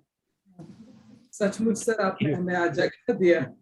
सब आवाजों का बाजार है, और इसमें जब तक हम silence, till we don't achieve and really aspire for silence, no amount of peace is possible, sir, because silence is the language of God, and God listens only in silence. Thank you so much, sir, for this absolutely astounding piece of, I think I can say that what you said is the crowning of the entire 7th World Parliament of Science, Religion, Philosophy, because silence is what connects us to God, to soul, to consciousness, to all that there is.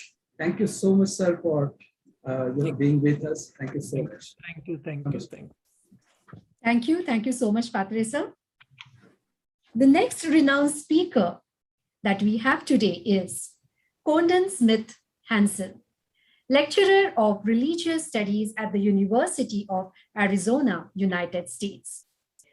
Condon R. Smith Hansen holds degree in both history and religious studies from Northern Arizona University and is completing a degree from Arizona State University in MEd and Instructional Design and Technology. While specializing in American religion, Dr. Smith has proficiency in teaching university courses in world religions, religious violence, and terrorism, religion and film, pop culture, and religion and Christianity.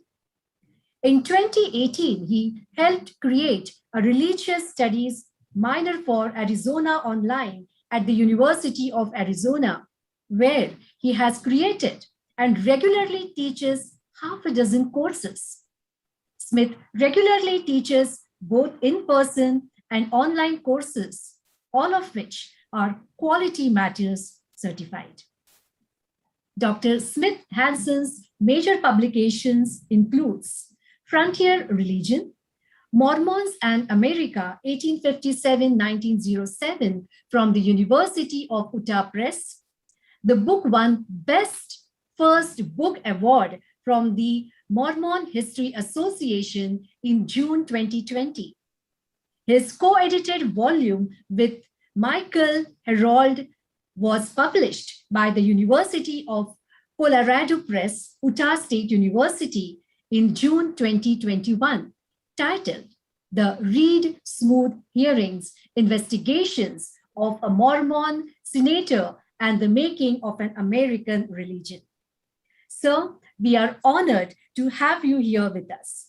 I request you to address the gathering. Over to you, sir. Thank you. It is a pleasure to be here at the 7th World Parliament of Religion, Science, and Philosophy. And thank you very much to all the leaders and organizers and to inviting me and helping me feel welcome to this. It's truly an honor to be part of this. My focus is really going to be on the Parliament of Religion in 1893 and also focusing on the aspect of listening and unintended consequence. In the United States, the beginning of the scientific study of religion and even the secular were based within specifically religious principles of Protestant Christianity. Their relationship had been, in many ways, integrative rather than segregated. Indeed, the secularization of America came from within a particular understanding of liberal Protestantism that demanded a form of private individual faith to influence society rather than a more explicit religious teaching and ministers. This was not an attempt to eradicate religion from America's public spaces, but instead to remove churches themselves from it. This new development of religious privatization mattered because it was the first time in American history where individuals could have divergent beliefs or belong to religious groups that differed from Protestant Christianity. While this was not so much an embrace of religious diversity, it did create space where the diversity could speak for itself. Beginning in the 1870s, European intellectuals began to study religious diversity from within popular notions of social evolution, looking to discover the golden egg or religious essence of religious meaning. Many of these early studies explored this model of social evolution from different angles and found little reason to listen to those they studied. As it was thought in these early stages of scientific inquiry, European scholars believed that their models allowed them to understand those they were studying better than the practitioners did, and thus there is little reason to listen to them. These studies were steeped in colonial messaging and often went hand in hand with colonial rule, justifying conquest as a benevolent attempt to aid different societies toward their evolutionary march toward Christian civilization. It was within this colonial framework and understanding of global religious difference that the scientific study of religion emerged. In America, scholars and intellectuals were influenced by these European scientific trends, but filtered their inquiry of religious difference through their own local religious concerns of secularization, as well as their aspirations of becoming a leading player on the world stage.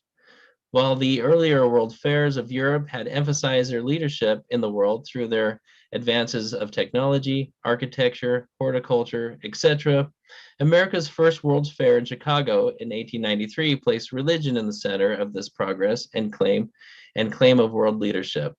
The World's Fair Parliament of World Religions lay at the center of this attempt by Protestant Americans to position themselves as leading players in this new scientific study of world religion, a study that implied white Christian supremacy in the evolutionary ladder of human improvement, but to monopolize the meaning of world religion. As part of this leadership, Parliament organizers invited religious representatives from around the world to come and speak of their faith at Chicago, at the World's Fair. At the Parliament, those invited world leaders were not without their own voices, and when it was their turn to speak, challenged the structures of the Parliament. This was the world's first massive ecumenical gathering, where religious representatives of various religions came to speak for themselves on the leveled world stage.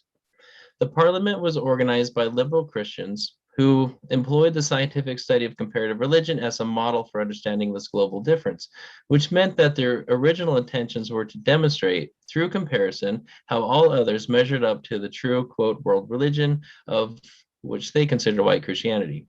Largely organized by Christians under this Christian framework, the world's Parliament of Religions anticipated, through the scientific study of religion, a form of unity of all religion. This unity, of course, was not that of equality, but instead a larger evolutionary ladder that placed Protestantism at its apex. The Parliament was a massive 17-day-long event whose speeches taken together fill 1,600 pages in 2 volumes. 70% of the speeches were from white Christians who celebrated Christianity as a gift of civilization to the world. Also highlighted was that of social evolution, attempts to discover the Bible of other religions, and the presumed essence of all religion, which Christianity was spoken of as best exemplifying. Buddhism, for example, was spoken of at the Parliament by Protestant speakers as having once heard God's voice, but had fallen in its progression, and thus in need of Christian teachings and civilization. Hinduism had once heard God's voice, but somewhere along the line stopped hearing it. Well, what was significant about this problematic event, however, was that representatives from different traditions around the world were allowed, for the most part, to speak for themselves. This new listening transformed how many thought about world religious diversity and those they now came in contact with. An important aspect of this new voice in Chicago was that it spoke from without these long presumed white Protestant models of religion and civilization. Christian organizers assumed that a faithful observance of world difference would serve to uphold their supremacy and secure their status in the world, but as these world visitors spoke, the message became more complicated and at times subversive. One Buddhist delegate condemned Christian missionaries in Japan for their cruelty and their, quote, abusive, high-handed, self-righteous, bigoted, and racist attitudes, unquote, revealing an ability to reverse this Orientalist spectacle of the parliament into a critique against colonialism itself. If this was Christianity, remarked one speaker, then I would rather remain a heathen. Swami Vivekananda did not speak about world power or prominence, but instead introduced the audience to the idea that no single religion held a monopoly over truth and goodness. We are all sisters and brothers, not nations and religions. Trouble and misunderstanding, he explained, came from not listening to each other's experiences and expanding our own empathy and insight. There were those who challenged the Protestant frameworks of the Parliament, which emphasized written scriptures and God over that of oral traditions, practice, and cosmic law. If we were to apply this limited definition of religion from the Parliament to the world, then, as one Confucian speaker noted, it would simply does not apply to China and its three teachings. Buddhist and Hindu speakers pointed out that the very terms Hinduism and Buddhism, as imposed by many Parliament speakers and organizers, were colonial fabrications that inspired misunderstanding and confusions. Jewish speakers also noted that their relegation as an ethnic religion rather than a world religion was insufficient in speaking about the rich tradition of Judaism, insisting on their status as a world religion. The definition of religion at the Parliament indeed began under the premise of a particular white, liberal, patriarchal Protestant understanding of religion that minimized the importance of other religions, but this bringing together of world diversity challenged those old rules simply by allowing new voices to speak. The scientific study of religion in Chicago was being transformed, not by its leading organizers, but its guests. Though Protestants spoke forcefully of their position in the world as an example of a fully evolved religion, the greatest enthusiasm and insight into religion and its scientific study came from its invited guests. After having listened to representatives of Asian religions, one Mormon participant noted, "They are not so imperfect and heathenish as we have been in the habit in this country of believing. Indeed, the heathens who are representative themselves at the fair," he explained, "possessed much more truth and intelligence than we credit them with having." One Methodist participant commented that, quote, "People expected pagans, and pagans they thought were ignorant and impotent of mind, with no reason for their worship and no brains in their theology. To them, the Parliament was a stunning revelation," unquote. As it was, the earlier binary of heathens and civilized had broken, proving world difference to be a multifaceted and complex, thereby inspiring new levels of humility and contemplation. Vivekananda's speech seemed to be sinking in, that, quote, "holiness, purity, and charity are not the exclusive possessions of any church in the world, and that every system has produced men and women of the most exalted character," unquote.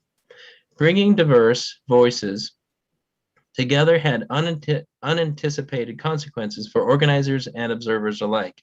If it was true that no religion monopolized goodness and truth, then any form had a right of existence in American society and at the World Parliament as a subject of serious scientific study. This new sense of perceiving world difference had consequences in how Americans looked at each other, both globally and locally.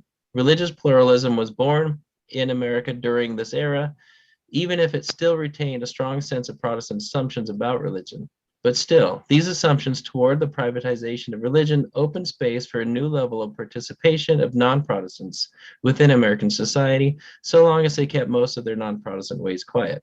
In some ways, this tendency can also be seen in the new scientific study of religion, where Protestant models and assumptions still find their way in how we discuss world religions. Today, the scientific study of religion has many difficulties and needs to continually think about the larger frameworks that it uses to understand religious difference. In many ways, the scientific study of religion retains many religious assumptions of what religion means, which can at times get uncritically adopted by students and teachers. For example, in studying Buddhism and Jainism, should we focus on founders and scriptures as we would in looking at Christianity? It is easy to use what is already familiar to make sense of what is not, since that is how our minds tend to make sense of things in our complicated worlds. But the scientific study of religion, if we are to learn about others, requires a deep level of listening to new models in a way that, as explained by one prominent scholar, makes the unfamiliar familiar, together with a vulnerability and courage that allows our familiar to become unfamiliar. As we study religious difference on both a local and global scale, we need to listen more carefully. As seen in the Parliament of World Religion in 1893 in Chicago, listening brought a message of inspiration that was not bound to the limitations of its organizers and Parliament structure. As the scientific study of religion has shifted over the last century toward the inclusion of many voices, many of these prior assumptions have been challenged and expanded, and the field is rich for both religious and not, the scholar and the curious. The scientific study of religion thus opens many pathways of inquiry, both creative and exciting, and one that emphasizes listening to the religious voices of others. But just as important, learning to speak in a way that furthers this understanding over our smaller desires to control and convert. Thank you.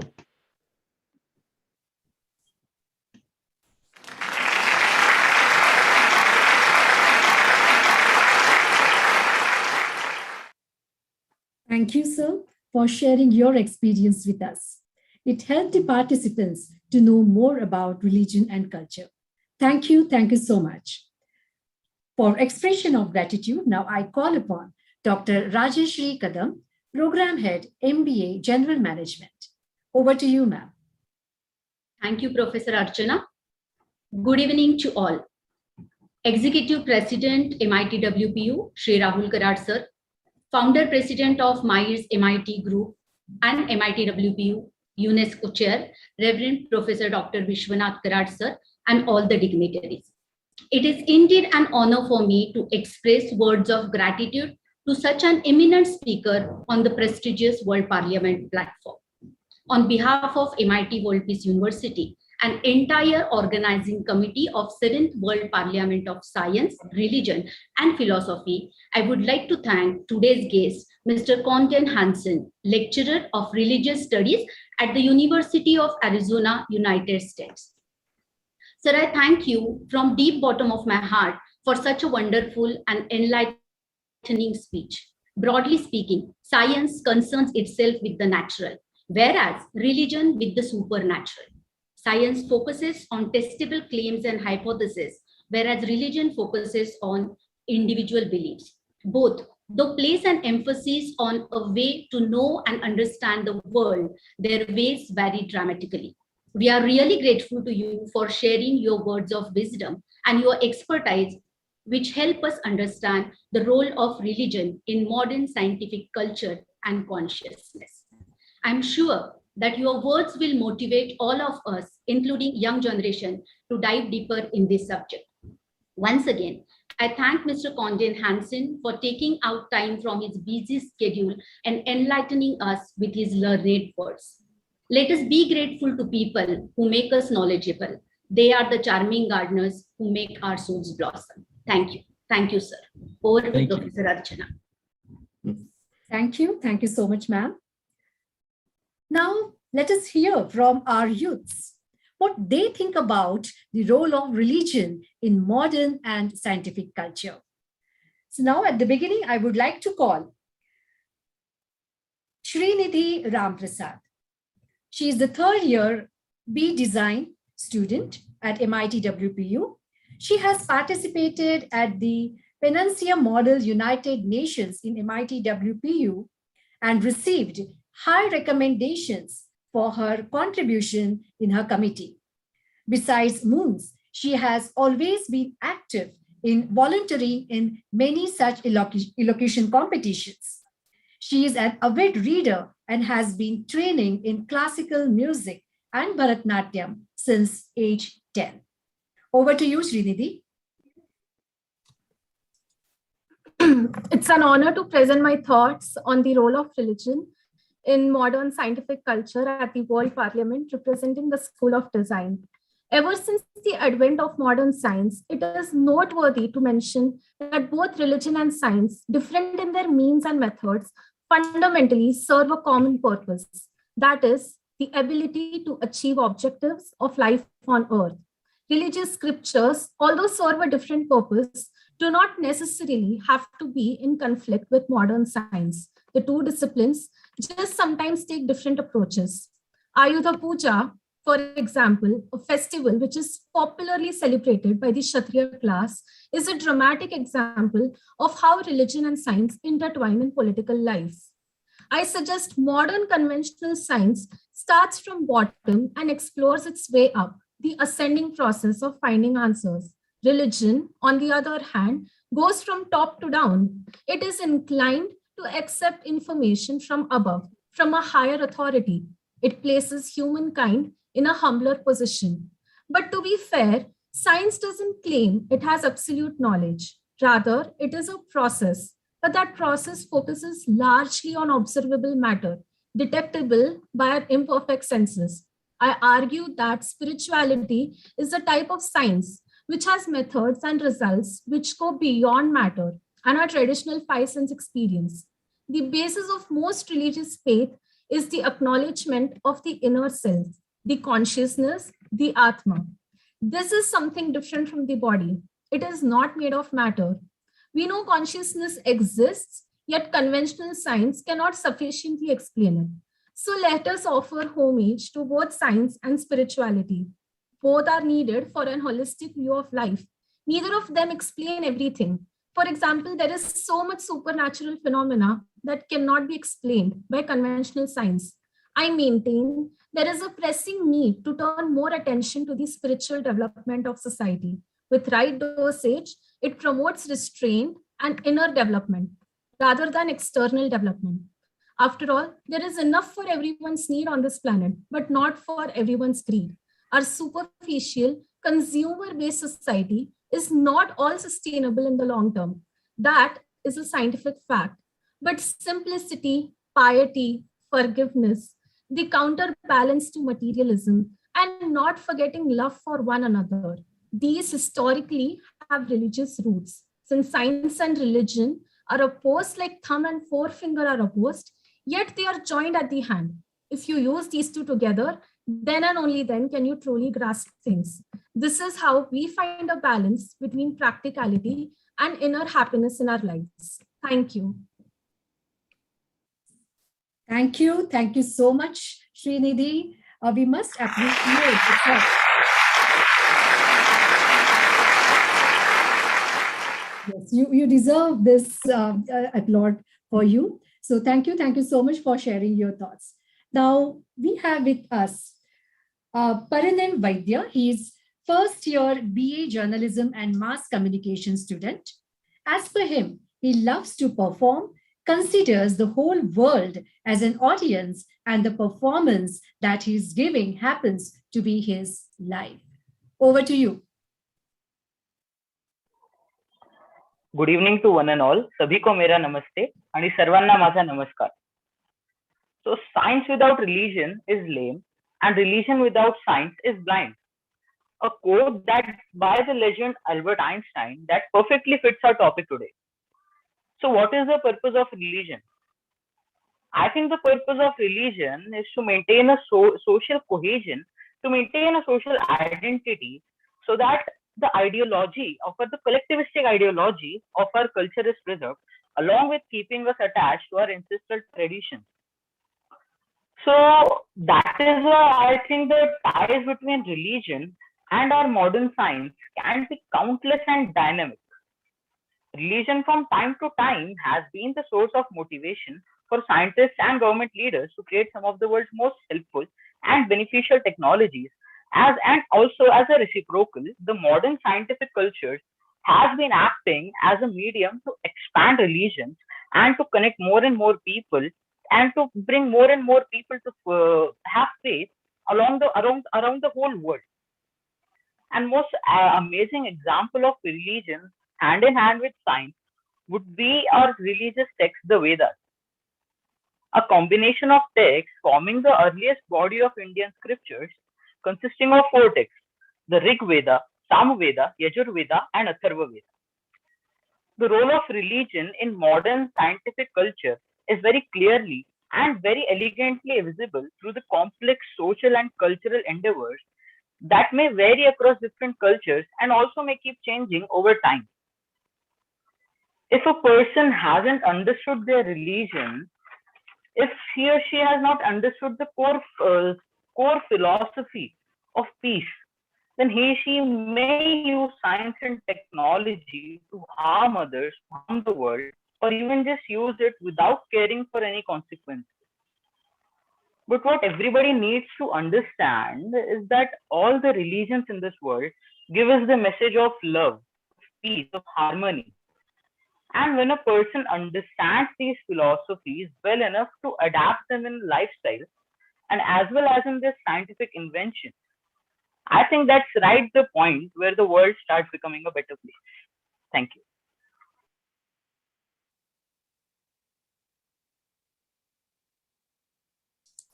Yes, thank you. Thank you so much, Farnim Vaidya, for sharing your thoughts with us.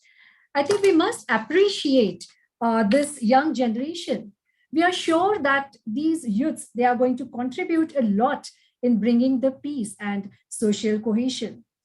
I think sometimes youths are underestimated, but they are key actors in peace building. So thank you once again. Now I request Honorable Professor Dr. Vishwanath D. Karad, UNESCO Chair, Founder, President, and Chief Patron, Myers MIT Group, Pune, and MIT World Peace University, Pune, to address the gathering. It is always our pleasure to listen to you, sir.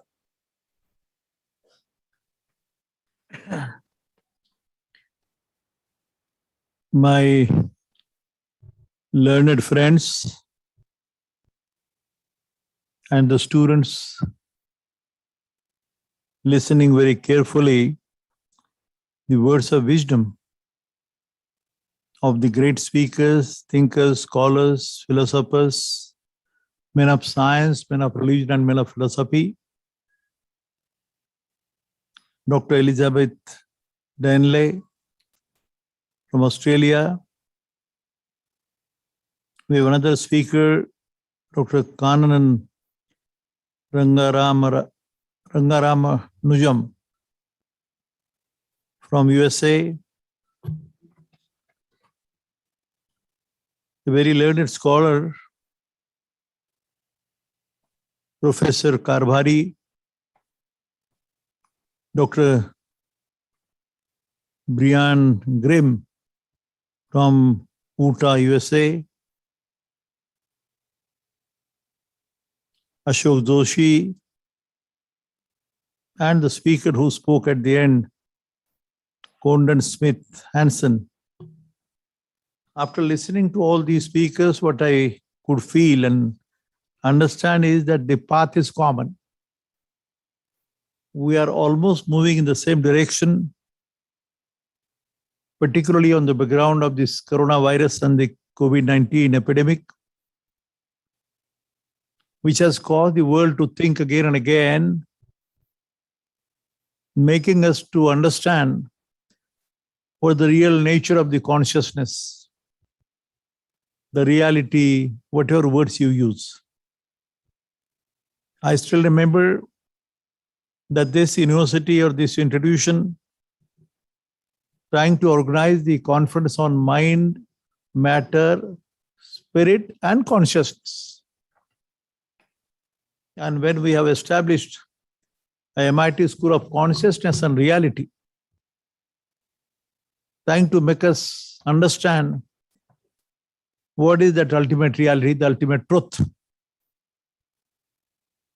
In a very scientific language, friends, you know that the science, or one of our, the very learned guide and a scientist, Dr. Mashalkar, used to say in the laboratory at Pune, he used to say science for society. Science needs experiments, whereas the spiritual component of science, spirituality is also a science. Spirituality needs experiencing and understanding and realizing the truth of the nature of reality. Two words, experiments and experiencing.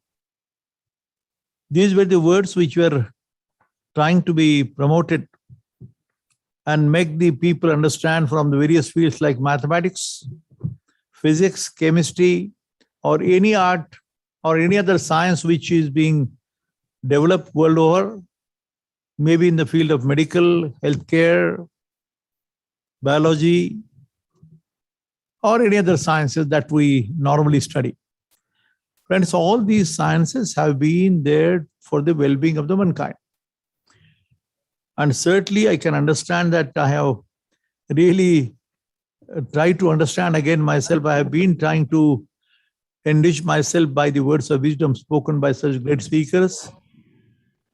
But I feel that the spiritual component of life at least try to minimize the lust, the greed, the anger, jealousy, hatred, and create a harmonious blend of the society, peace-loving society, the global peace-loving society. And certainly I have a feeling that somebody said about the religion, about the duty, and even I said in the words of wisdom spoken by Swami Vivekananda, the great noble son of India, who spoke in the Parliament of Religions, the first Parliament of Religions at Chicago, USA. And he had defined religion as nothing but to perform your duty. I repeat, the duty toward the mother, the father, the family, the society, the nation, and the whole world. What is my duty? What is your duty? Very simple definition. Let me tell you, friends, as far as I do understand, after listening to all these great speakers, that I'm trying to think again and again, what is my duty? My duty is not to create a chaos, confusion, bloodshed, or massacre, what we are experiencing today world over, and what we are experiencing through this chaos of the COVID-19 too. The entire world is trying to understand what is the nature of this universe, what is the reality. And certainly the people of science have certainly understood possibly that yes, there is an invisible force or energy which prevails beyond this, whatever words we normally speak. And that's why I have been using the words like ultimate reality, the ultimate truth, which you may call God. The names may be different. Names may, or the religions may be different, like Christianity, Hinduism, Buddhism, Zoroastrian, Islam. But friends, what has happened to my mind, I have seen many friends that some people take it as a pride that I have never read this religious scriptures too. They may be personal, but at least read them along with your all other scientific and philosophical literature. I think we need to read it at least and then comment upon. Philosopher Dnyaneshwar has said, this happened, this chaos and confusion and bloodshed and the anger and jealousy about each other happens because we have never read it. Even though it is religious, have you understood Jesus Christ? Have you understood the message of Prophet Muhammad? Have you understood the message of Tathagat Gautama Buddha, Guru Nanak? I would appeal to you, friends, even all my learned friends who have spoken just now, let us read and understand what is their message, what the real philosophy behind. I know that the mathematics people or the physics or chemistry people, they themselves are the great philosophers who teach. It's not an intellectual play of words. It's not an intellectual game. Friends, remember, whatever speaks for the well-being of the mankind is the message of all these sciences, all these philosophies, all these scientific men, the discoveries. And that's why this very concept of the dome which has come up. My friend, Mr. Ashok Joshi, made some wonderful comments about this. But let us not be unnecessarily proud of what I have done or what we are doing. Yet so much has been to be, so much is to be done. And I said to you that let us not create a confusion. Let us not create a disorder in the body and the brain and the intellect or the mind. Because these are the parameters which are very, very important. The body and the brain, I repeat this, the body and the brain, any living being, the smallest of the small and the biggest of the big. And the soul and the mind, Friends, remember, in our education system, we have comparatively neglected the real nature to understand the real nature of the soul and the mind. We are emphasizing much more on the body aspect, the physical body, the matter, and the brain, which is important. But certainly we must know that we have not to neglect the most important Atma, soul, heart, whatever you call it. And the other aspect is the mind, which is the most, more than a speed of light. But that's very important. It plays a very important role in the life. And as accordingly to my mind, all the educational institutions, they need to understand the nature of mind, the chemistry of mind, as I said in the morning. Chemistry of mind. What is the chemistry of mind? What is the chemical formula of mind? I'm asking some very typical, possibly you may feel very, I don't know whether I should call it the silly questions, but it's a self-inquiry. I have been trying to understand what is the chemistry of mind and what is the nature of the soul. Realizing the self, realizing the nature of the self, and realizing the nature of the whole universe, which has been stated by Sant Tukaram Maharaj 400 years back, when he says that the entire universe is, I am the smallest of the small particle of the universe. But what type of particle? Not like electron, proton, photon, subatomic particles. You may go to the God particle. But remember, friends, the entire universe is a manifestation of intelligence and consciousness, and it consists of the smallest of the small particles of the universe. But each and every particle is intelligent and it's conscious. It has been proved by science. There is nothing new I'm telling you, friends. But possibly now, friends, the time has come that, as I said to you, that we need to think of the schools of consciousness, the schools of reality, and understand that ultimate state of matter. As I said to you in the beginning, I'm speaking a little bit longer. I'm sorry, but I feel I'm tempted to speak to you some words which I have understood to a certain extent. And I keep, as I said, somebody said just now, that we keep a standing invitation to every one of you, along with your family, friends. Please see it yourself. Have a vision, have understanding, and then learn and understand why these World Peace Dome has come up. What is the purpose? Possibly it has a very great, deep role of science, religion, and philosophy being understood together for the well-being of the mankind. Thank you, friends. I'm grateful to you, all of you. Thank you.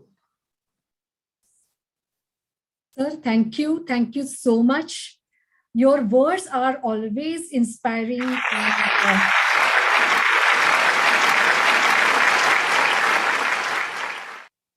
So your words are always inspiring and motivating to us. So thank you so much for the words of wisdom, and a big, big salute to the work that you are doing in bringing the culture of peace in the world. So thank you so much again, sir.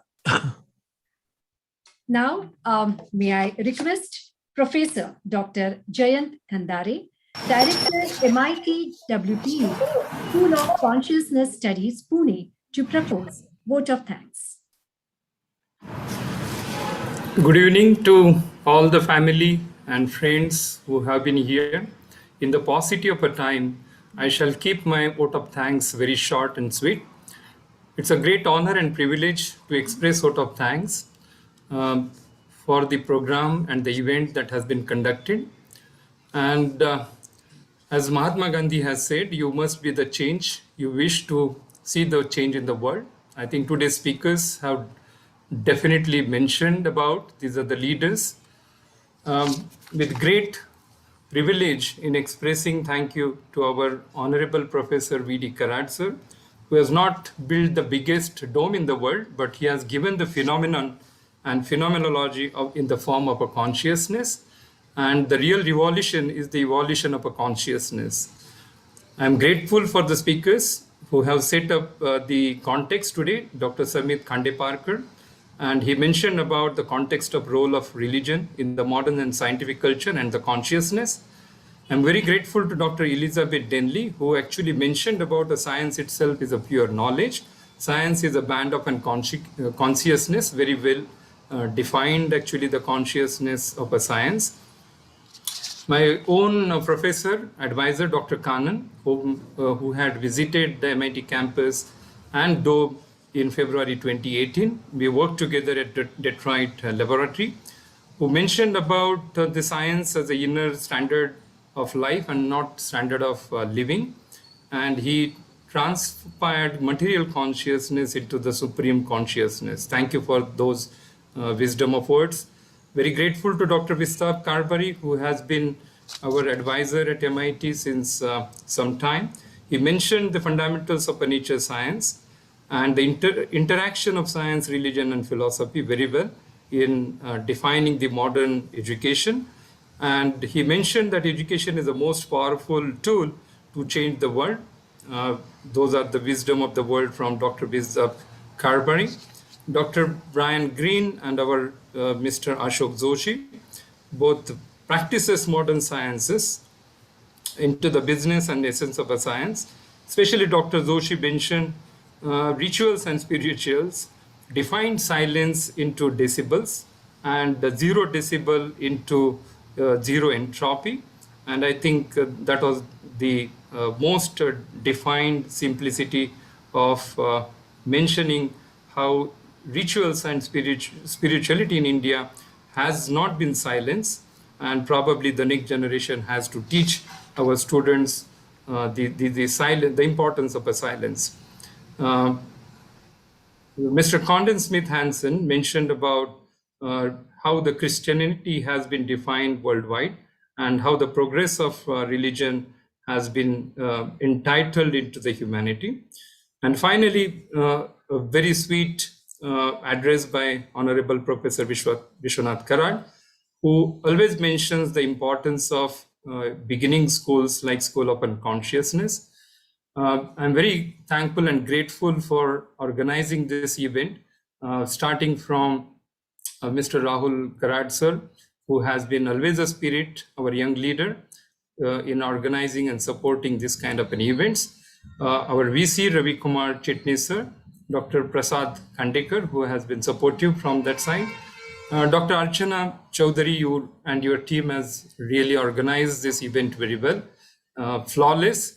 And also back support Dr. Milind Patre, who has been actually very part of this event, and Dr. Milind Pandey at the back.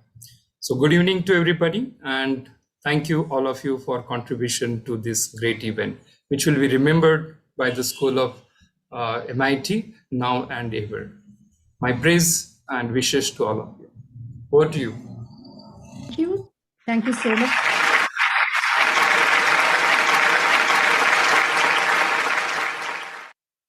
Thank you. Thank you so much, sir. So before we conclude the session, I would like to make the announcement for tomorrow's session.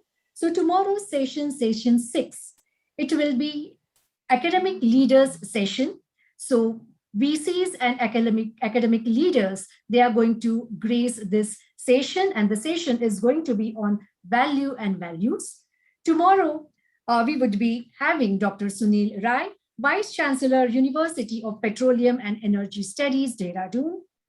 Honorable Madhuri Sahasrabuddhe, Chairperson of FHDAF, New Delhi. We would be having Dr. Ravindra S. Kulkarni from City University of New York, USA, and Professor Ms. Sushma Yadava, Member, University Grant Commission, New Delhi. So participate with the same enthusiasm. Tomorrow, the session will start at 2 p.m. sharp. So now I request my technical team to play Pasaida.